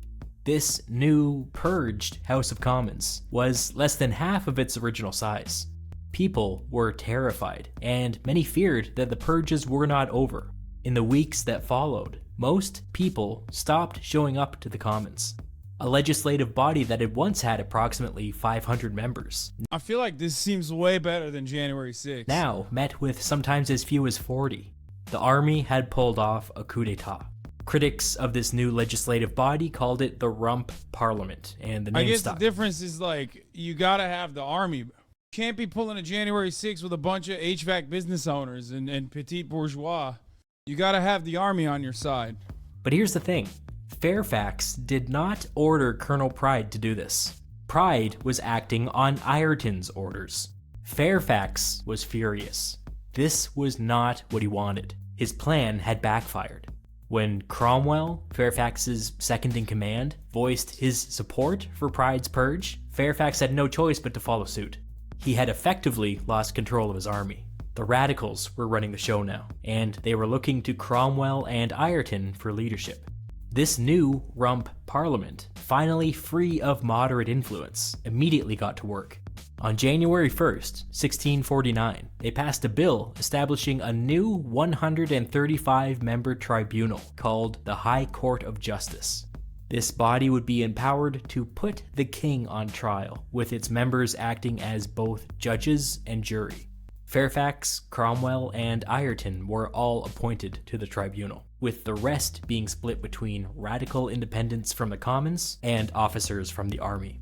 The legislation also called for a Lord President of the High Court of Justice, who would be responsible for the day-to-day running of the trial.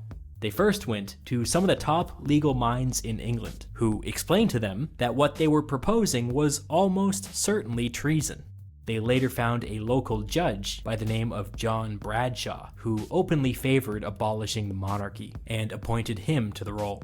But there was a problem. The House... They found a phony Jack Smith, brother. They found a Trump-hating clown, okay? Another classic Biden judge, okay? That's what they did. But his wife did I bet his wife at the time did documentaries against the king. I bet she wrote manuscripts on papyrus paper that went against the common divine rights of the king. I do declare, quite shocking behavior. This is treason. Parchment paper. By God, for shame. House of Lords, which was made up of prominent members of the church and the nobility, refused to ratify the creation of this tribunal. On January 4th, the rump in the House of Commons passed a resolution declaring that all legitimate political power flowed from the people, which meant that the House of Commons had Derek Evans is storming the castle. The right to exercise full sovereign authority over all of England. Popular sovereignty. Now things were really cooking. According to the rump parliament, the House of Lords and the king were politically irrelevant. Anything passed through the Commons became law. When the king learned what the Commons had done, he said in utter disbelief that no law existed under which a king could be charged with a crime. He was right, but it didn't matter. They would put him on trial anyway. Wow! On January 8th, It's cool that Donald Trump, January 8th, by the way, 2 days after January 6th, just saying, it's cool that Donald Trump is trying to reverse that, you know? Couple centuries of tradition. Donald Trump's like, actually, you should be able to have the divine right of kings if you are elected as president. Just saying. The High Court of Justice met behind closed doors to discuss bringing charges against the king. By now, it was clear that Fairfax had lost control of his army, and from this point forward, he rarely attended meetings. Cromwell was in charge now. King Charles had asked a Scottish army to invade England, and so the tribunal started things off by throwing around the word treason. Nike socks. One member, named Sidney, caused a bit of a panic when he explained to the group that a king could not commit treason, because the technical definition of treason was violence against the king. And even if that wasn't true, the High Court of Justice had been established illegally, without the consent of the House of Lords. Cromwell, when he heard this, burst out in anger. "I tell you, we will cut off his head with the crown on it." Sidney responded, "I cannot stop you, but I will keep myself clean from having any hand in this business." Bitch. The tribunal pushed forward without Sidney. It was not immediately clear what kinds of crimes a king could be guilty of, and over several days they discussed every conceivable scenario.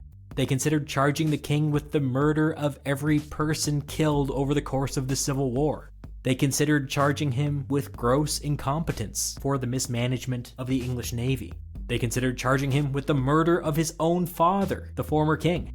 This was a totally made-up thing, but it was convenient for their purposes because it actually met the technical definition of treason.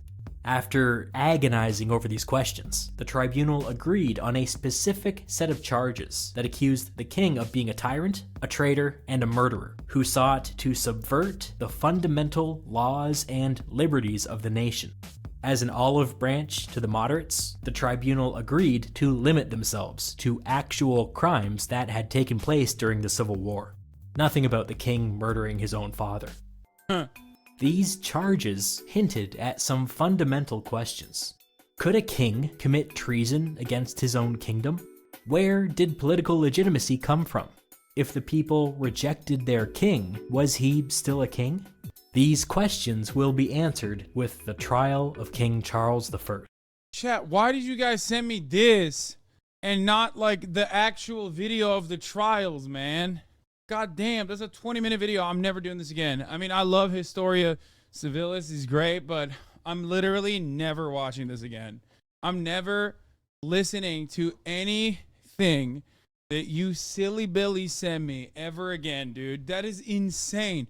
A 20-minute build-up? Like, this video isn't labor related? No, not this video. This video is supposed to be about...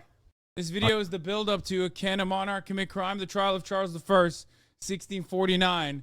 It's supposed to draw a parallel to Donald Trump being a god king. Why not wear shoes on a treadmill? I would get blisters. Yeah, well, guess what, dude? I'm above that. It's all kind of important. Context is important. Yeah, whatever. Okay. All right. MatPat is leaving the internet. Let's take a look. On March 9th, I will be hosting my last Theory episode, at which point I'll be handing off the channels to someone else. No! There it is. That's it. Send tweet. We're all done here. That's all you need to know, right? Oh, wow. Forgive me, by the way, if I'm a little bit more disorganized than usual. Normally, I would want... I feel like he has YouTuber voice on when he's like supposed to be emotional right now, and it like I don't know how to cope with it. Like, does he actually sound like that? Like that's just a theory, a game theory. Like while he's talking about normal stuff, like when he's asking his wife, like, can you hand me a coffee? Just a coffee. Like, is that what he sounds like? Normal? That's his voice? Wait, really? Want to script out something like this pretty precisely. But with an announcement like this, I wanted to bring it back to just us. There's no one else in the room. There's no teleprompters. There's no nothing. It's just the way that this whole thing started. It's a conversation between us. And sorry that I keep getting emotional about this. What's happening? Like, that other guy is quitting too? What is it, Tom Scott or something? Oh no, every like elder Gen Z, younger millennial with neurodivergency is going down. Tom Scott, MatPat, what's next? If Markiplier says he's quitting, that's like you've taken out an entire generation of kids that grew up on YouTube. To me, I didn't grow up on YouTube, so this doesn't do anything to me. I'll try not to, but it's a big deal. No, I'm not saying MatPat is neurodivergent. I'm saying an entire generation of younger millennials and elderly, like older Zoomers, grew up on these guys. Deal. You know, like, if you think about it, this channel is Steph and my first child, really. Before we had Ollie, before we had Skip, CatBat, like, it was this. This was our baby. This channel has been going for 13 years. I think in total it's somewhere around. Bitch, I grew up in Turkey. I was growing up slapping rocks, growing up using airsoft rifles on one another, shooting each other with BB guns and shit. That's what I was doing. Like 1,200 theories, and only half of those are FNAF. Shocking. I know, we actually did stuff that wasn't FNAF related, but this has been a literal third of my life, and I'm gonna miss you. I'm gonna miss this. I value what we have here. I value this conversation, this openness, this relationship that we share, and I'm sad that I won't be able to see you every week. Which then I guess prompts the question of like, I don't understand. Like, why doesn't he just keep making videos, but just like dial back the content a little bit? Like, what? They can, because we knew that we couldn't do this forever. We knew that, honestly, we didn't want to do this forever. For as much as I love you, and I love overthinking things, and I love theorizing, I don't love late nights. I don't love the fact that Steph and I... This is Captain Sparkle's most viral video. This has 156 million views. I used to chunks would load when I gave the word. Now every night I go store. Hide from the mobs I used to slay. They once were terrified. Every time I loved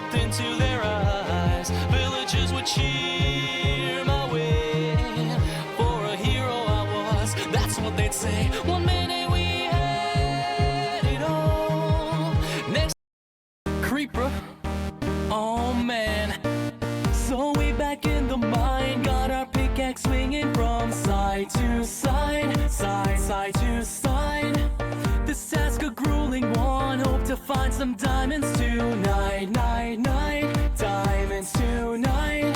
Heads up, you hear a sound, turn around and look up. I mean, it's like, I'm not going to make fun of this person or you guys because, like, obviously this is for children. Like, if I was a guy that looked like this, I've started making videos like that, I'd be like, yeah, I have to quit. Like, I have to quit this. Like, it makes sense. He's just, like, stuck making Kids Bop with Minecraft. Like, yeah, that's like 11 years ago. I mean, this is an adult with a adult hairline. You know what I mean? Like, he is an adult. I respect. You're simultaneously too young and too old for this. Like, I don't even know.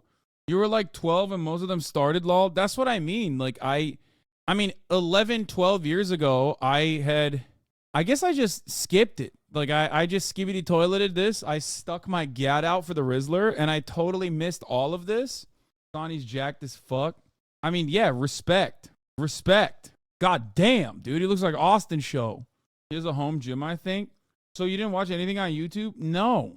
You were like 20 when this started popping off? Yeah, I think I was just like I think I was simultaneously too old, but also not old enough to like have a child and then know about it. You know what I mean? But I also didn't grow up in America, so I think that's the other thing as well. He's a dirty capitalist that owns a dozen Lamborghinis for show. Brother, I don't care. He's a YouTube content creator that makes Coldplay parodies. Like, yeah, go ahead, dude. Have the Revolutionary People's Proletarian Republic seize his Lamborghinis and then chop them up, I think. Like, what? Yeah, this guy has betrayed the revolution by making Minecraft parody Coldplay songs. If you didn't watch this, you never really played Minecraft? Yeah, well, I didn't play Minecraft. That's the thing. I never played Minecraft. I think you were too old for the YouTube parody era. It was really catered to 12-year-olds like Tobuscus and Smosh or Cringe AF now to look back on. Yeah, I did not know about any of this stuff. But I'm not yucking it. I'm not yucking the yum. You know what I mean? One of the few YouTubers who wasn't an alt-right actual good person. Yeah, especially if that's the case. He seems like a normal, nice guy. Respect. If you were a YouTuber during that era, you either retire from YouTube early or lived it long enough to become the villain. Yeah. It was kids content for a subset of Zoomers. Don't know why chatters are acting like they don't get it. This was my childhood and I'm 10 years younger than you. Yeah. What is this? I'm mining. I'm mining. I mean, I remember the Playboy Cardi mining song. That was pretty funny. But that was like recent. This is what the Hasidic people were playing when digging those tunnels. I'm mining. Mob so icy, wonder why they kill me. I'm just mining in water. I just fell in a hole. Now I'm crying. Every server I go on, yeah, it's inspiring. Minecraft. I'm just mining. No, this is Boogie with a Hoodie, but I'm talking about the parody that I remember is like from a couple years ago, which was a Playboy Cardi song. I think it was like, wasn't it Cardi? The Cardi Minecraft one was, oh, this one, I think. Yeah, this is the one.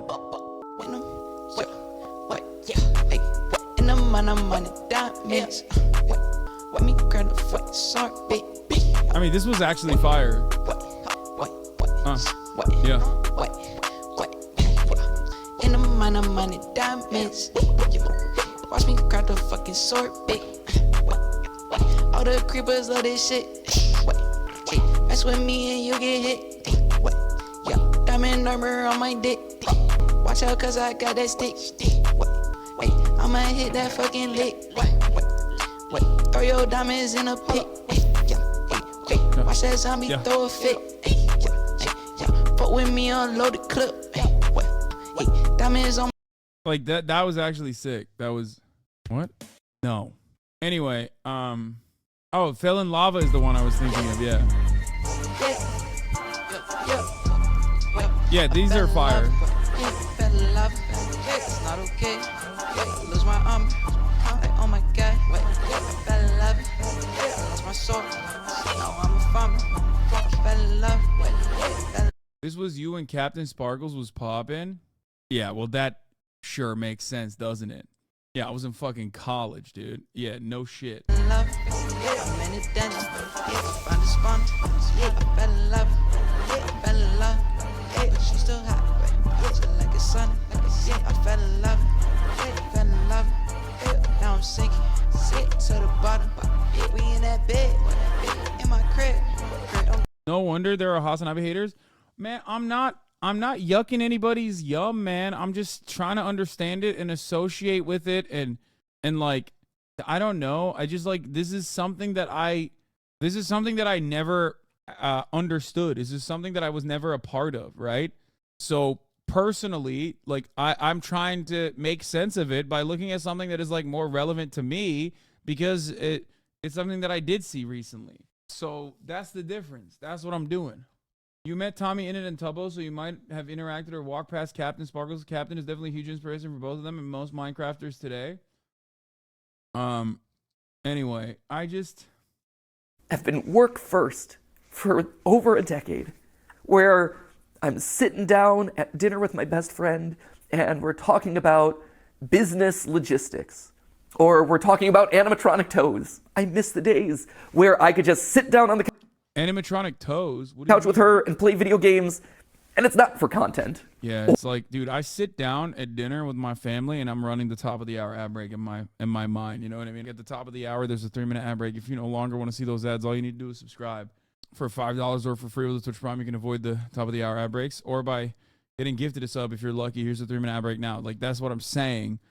When it's like 9 p.m. and I'm having dinner with Marat and I'm just serving him a top of the hour ad break, I'm just straight up to his face serving that.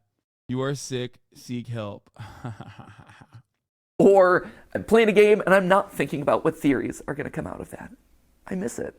So that's a big reason. That was a big one right there. But also just the internet's changing. My life has changed in the last 13 years. I mentioned Ali before. He's the coolest little dude, and he's getting older by the minute. And I watch him, and he has so much fun.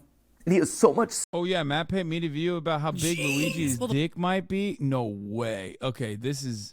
And going back, way back to the earliest days of this show, to a time when I had much more questionable taste in episode topics, to a time 6 years ago when I jokingly promised to make up for the boobs episode with a video like this. And yet, here we are, 2018, and a legitimate topic being discussed online is Luigi's short bulge. It's true. If you hadn't heard, in mid-March, Nintendo released promotional images for Mario Tennis Aces, specifically.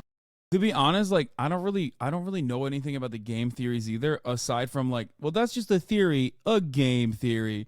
My introduction to MatPat was like specifically when he dissed me, and then also specifically when he dissed Eddie Bareback by putting him in the thumbo, when it's like when he's basically making fun of the same exact concept that Eddie Bareback was making fun of, but then literally put Eddie Bareback in the thumbnail as though Eddie Bareback was doing the same thing that everyone else was doing. But then, to be fair, he also put himself in the thumbo, which is a criticism of the YouTube content.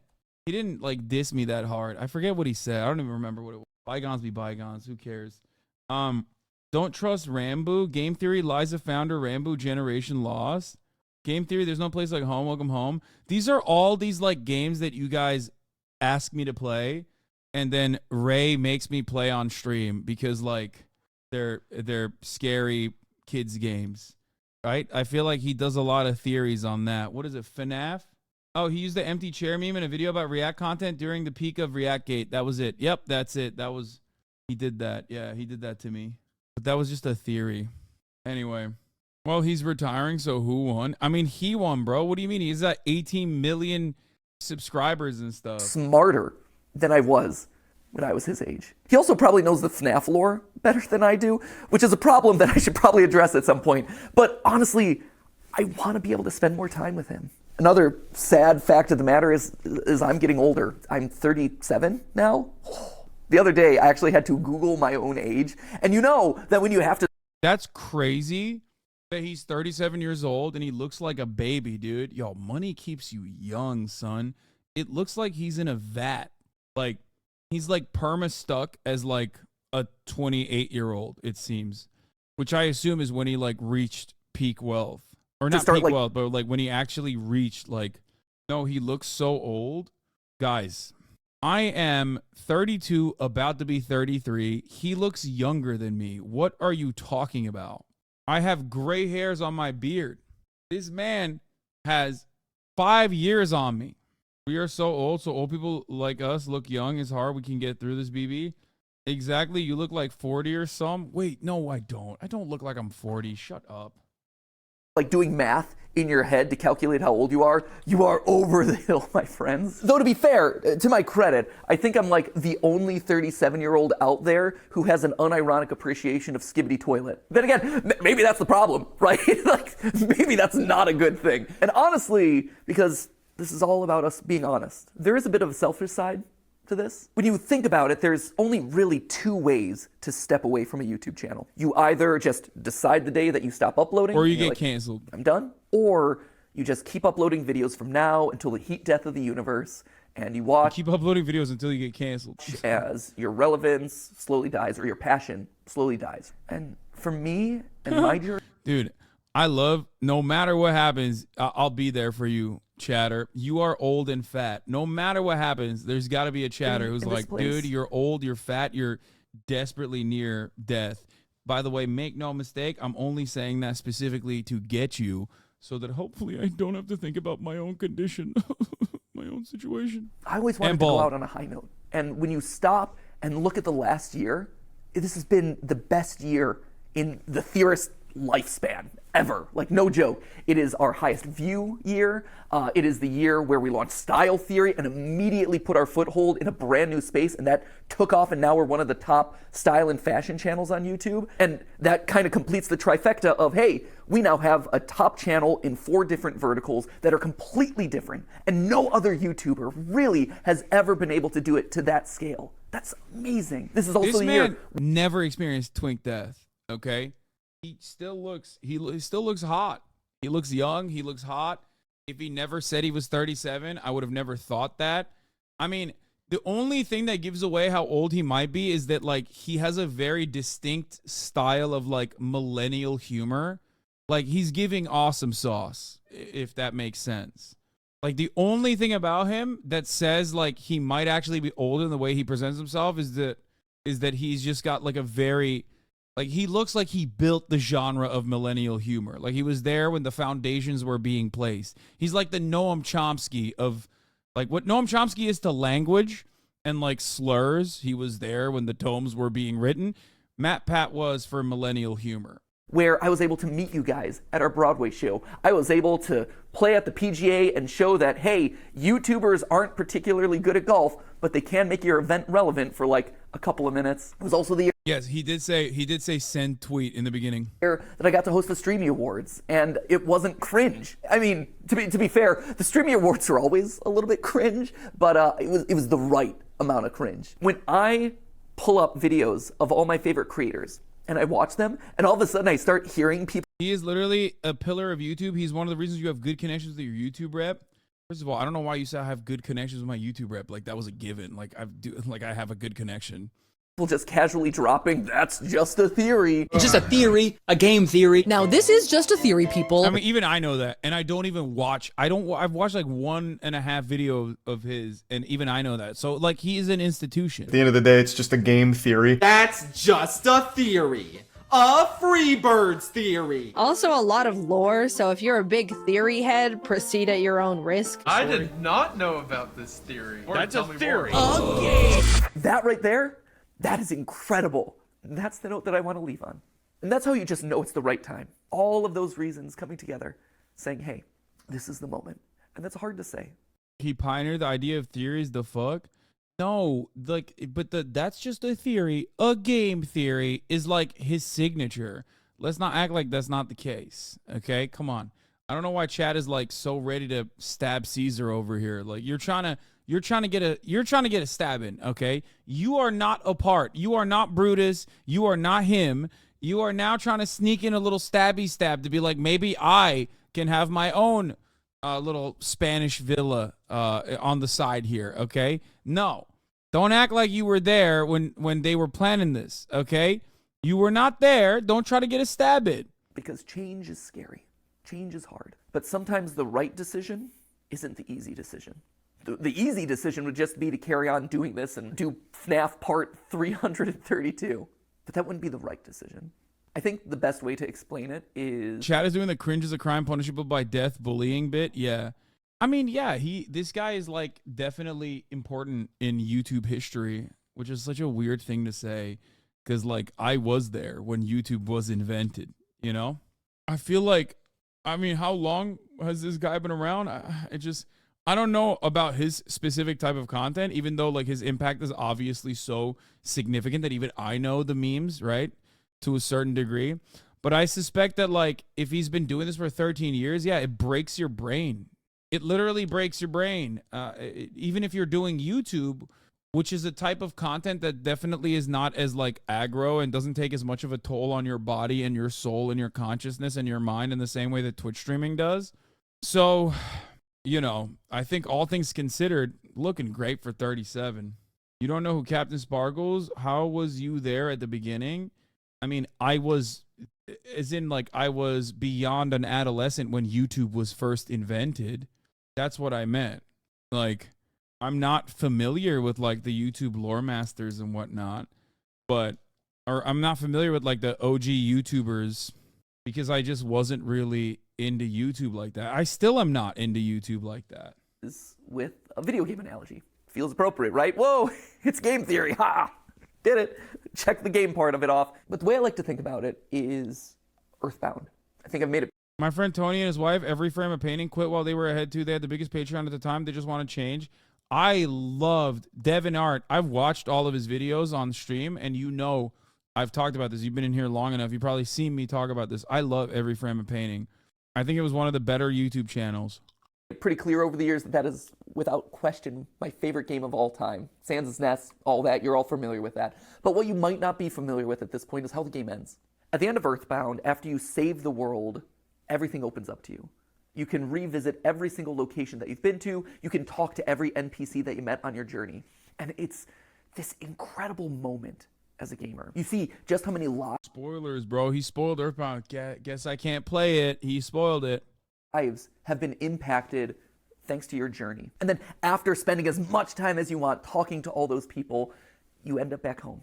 You go back to where it all began, where you were just a kid waking up in bed and starting your adventure. And even though your mom's there and your dog's there and your weird telephone dad's there, it feels different somehow. Like, sure, this is still a place of love and acceptance and comfort and security, but you just don't quite fit anymore. Because you just traveled the world. You made all these new friends. You are different. You grew up. And your relationship to this place grows up.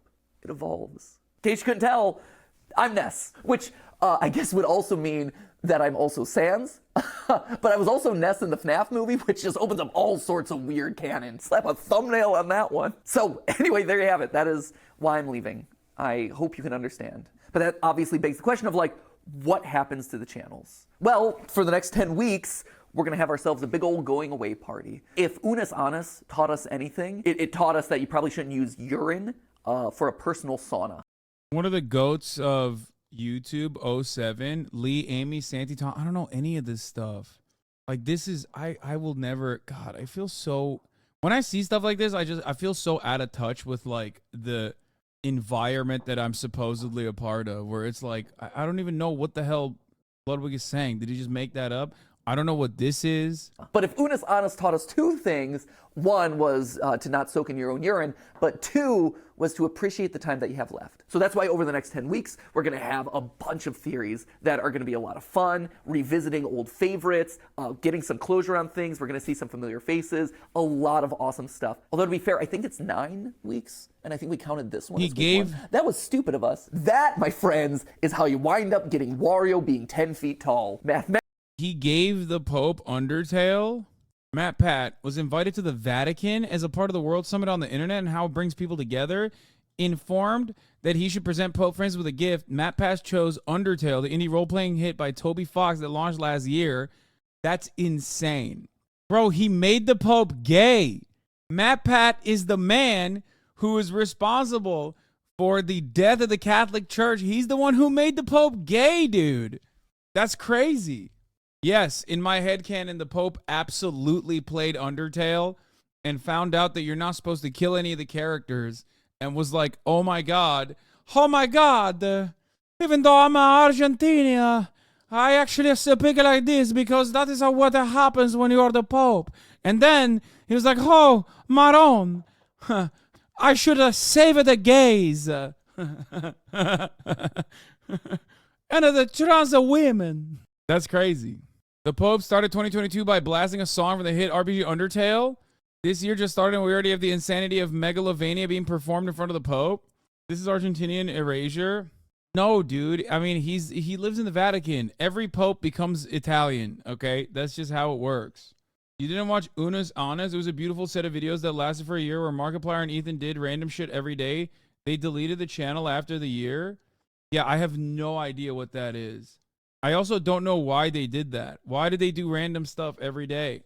Guys, that's another thing. Like, I have watched zero Markiplier. I just know him as, like, the hot voice guy. Mathematical rigor. Should have double-checked the numbers. So I have 9 theories left on each of the channels, but we're going to call them Matt Pat's Final 10 because that just sounds better. At which point then on March 9th, we're going to have that big going away celebration. Una's Honest changed my life. Matt Pat's Final Theory, and I just dust away. I stand astride my Music Man, and I just whip a nay-nay off into the distance. But then something special happens. Do the channels go away with me? No, actually. I've always thought that anyone can be a theorist, right? If you are passionate about a topic and you love to overthink it and over-research it, then congratulations, you're a theorist. And that could range from, hey, I have family recipes that I'm constantly looking to refine, to, hey, I want to create the perfect fantasy sports team. Because here's the thing, sports pros, at the end of the day, if you are in the statistics and numbers and doing calculations to see if your team won or lost, you're just playing a glorified Dungeons and Dragons game. I hate to break it to you, you're one of us, my friends. And sure, game theory is a format that I created. It's a show with this very excitable host who makes a lot of cringy dad jokes and says the word lore a lot. But at the end of the day, it's more than just the host. It is a show. It is no, Devin, a format. it's okay. And I'm not going to in a broader sense, it is a guy. state of mind. It's a way of thinking and approaching the world around you. It's more than just the host. And when you think about it, not a lot of YouTube channels function that way. We're special in that regard. Like, you're not going to be able to get another Markiplier stepping into the Markiplier channel. And you're never going to be able to recreate Jenna Marbles. And to be honest, you're never going to get another Matt Pat either. But you can have another game theorist. You can have another film theorist or food theorist or style. You were unfortunately never there during the Skeptiplier arc of the internet. What's that? He saw the bromosexual guards and had to come to a Jesus moment. What is a Skeptiplier? He had a show back when Disney was pushing into gaming entertainment. What is a Septiplier? Jacksepticeye plus Markiplier? Shipping Mark and Jacksepticeye? Is that like a Gaylor thing? None of these words are in the Quran. Yeah. Kaya has met Jacksepticeye. This is true. Before me. You're 100% familiar with this topic, aren't you, Hassan Stash? It got very out of hand. It was a Tumblr thing. The end of Una's Honest was like a funeral stream, and then the clock wound down to 0. The surreal experience of watching all the videos delete while you were watching the stream on their channel until they finally clicked delete on the channel and the stream went down. Wow, that's kind of sick. One Septiplier Google search would give you 1,000 kissing gifs. If that tells, okay, I'm doing it. I'm hitting the Google search. Oh my God, what the hell is this? Oh my God. Oh my God, what the hell is this? Oh my God, I should have never. Sometimes it's okay to leave certain toothpaste in the toothpaste. Okay, leave the paste inside of the can, the tube, whatever. I'm losing words. I forgot words. Oh God. Oh no. That was not good. I've seen enough. I'm taking the glasses off. What are kids doing, man? Oh my God. Oh my God. Okay, Una's Honest. Yeah, I got it. It was 1 year. It's about embracing death, the death of content. You've been septiplied? Oh my God. Those kids are in their 20s now? Yeah, dude. It's just like, stop acting like that's somehow the most insane thing you've ever seen. You watch anime? No, that's definitely more insane than the anime I watch, for sure. My man, there are yaoi art of your RP characters. I don't know if this is outside of your wheelhouse. Dude, I know. That stuff is weird as hell, too. The final stream had a coffin and everything. Theorist. I think in a lot of ways, we almost function kind of like the Doctor Who of YouTube, where as one host fades away, a new one kind of respawns in their place. And they're able to put their own unique spin and flavor on the format and make it their unique thing. You have eras of the different theorist channels. And so, you know, my era is fading away and someone new is coming in. Maybe this is the David Tennant to Matt Smith transition, right? That was a good, solid series of episodes right there. So who then is going to be taking over the channels? Well, I don't know if you... I feel like he's speaking in a different language, dog. I'm trying to understand. Why'd you even go down this rabbit hole? You should have just stayed with the damn rabbis with the tunnels, lol. I mean, dude, this is another tunnel. If you want to keep it 100, you know, this is like this is another tunnel. We are in the shul right now, and I'm slowly breaking the wooden walls of the shul with a hammer to uncover a secret tunnel, which leads to the other what was it called? It's the Chabad, but then it goes into the other house, the holy house. So that's kind of what we're doing right now. There are tunnels inside of shuls. In the Matpat, this is the Matpat tunnel. Terror, tunnel of terror. If you've noticed this, but fewer and fewer of the words that I'm saying in any given episode are actually mine. If you go down to the credits, you can actually see in the description that there are certain names that have been appearing more and more frequently. Like, yeah, I'm listed on every single one as the writer because I touch every single script, I polish it into my voice, but in all honesty, the bulk of what I'm saying is coming from someone else. It's their research, it's their work. Why should they have to filter their creativity through my voice? I've always envisioned these channels as a place where we could spotlight all sorts of creators. I mean, it even goes back to the original URL of this channel, right? It isn't game theory, it was always the game theorists, because this was a place where you could find a lot of like-minded creators, all with a passion for gaming and education. That's why we had the partner shows like Gaijin Goomba with Culture Shock, or Drake with Smash History, or Ryder with A Brief History, or Austin with The Science, and Lee with The Breakdown. They were all here because we all had a similar goal: to educate people through the lens of gaming. And then YouTube pivoted and then made it so that way doing a channel in that style doesn't really work anymore. But we still tried to keep that ethos alive by making sure that we're regularly covering small indie projects. Stuff like OnlyCans, like Mandela Catalog, like OWO. OWO? See? I learned. But if we're doing that for all these other creators, why aren't we doing it for the creators on our own staff? Babe, wake up. They announced MatPat DLC, Try Not to Cry Challenge, impossible. There's a brand new game theory on Fox News. You need to react to this right away. A Pentagon asset. That's what I'm talking about, dude. Put this in my veins, dude. Put this in a pipe and smoke it. This is my crack cocaine. Now, that's just a theory, a Jesse Waters game theory, okay? This is the reason why I don't know enough about MatPat and why he's leaving the internet, or like Captain Sparkles or any of these other like goated legendary content creators that I'm unfamiliar with, is because I spent a good chunk of my life basically mainlining the most unhinged, dumbass, nonsensical, reactionary politics. This is my cutting edge, okay? This is what gives me edge against my interlocutors, okay? This is what gives me the edge I need as a political commentator who can do this kind of thing in real time. That's probably what it is. That's it. This kind of shit. Did you see Scooter Braun talking to Noah Tishby? I think no human alive is dumber than him. He said to talk to the kids, and anyone who asked, they had a music festival of peace so close to Gaza. It was down because of the kid. I don't care. I don't care about Scooter Braun. And I don't want to watch Noah Tishby or whatever at all. Yeah. Don't know who MatPat is, but you know Judge Janine's entire scholarly legal work? Yes. He was popping off on YouTube when you were trading blows with a blonde chick while on TYT? Yeah. How have you been so deep in the politics hole and remain normal? I wouldn't say I'm normal. I would, however, say that I'm, I guess, more normal than those who cover politics online for the most part. And that is because, I don't know, I just had like a normal development and a healthy interest. As a political commentator, why aren't you covering the equator instead of some YouTuber? I feel like it's irresponsible of me to not do a little bit of reading on the equator. The Ecuador, sorry, not equator, Ecuador, and you know, I keep calling it the equator. Okay, and then get back into it instead of just like reacting to Twitter videos of violence of like a bunch of people you know, breaking into a television studio with guns and trading shots with the police? Is that what you want me to cover?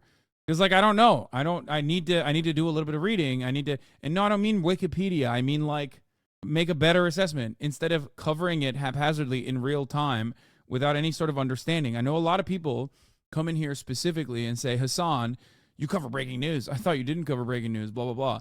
When I'm talking about stuff, I usually develop an understanding before I broach the subject matter.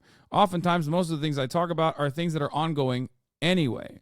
There are things that I've covered before. Okay? Anyway, yeah. Ecuador is a land of contrast. There you go. That's it. You only cover breaking news when you already know the background info on what's going on in U.S. politics or Israel-Palestine? Exactly. I don't know everything.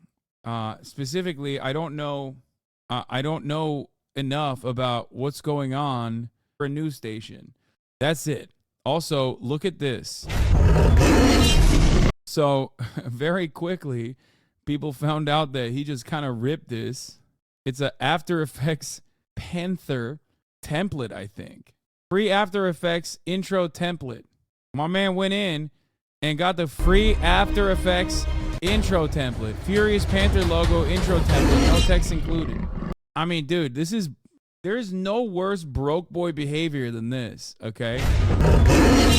This is literally the most broke boy behavior, which I assume because this is Elon Musk, there's like, time to write another chapter, buddy. The king has spoken. It's actually not a bad joke from Ludwig. But god damn, he's suffering, dude. Oh my god. Holy moly, he's not doing all right. There is no way. Did he think no one was going to find out, or is he just that shameless? I mean, dude, it doesn't matter. Look, see, this is why it doesn't matter. Amazing graphic. Even this guy, who's a dick rider of his and shameless, kind of recognizes that this is bunk, but then leans into it like, oh, he did this on purpose. PlayStation 1 video game company intro vibes. Fire. Excellent Zeet, my fellow Sigma. Exactly. Cope. Yes, I'm coping. He's the goat. And I'm the giraffe. Isn't it just a troll? What? I don't even know what he's doing no more, man. I don't know. What? Speaking of people not doing all right, conservatives are losing their fucking minds on Twitter right now. Breaking: James Madison High School in New York City will be shutting down in order to provide shelter to the illegals. Approximately 1.9K illegals from Floyd Bennett Field will temporarily relocate to the school. You might ask, what happens to the students? They will be forced to attend virtual classes. Illegals over your children in New York City. So where's the article for this? No article, just a blurry one Google Maps image, please, and one blurry photo of what I suspect is the high school by a guy whose username is I meme, therefore I am. Chief memer, mother, and immigration, sometimes not so good, okay? You don't want to mess with God, family, country, parody at times. Anyway, I wanted to cover this, but it's on Bloomberg Tech, and I can't get over the I can't bypass Bloomberg Tech's incredible paywall. Some 2,000 migrants evacuated from Floyd Bennett Field shelter due to high wind concerns. They're going to be relocated to the Floyd Bennett Field, James Madison High School in Midwood. Students were dismissed at the regular time. One teacher told CBS 2 staff they received an email Tuesday morning saying that migrants were set to arrive at 5 p.m. and placed inside the school's gym. At 6:30 a.m., they sent an email, just a storm coming in and migrants will be coming to the site, take important stuff home. New York's Emergency Management Commissioner Zach Iskall told the evacuation about 500 families are being staggered. Tuesday, as migrants return to Floyd Bennett Field throughout the evening. Okay, what are they supposed to do? Like, let them die? I don't understand. It's like, okay, yeah, they're using the school as what schools oftentimes are used for, like a storm shelter. Yeah, they're using it as an emergency shelter. What is the problem? Anyway, the highest wind gusts up to 70 miles per hour really close to JFK, Jamaica Bay, and along the coast. They're expected to be closer to Creedmoor, where the Randalls are. Placing asylum seekers in Floyd Bennett Field despite the known significant storm risk highlights the mismanagement and waste money that is all too present in City Hall's approach to shelter and services for asylum seekers. Yeah. It's a byproduct of people using real human beings as a pawn in their political theater. disgusting. It's gross. And I think the federal government should step in. I've been saying this from the jump. That's it. Those people complaining are doing so from the shelter.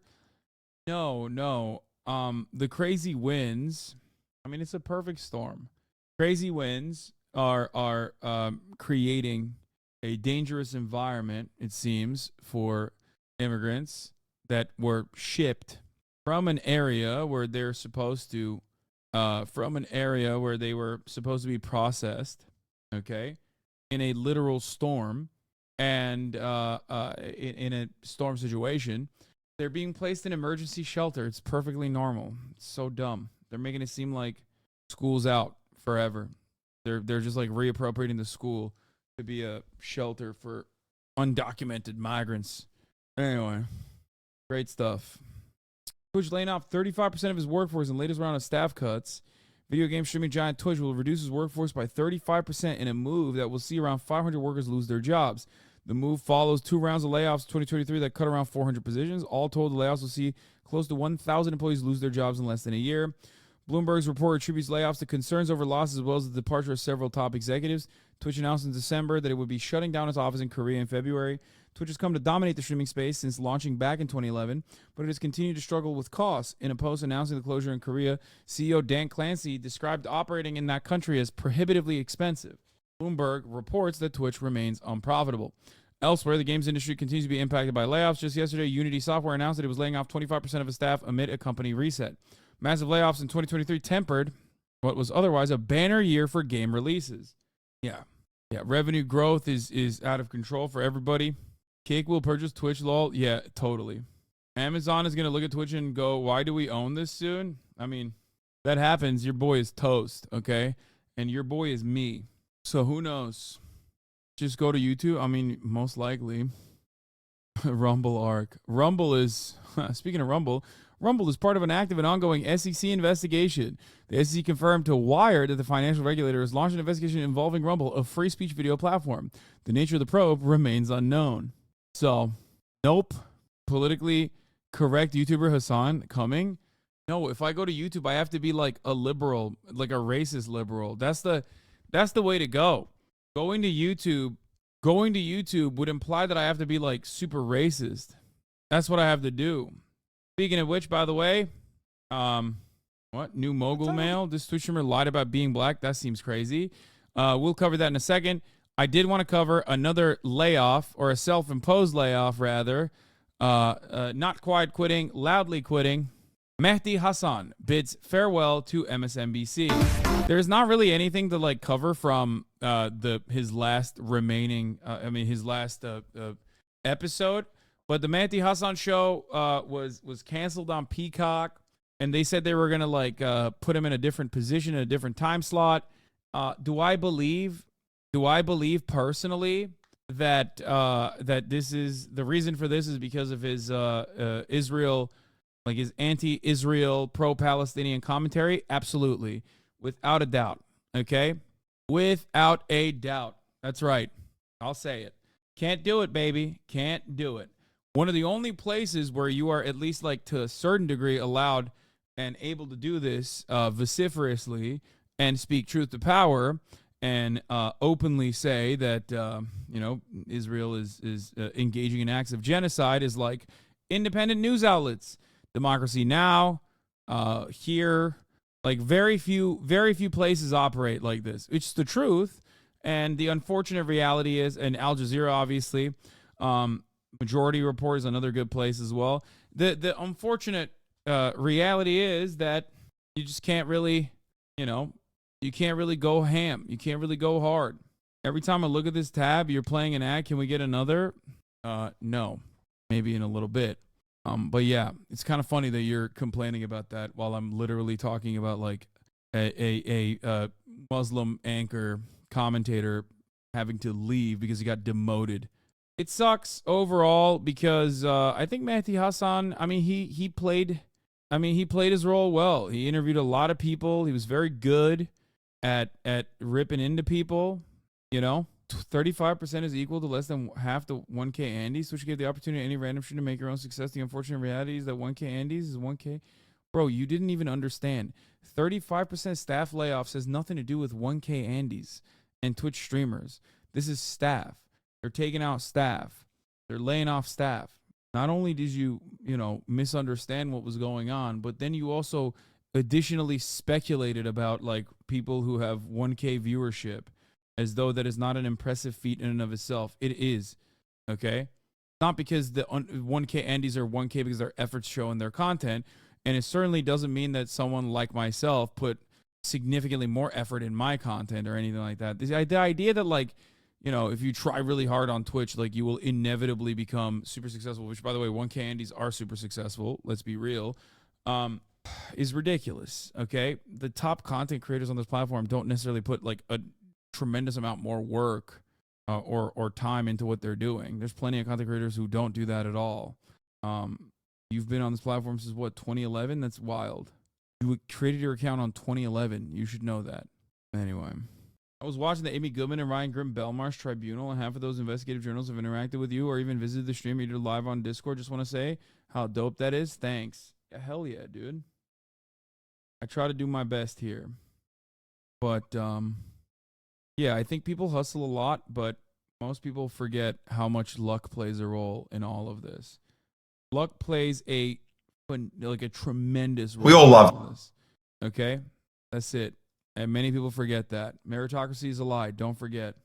This video will crack you up. Luck isn't always needed, though.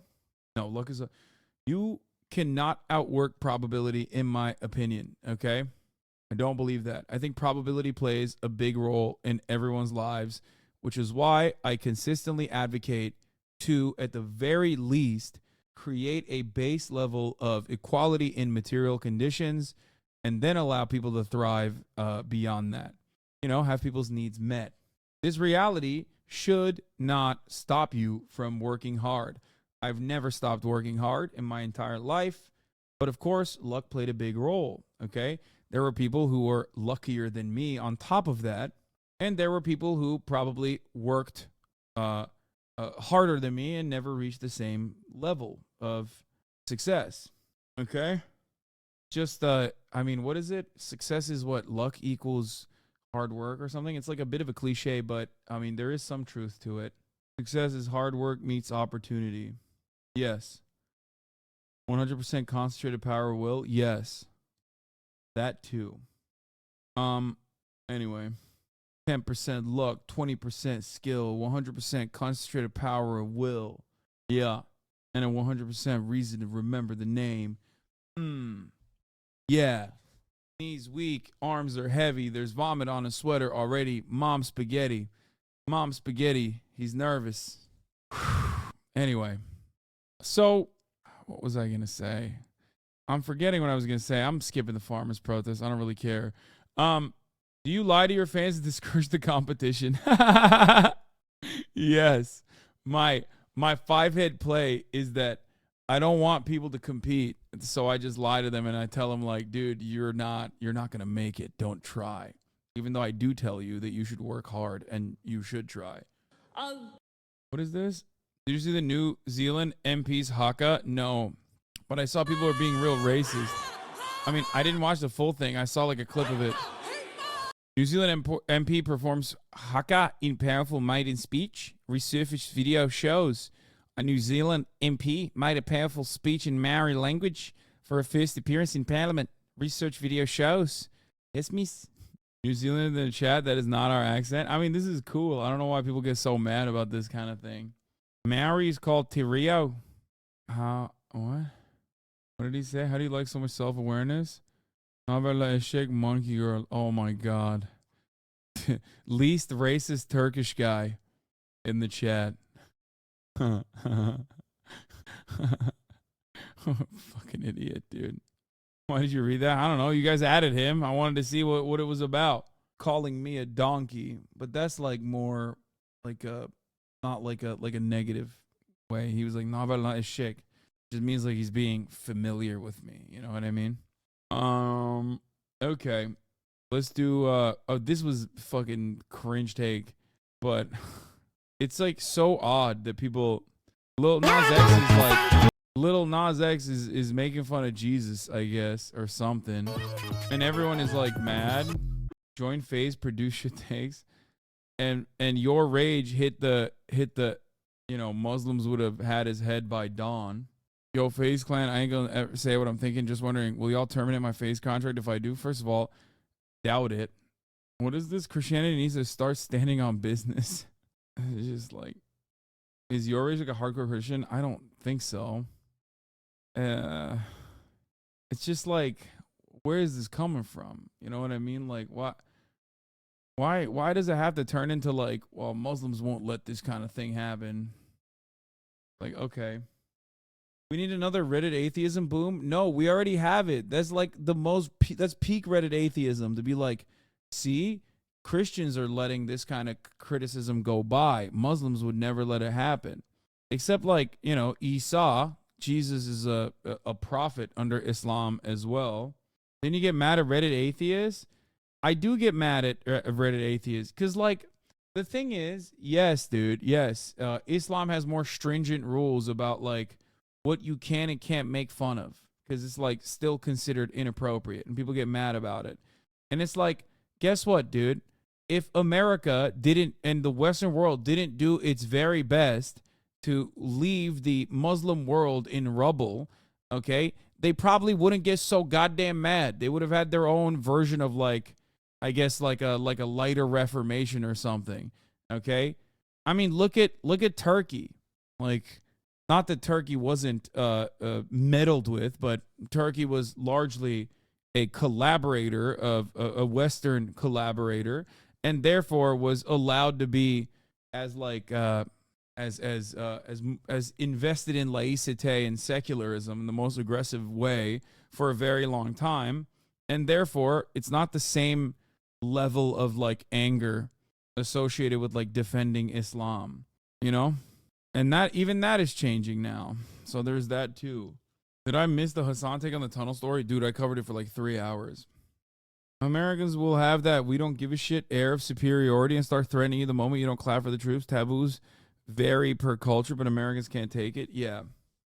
Lil Nas X literally got exposed for being an Islamophobe. Yeah, it's like kind of funny that he's saying about Lil Nas X as well, because like wasn't he like a Nicki stan who had like a lot of anti-Islam tweets and stuff on the Nicki stan account back in the day? That is like a little bit of tea that I know about Lil Nas X. To be fair, he probably was a little baby at the time. More so wild that he like was a little baby with Islamophobic tendencies, but I know Twitter hates me right now, but I want y'all to know I'm literally about to go to college for biblical studies in the fall, and then everything is a troll. Anyway, I'm a student again. Let's go. Liberty University. That's funny. Yeah, I don't know why people get so touchy-feely about it. I understand why Muslims do about certain aspects of religion. But like, isn't that the whole point? Isn't that what's so great about like the Western understanding of Christianity? Like, doesn't this imply that what the Muslim world is doing is bad when they get like aggressively angry about criticisms of Islam or whatever, and making jokes about Prophet Muhammad, which hasn't really stopped white people from engaging in that kind of thing before. So like, why are you simultaneously criticizing that while also saying like, and we should do it too? We shouldn't allow that to happen for Christianity. Wait, but was your rage that made this about Muslims? Yes. He had a hit tweet being like, try that about Muslims and you'll see what happens. And like that kind of thing I don't really understand, because it's like, what did Muslims do? Why you got to bring Muslims into this? Why can't Christians handle this amongst themselves? You know what I mean? Like, it's just always weird. Atheist chatters, be quiet, please. Yeah. But I don't really know. Like, we know you're an agent of religion. Yes, famously, I'm a big time religious guy. Ironic because like Agent is Muslim, isn't he? Pretty sure Agent is Muslim. Like some of the AMP boys are. Anyway, not Asian is Muslim. Agent. Why am I discussing AMP with the whitest community on Twitch? I don't know. But you're a clericalist and love big religion. Yeah, Agent 00. Agent made 2 videos about you too. Wait, Agent did 2? Anyway. Anti-Semites are also out in full force at the tunnel story. I've seen IG comments filled with sections of people saying Kanye was right and top like comments being Nazi shit. Even saw some in other Twitch chats. Yeah. Agent got in on the HasanAbi drama. What, 3 years later? Was Agent even around when I was getting destroyed for purchasing a house, for the crime of purchasing a house? Anyway. FaZe Clan is halal, brother. Apex will show him the way. Yeah, no, there's a lot of Muslims in FaZe, so I don't know why he's saying that, but then, but whatever. Agent has been around longer than you. That's probably, you're right. The disgraceful teens who dug underneath a well-respected synagogue did so on their own after being explicitly told no. Enemy of the tunnel, real tunnel heads. Let's get this terrible woman away from our system of holes. Oh my God. Gen Z was taught nothing is more important than their feelings, and now they're emboldened to act entitled and spoiled with zero regard or respect for others. We keep seeing this time and time again in all of our institutions. We must fix the broken education system. The future of our country depends on it. That's so funny. I'm glad that Shia Raichik found the real villains. Yeah. Gen Z. That's who's responsible for the tunnels. First of all, they should be celebrated for their phenomenal tunnel making skills. Okay? Yeah, she said woke snowflake culture to the Hasidic tunnels. If there's one Gen Z group that is, probably not similar to the rest of the Gen Z, it is the most insulated Hasidic community Zoomers. Okay? Like, what are you talking about? Then it's an abject failure. The entire ultra-Orthodox project is a fucking failure if you're literally pointing to the ultra-Orthodox Zoomers and how they've been tarnished by woke culture, okay? Then why are they not participating in the regular public schooling system then, okay? That's crazy. If anything, if you want the Hasidic Zoomers to stop, making tunnels or whatever the fuck, then let them play video games and shit. Give them Grand Theft Auto 5. You bet your ass they're not doing no tunnels ever again. Yeah, Chabadniks do not use TikTok. She knows that, but that's not true. She's Orthodox too, but she's Chabad. But it's not as like aggro. Like her community is not as aggro and as insular as like the community in New York. So those guys are even more Orthodox than she is. A few of them do law. Like she is literally from a less insulated community. She's from Brooklyn though? No, man. She's literally from my neck of the woods. 100%. She's in New York, Chabad. She was a landlord here. No, she now lives in Los Angeles, I'm pretty sure. No, not New Jersey, man. No, Los Angeles. I live around a bunch of different Orthodox communities. No, look it up, Hasan. I promise you she's originally from the New York Hasid community. Yeah, but she's in LA now. She's like a Ben Shapiro type. There's lots of Orthodox communities in Southern California, in Los Angeles specifically, that are way more integrated.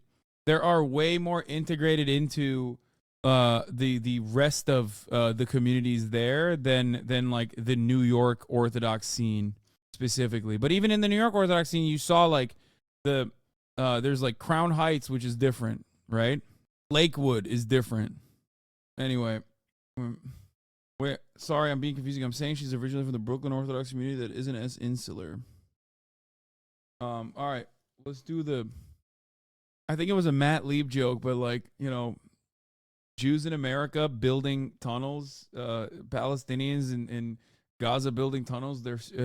He was like, we're truly cousins. He's right. Everybody loves tunnels, man. It's a united value. It's a principle that unites us all. Hasan is an anti-Semite. Are you talking about the Jewish tunnels, Orthodox Jewish doomsday bunkers? Hasan is an anti-Semite.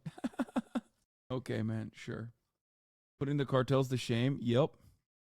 All right, let's watch MAGA Mail. This video is true. It's crazy, but I've looked into it. It is all true. There's a streamer and a YouTuber who lied for years to his viewers and other creator friends about being black. Why? Well, that's what I'm here to find out in this video. But first, let's talk about how Because DEI, brother, woke culture, affirmative action, blah, blah, blah. This even was found out in the first place, how this story dropped. And it all started a couple of days ago with this tweet. Zenby, the name of the creator, is not black. He just profited off of pretending to be and lied to people for years. Happy New Year. I don't understand. How do you profit off of being black? Like, what was, dude, there's nothing more white than just like fake being black. It's crazy. It is peak, it's peak whiteness. It's just like so, it is such a weird thing. I don't understand it. The Rachel Dolezal phenomena of just like. And he just had to keep digging the hole because everybody blew up. They went from just people who liked playing Bed Wars to people who liked playing Bed Wars in front of 10,000 people at once. I mean, that's a big jump. And where along that ride do you stop and say, hey? How did he become Muslim? Did he say the Shahada? Because if he did, then like that's valid. That's valid. You don't know. Maybe he prays 5 times a day, dog. You don't know that. Did he say the Shahada or not? I'm not black. You know, that's a hard thing to do. And so we could say this is just a cold cut case of a kid who lied and had to keep digging the hole to stay in the lie. But I think it's a little more nefarious. And I've pulled a couple of tweets of Zen throughout the years that kind of illustrate this. Now, this is the first one. Happy Juneteenth, everyone. I personally have been celebrating Juneteenth every year for a minute now. What? No. This is how you know the Minecraft community is so white.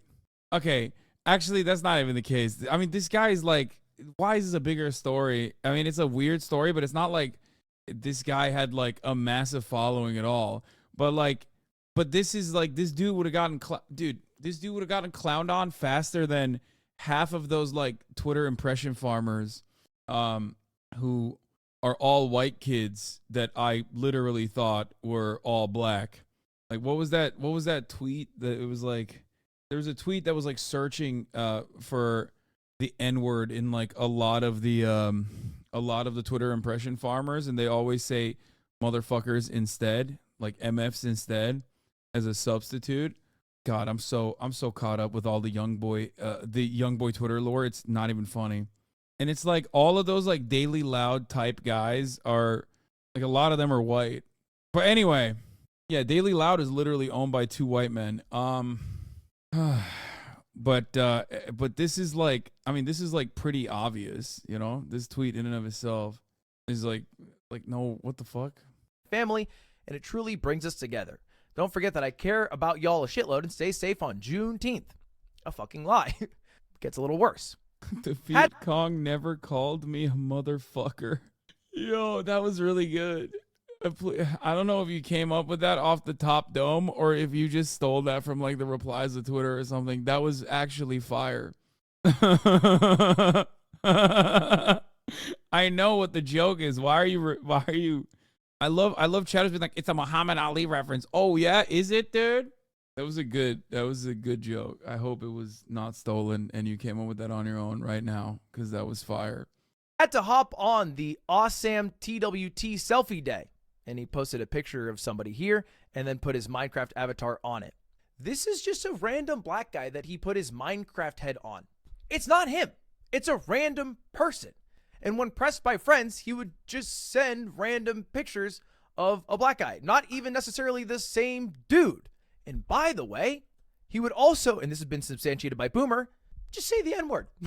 He would just say it as if he was a black dude, using it in casual, colloquial ways. But he wasn't. But it was all a lie. So I think maybe it did. Maybe it did start as a lie. All right?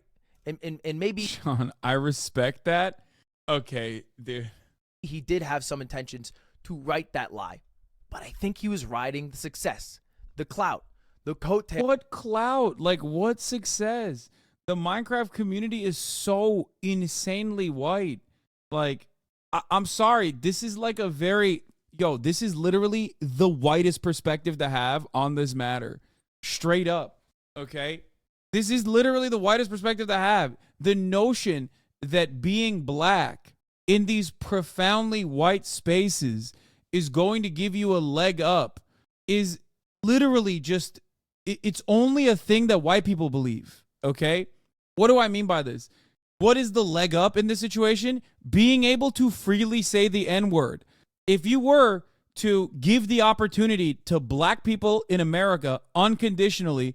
You can't say the N-word anymore, but literally you are going to have the same amenities as a white person. No one will say the N-word again, okay? That's not a benefit. Like, it's a benefit as a joke, right? Like, sure, whatever, it's the one thing, but like, it's not a real thing. There is no genuine, I guess like that is the most white thing, is to fetishize black people to that degree. Hasan, as a black person, I'm going to say you're straight up wrong on this front. You think that being a black content creator in a predominantly white field gives you like a legitimate advantage? I don't think so. I don't think it does at all. I think any kind of marginalization is a disadvantage. Any kind of marginalization immediately gives you a disadvantage. Yeah, they think black people are cool. My white ex-boyfriend told me he wished he was black because black people are so cool. I mean, this part is true. Like, this is definitely a thing. But overall, that is something that you can only maintain if you aren't personally black, I feel like, because you're not black. So you haven't experienced, in my opinion, probably the negative consequences of being black in a white supremacist society in an overwhelmingly white space. Like, a lot of people I think look at the likes of maybe even like Kai or AMP and their successes and think that that is not an anomaly, but is actually the real, like, that's how it works. That's a track record for success. And that's just wrong. Like, Kai and others have been able to overcome a lot more of the negative sides of being black in predominantly white spaces. Does that make sense? I don't know. I don't think, like, and even with all that success, people are still going to be racist as fuck to them. That's the other thing. Yeah, I don't know. I feel like since the Minecraft market is so crowded, maybe targeting a specific audience seems like something that content creator might go for, but at the same time, Skip was just 15 years old. Yeah, I think he was just young. That's the other thing. Tales of the success of this persona that he portrayed online that people liked, and it was in a way attached to a fabrication, being black, being Muslim, whatever. I mean, talking to Boomer, he would also lie about celebrating Ramadan. Just yeah, it's more so in like voice calls this. about how he couldn't eat when he.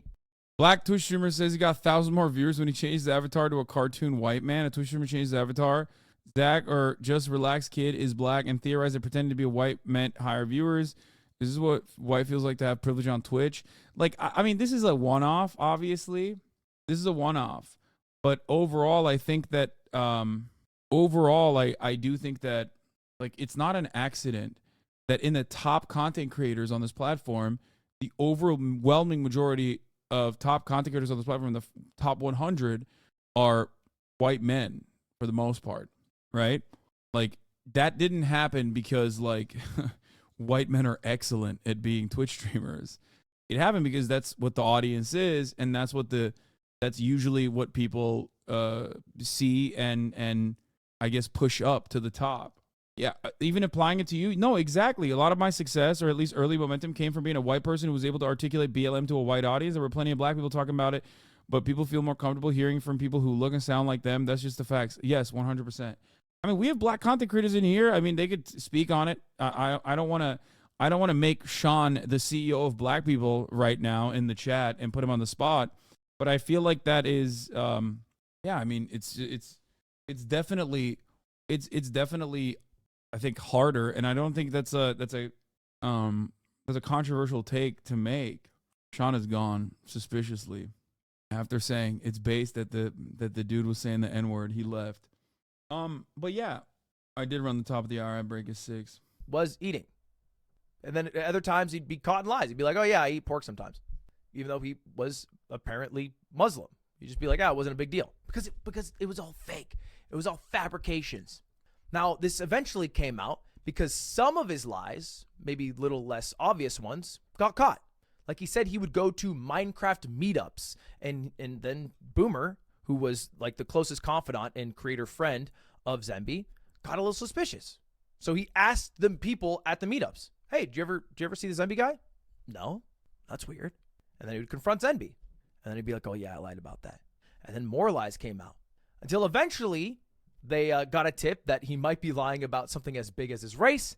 They confronted him on a call, got him to do a FaceTime, and yeah, it was revealed that is the case.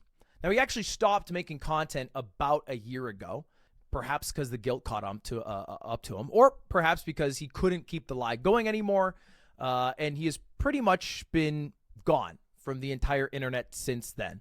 His YouTube channel is deleted. His Twitter is deleted. The only thing that's left is his Twitch, but I doubt he will be going live anytime soon. Now, this video isn't to send a witch hunt to find him. I don't want that to be the result of this, okay? But I do want it to be a little bit of a lesson.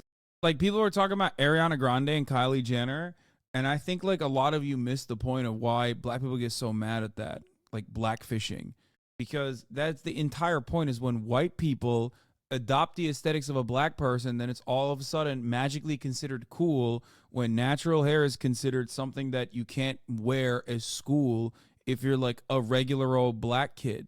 Okay?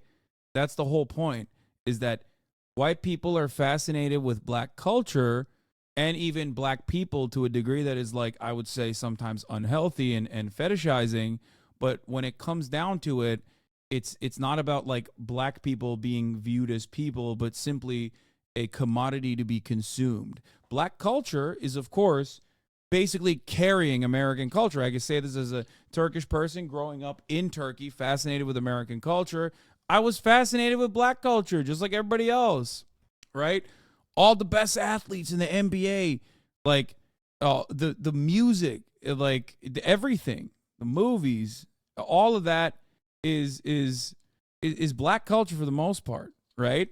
So that's part of the reason why so many, I mean, I wore a fucking Nelly Band-Aid to school in Turkey under my eye, chat, in Turkey. Nobody fucking knew anything, okay? Nobody knew what the fuck Nelly was in Turkey, but I was like, I thought it was cool. Like, it's hot in here, you know what I mean? I wore Echo pants with the dragon coming from my butthole down to my goddamn ankles, okay? Echo Unlimited. I did that. Did you feel cool though? No, because everyone thought I was weird, because that was like so far removed. I would take this to the grave. I don't care. I mean, I'll openly say it. But the point is that, yes, it is like, please don't say you wore a do-rag and a backwards jersey. No, I never wore a do-rag, but only because, like, I had no access to a do-rag, I guess. Because, like, if I had access to a do-rag, I probably would have worn it 100%. I wore a do-rag. Oh, no, I wore a do-rag one time on stream because one of you guys sent it to me. But that's different. My point is, I was growing up in Turkey, right? And that was the forward-facing, cool side of American culture. Even in a country where there isn't necessarily a large black population. So that's it. Like, black culture carries American culture.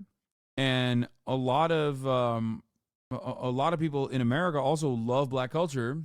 It's the same principle behind, like, you know, MAGA shitheads listening to rap music, loving rap music, but then becoming like reactionary little Republican Party voters later down in their lives. That, you know, a lot of the creators online are sometimes creators at any cost.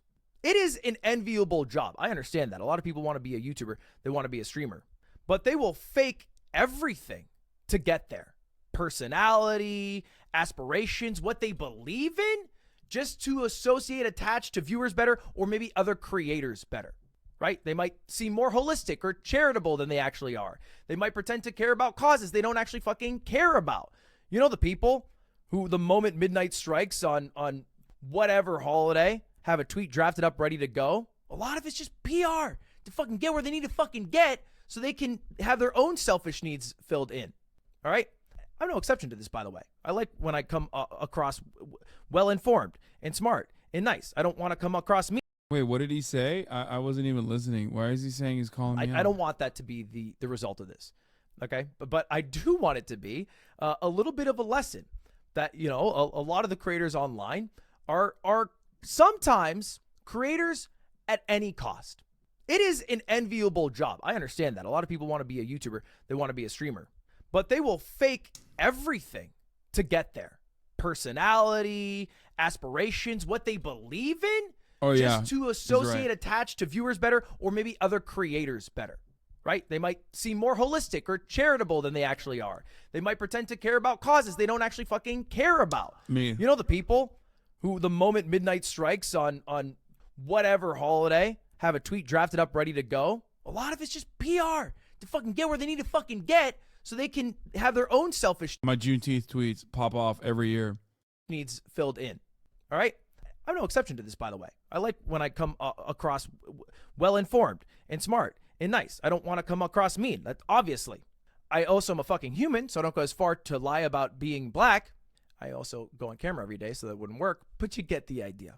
So anyway, that's it. This is a true tweet, true story. I saw this. I looked into this.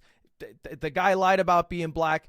I don't think we'll see him on the internet anymore because of that. But there's some fucking crazies out there. Thanks for watching, everybody. Sorry, Boomer had to deal with that. And there you go. That's your drama. That's your drama of the day. Holy shit, man. So yeah, I mean, I don't know, Sean. The question I have for you was, as the CEO of Black People, as a black content creator, would you say that that being black in predominantly white spaces is not necessarily a benefit or an advantage or a boost, and maybe a burden that you must overcome, and that it's only white people that think that that is the case? Ludwig saying he's not black? Yeah, I don't know why Ludwig's saying that. It's crazy. People, you talking before or after the woke movement? What woke movement? Guys, there are certain concepts in American history, in the Western world in general, that are far in this moment. Like, I think it's mostly people, I don't know. I think it's like I think it's a phenomena that We all loved. white people believe that it's like, portraying yourself as black, not for a brief moment. You are correct. I'm surprised he did it though, because the association to our culture is a boost for sure. Like, it's not beneficial to be black, but it is to take culture. Yeah, no, that's what I'm saying. That's like the Ariana Grande phenomenon of like, yes, if you do black culture stuff, like Miley Cyrus, in order to get away from the Disney Channel accusations, she started twerking, right? Started doing all this stuff. And then once she was successfully removed from the Hannah Montana, the Hannah Montana stuff, then she dropped it. And she was like, what's up, guys? I'm white again. Like, I'm white again. You know what I mean? That's it. And people do that all the time.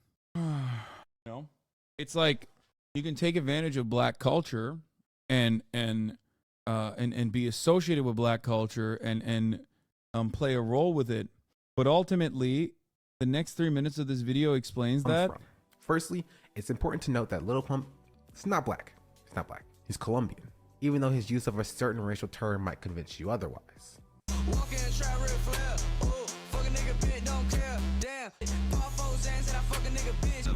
Cause he acting like a bitch. Take a nigga bitch to the Motel 6. Take a nigga bitch go missing. Ooh, bitch I ball like a piston. Ooh. Bro, niggas hating on me, man, this shit need to stop it. Lil Pump the freshest nigga coming on my city. Bro, you said the next 3 minutes explains it, and it's like just Lil Pump saying the N-word. But besides that, as I stated earlier, it all felt very over the top. Like it wasn't supposed to be taken seriously, like he was playing a character. Hey, bro. What is that, bro? Why you smoking swishes? What is that? I only smoke backwood, Carlo backwood, bitch. Carlo backwood, boy. Fault now, fault on a whole lot of swag shit. A whole lot of gang shit. Y'all know about this, man. There's a whole lot of gang shit going on, bro. Y'all ain't on it, bro. On fault now. Let me see that. You're going 70 miles per hour. How long would it take you to drive 70 miles? 70, nigga? Oh, why? Why 70? Explain to the camera why 70. Because 1 times 70. Well, who the fuck said anything about 1? Where did 1 come from? You're going 70 miles per hour! Oh, 1 hour! And you can see it through the progression of his looks. The face tats, colored dreads, prominent chains, and grills that became a signature look used by other non-black rappers were seemingly popularized by Gazzy. These characteristics were, of course, used by black rappers before non-black artists parodied them. So we have a non-black person playing a character embodying stereotypes of black people while profiting off of said stereotypes. Where have I heard that before? Lil Pump is not the only person who perpetuates this archetype. One of the most accomplished characters is Daniel Hernandez, or 6ix9ine. Daniel has been rapping since 2012 but never found true mainstream success until he donned his signature rainbow hair, rainbow grills, and extensive set of tats. And immediately we can see similarities between Gazzy and Daniel, both non-black Hispanics becoming famous off of being a meme before collaborating with established artists and who also frequently tend to use the N-word.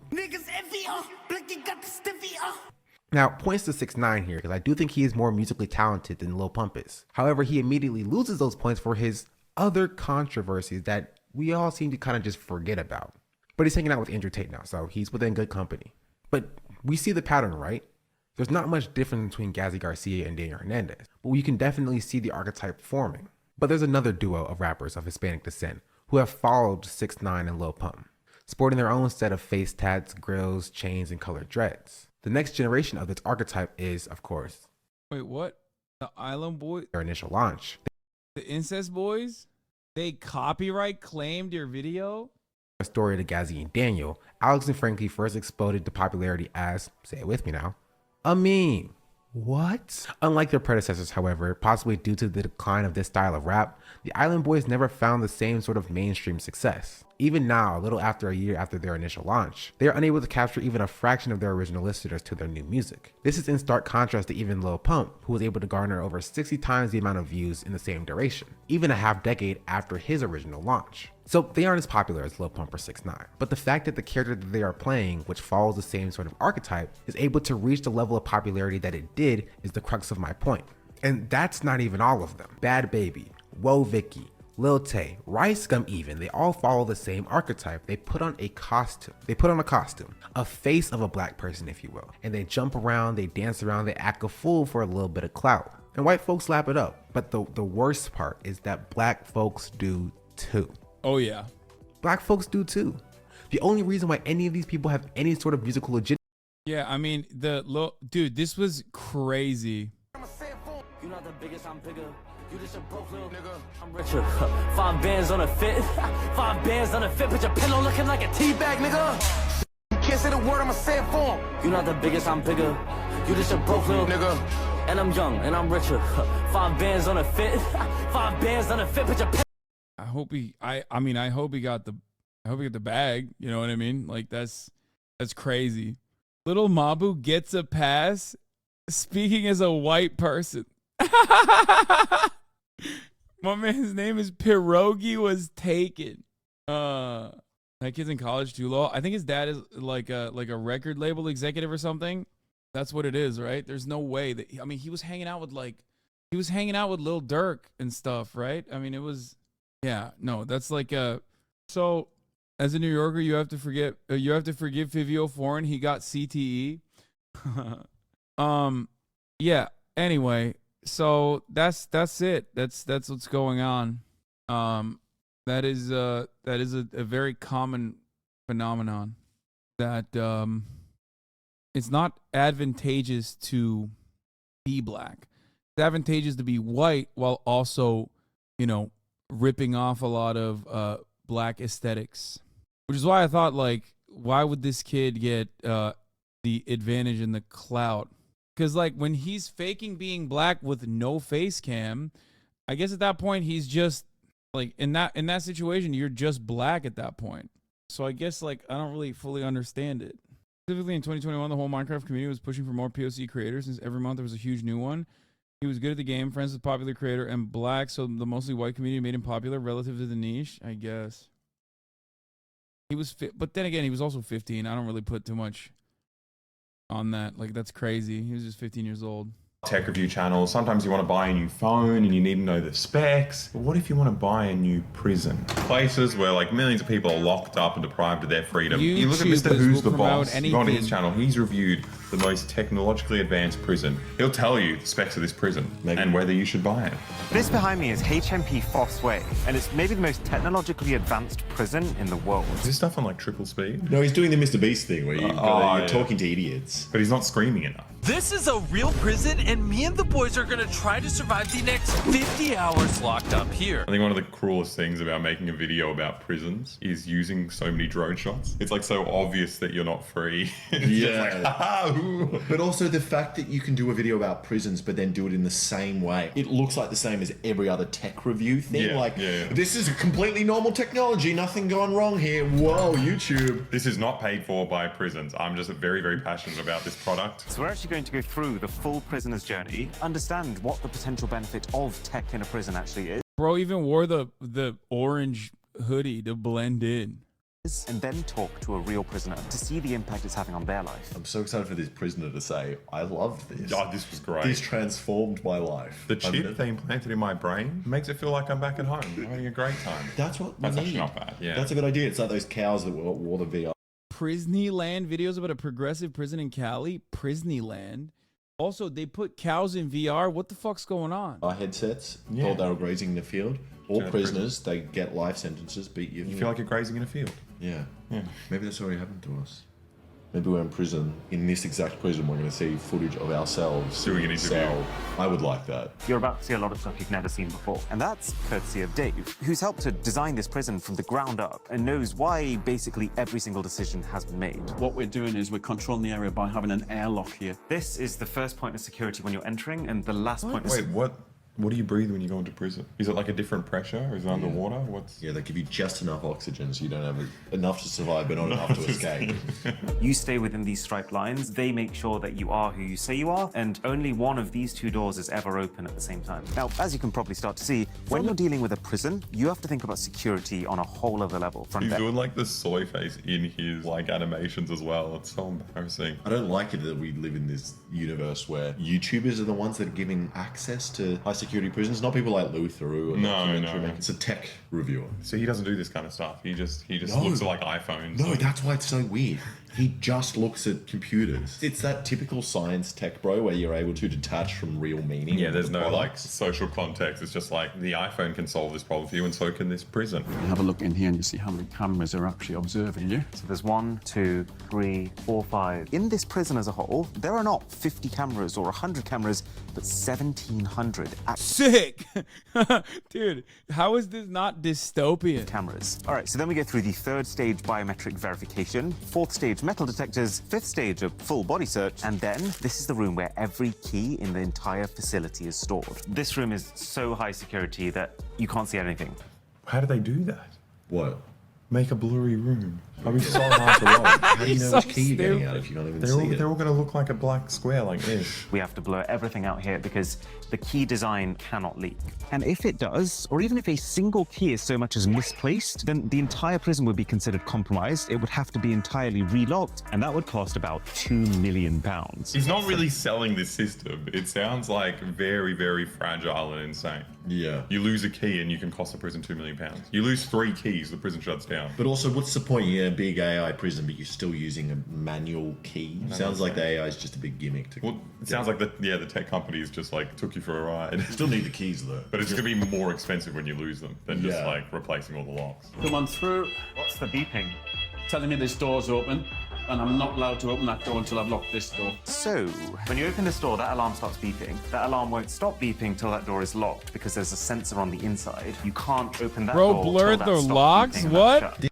Like, why can't you show the lock? This isn't new technology. They have the same system at Taronga Zoo. I was exactly going to say Taronga Zoo. Yeah, to stop the pigeons from getting out. You'll start to notice one interesting thing with all of these security measures, that it's very much not what you see in the movies, like 7 separate lines of bodyguards, but instead 7 very varied security steps, some technological, some using physical keys. Can I pitch you my idea for a perfect prison? You have a pit, the walls are sloped, 45 degrees. Every single day you have a man that comes around and just pours oil on the side. Hot? No, not hot. Okay. Just olive oil. oil. So then you try to run out. You can't. Okay. You keep sliding back down. That's perfect. It'd be great. And then all the prisoners will kind of oil wrestle at the bottom. Oh, like Turkish guys. And they're all Turkish. Yeah. In there as well. Perfect prison. That sounds, it's cheaper than this. It might get sunburn. Is the only issue. What the It's fuck? sunscreen. Oh, on the sides. Yeah. That's what it is. Slippery sunscreen. It's perfect. Once we get into the prison, it's more the general use area, the 3.6 metre fences. Presumably, no one's going to be able to jump something even half that height. To a certain height on the fence as well, You've got this sheeting. And also, these are not designed with fingers getting through. No, they're anti-climb fences. Anti-climb fences. I love the writing they put up. It's also funny because this guy's like quite English, so like some of the phrases he uses are so like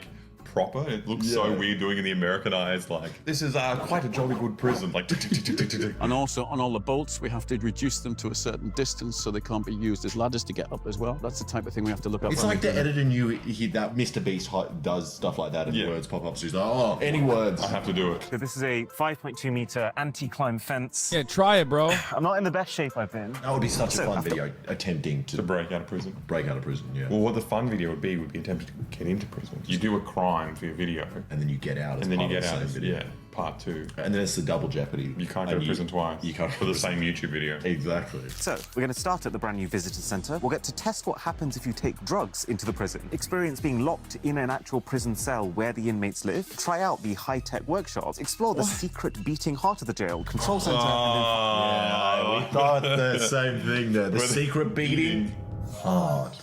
Oh, it's a lot nicer than I was expecting it to be. If you have a look up at the cameras that are in this place. Are you locking up children? This is a toddler's high-tech prison? Not that high-tech so far. What have you showed me? You showed me cameras. Cameras. We got a camera there. I mean, the airlock was kind of cool, but why? What's the pressure difference? No. They just mean airlock as in like this is sealed and this is sealed at the same time, so there's no airflow. It's not like if I close the door to the bathroom. I'm in an airlock. Yeah, you're in an airlock. It's not like a spaceship airlock where you like lock, all the air gets sucked out. Yeah, okay. The prisoners don't go and expand. So what he's saying is it's a room. No, he's saying there's 2 doors. So you've got a HP computer here, and I'm assuming it's highly regulated what people can actually access on this. Absolutely. Well, it's well lit, and it feels very soundproof. So at least you can have the reassurance that the conversation you're having is private. What do you mean it's private? Assuming that you're in a prison, you can say whatever you want to the person you're talking to. Man, like he's trying to chuck in points, but like, it's actually very ethical. It's good for the prisoner's privacy. That's why there's 2,000 cameras all the time. If, for example, you were cleared to have a visit with 2 people, so your mother and father, if then a child walked in the background, it would shut down. Wow. And it's using AI to make sure that only the people who are meant to be on the call are on the call. Yeah. What? That's so dumb. What's the child got to do with it? He was saying a third person walked in and they said they're only chatting to 2 people. You got to tell the prison guards, every single person who's going to appear on a video call, and then you're like, sorry, you've wasted your chance to talk to the outside world this month. Sick, man. That seems great. I really like how revolutionary and new this is. Your sister. If you know anything about prisoners' rights, the phone service that they use, in at least American prisons is so bad. It is actually a crime in and of itself, in my opinion. I feel like this literally is someone in the chat said new torture techniques. It's like, oh yeah, did you forget to disclose that your newborn child is going to be in there in the call? Oops, boop, AI shut it off. I had a baby and you didn't tell us. Bye-bye. Technology is absolutely brilliant, but also some things you can't replace. It's a brave thing to say on a technology channel. And I'm going to show you that with the dogs. Yes, he said dogs. And we're about to see why. I love that his face is always exact. He's a completely expressionless man. That whenever they zoom in and try to be like, oh, I'm scared now, or like, oh, I'm sarcastic now, it's just him going, yes, he said dogs. Okay, now the active drug dog. So what is it looking for? Illegal. That's not what I was expecting. Bro, that's the drug dog? Bro, that's cute as hell, dude. Dude, goofy ass fucking dog. Look at this. Yes, he said dogs. Okay, now the active drug dog. That's so funny. What? Bro, that's like, I feel like there should be rules on who gets to be drug sniffing dogs. You know what I mean? Little guy with his tail wagging. So what is it looking for? What is running? Illegal substances that prison are not allowed. Oh, we found something. Good lad. Meth. Good boy. So hypothetically, that dog could be trained to find my iPhone. Yes. And then the 4th and final. This dog, no one's allowed to interact with them. You're not allowed to get within 8 foot of them. No one asks staff or anyone. Because this is the most dangerous dog. This is the most force that can be inflicted. Right, so just to be clear, this dog can inflict the most force that can be inflicted, and I should be 8 feet away. What kind of statement's that? You already...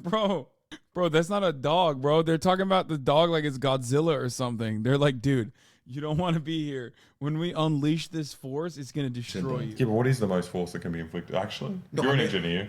Surely there's something out there stronger than this dog. You know, I think he's saying compared to that other tiny mouse-sized dog that we saw. That's not what he said. He said the most force they can. Yeah, out of the 4 categories of dog. Oh, okay. I thought it was Thing just, this ever. is the strongest thing in the universe. Is there any... No, he's saying that it's the strongest force they can legally apply, I think, to prisoners. That's what that's what they're saying. Like, so it's just like one step below just shooting them with a gun with lethal bullets, right? Isn't that what he's saying? Any tech involved in this process, or is it very much like manual human? No, it's the strongest dog. Okay, it's the strongest dog ever. Okay, got it. No, that's it's the equivalent of a nuke. This dog, okay? This dog literally withstands top of the hour ad breaks like it's nothing. Doesn't even care. Just tanks it. You don't even know. The Beretta 50 cal of dogs. Here's the 3-minute ad break now. You can't withstand the top of the hour ad break unless you subscribe, chat. For $5 or for free with a Twitch Prime by connecting your Amazon Prime account to your Twitch account, where you get 1 free Prime subscription a month. Beretta 50 cal. Okay, shut up, nerd. Okay, here's the 3-minute ad break now. And dog. Yeah, very much human. What are you saying? Yes, very human. Well, it's not tech. So you were a person? What are you? What kind of phone are you? I think you are very human because you're not iPhone 10. It's quite hard to think straight when there's an attack dog directly locking eyes with you. Are they quick trainers? How quickly can you get over that? Dude, the mind of a prison warden is so permanently warped, by the way. He's just like, yeah, let me, your train is quick. Because I will release this attack dog that we just explained is the most forceful, awful thing that you can experience. We will release this thing at you for a meme, for a goof, you know? Fence, Aaron. There should be a rule that YouTubers are not allowed to go anywhere. We shouldn't be allowed to visit anything or say anything in public with anyone, because YouTubers always build up this big audience, get 10 million people watching them, think they're the best. They go into the real world and deal with something with a real job, and they just look everywhere. Terrified of every situation. It's funny because like this guy's making a joke about killing him. It's like great, everyone loves it, and this guy's just standing here like, I hope the editor can fix this. This man should not be allowed anywhere. Well, he should be. Like, that's the solution. So your plan is usually to take the dog out, let it bark a few times, dissolve the situation. We don't go out with the intention of setting the dog on someone. Absolutely not. But there's one more part to this whole incident response. It's if something breaks out, that's something. Do they keep humans in there, or what's in there? Monsters. Monsters. What did he just admit to us? Oh my god, that's why it's so high tech, because there's just things in there. Love it. The Nephilim, bro. The Nephilim. That's we found out. No, SCP facility. Yeah, no, is the ice giants. They're keeping them in there. But whatever's in there is just who knows what the fuck that is. Yeah. There's also a drone. The drone is going to be thrown up into the air, scope the area from above to make sure the situation is what we think it is. So you're using a DJI. Yes. DJI Mavic. Mavic 3T. And what's the reason you've gone for this one? What is different about the Enterprise Edition? We've got thermal cameras on this for obviously the night incidents. With this system now, because DJI is very pliable with the system we use. Is this a sponsorship? Is this like the prison uses it, but why are we getting the rundown of this machine? Yeah. I mean, I don't think it is. Bro, I think it feels like this guy is helping plot out a prison escape, like unintentionally. Like, I'm not even kidding. This low key, this YouTuber's actually super based, okay? He has a homie in there. That he's trying to get out. So he's just basically, exploring the security theater and exposing the flaws. He's a tech bro, and this is all he knows is accidentally doing sponsorships for everything. Yeah. But they probably don't even pay him anything. He's probably just obsessed with stupid products. We can use this collaboration with our dog teams for searching for a prisoner if they've escaped. So we'd be the air support, looking ahead of the staff, and then we could guide them in and locate them into anything we find. In a way, it's actually kind of reassuring for the consumer that even in an industry where it's so important to have the absolute best, that they're still using consumer-grade gear, in a sense. The tracking. That's the best takeaway.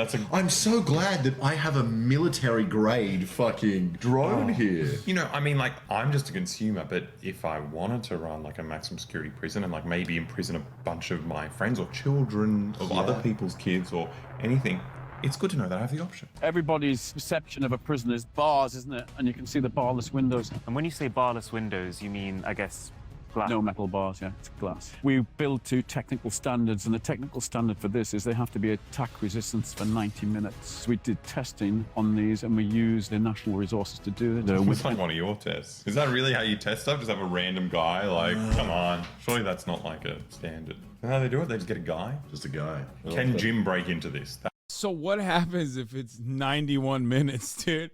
It's like, I guess it's built off of like response time, but like, bro, catch him on the 91st minute and it's Jover. Okay, they broke it. That's the national standard. I think that's a great standard. If it's safe against Jim. The barless window is not about preventing the air coming in. It's about not preventing that view, which then refocuses the brain, really. So where we have put bars and where we believe there's a need for bars, we've put the bars horizontally, and that's because they look like blinds rather than bars. That's a specific decision you I made. love that for the... every single like nice thing they're doing is just tricks. There's nothing good about this.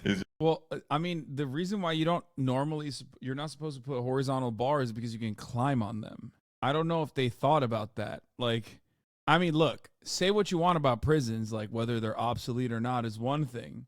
But having said that, you know, there is a reason why they built this exact science a while ago, right? Like when, because horizontal bars turn into ladders, okay? They turn into ladders for killing yourself on or climbing on top of. Just saying.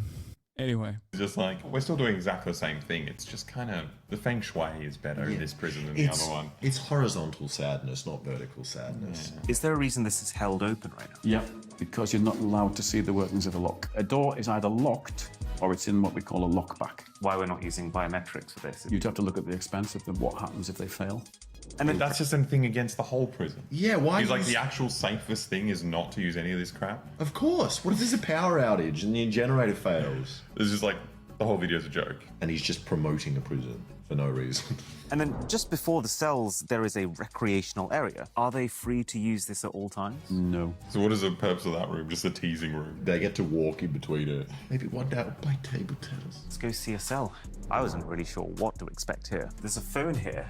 Who can they call with this? So it could be family members. Any individual they can put in, we risk assess them and we vet who they're allowed to call. One of the big questions this prison is trying to answer is, how do you keep someone away from normal society for many years, but not let them forget how that society works? Okay, first of all, God, my brain is so broken. My brain is so broken with what I know about American prisons that, like, when I see that, immediately I'm like, God damn, dude. Like, immediately when you go to a relatively reactionary European country, okay, even then they got like pretty basic amenities that allow you to remain human. American prisons, on the other hand, completely remove you of your humanity. Like, completely. The entire point is, like, you are no longer a human being. You're a number. You're something less than an animal, right? You are subjected to, like, ritualistic torture and humiliation that even, like, you know, white people would hate if you did that to animals, basically. And so a common theme here is there are plenty of opportunities to learn, to grow, to improve, to keep in touch with your family. So he didn't show us any of this. He showed us a single phone. He showed us a ping pong table as well. That they're not allowed to use. Yeah. So a lot of the equipment is obviously very inexpensive, very simple keyboard and mouse. But I guess the idea is function without waste. I love the tech guy. The tech guy reviewing the fucking keyboard and mouse is like, well, you know, this is not very good. Point, it says. Cash. You've got the glass, which is the strengthened glass, and you've got a polycarbonate. You got the glass, which is the strength of glass. It's a lock, and that's the way they get the 90-minute attack resistance. Okay, so I am in the cell alone. This is what it would be like. If he does the Mr. Beast crying thing. I spent 20 minutes in a cell and I miss my mom. Just thinking about it has me like tearing up. I just hope he starts masturbating immediately. That's the cells.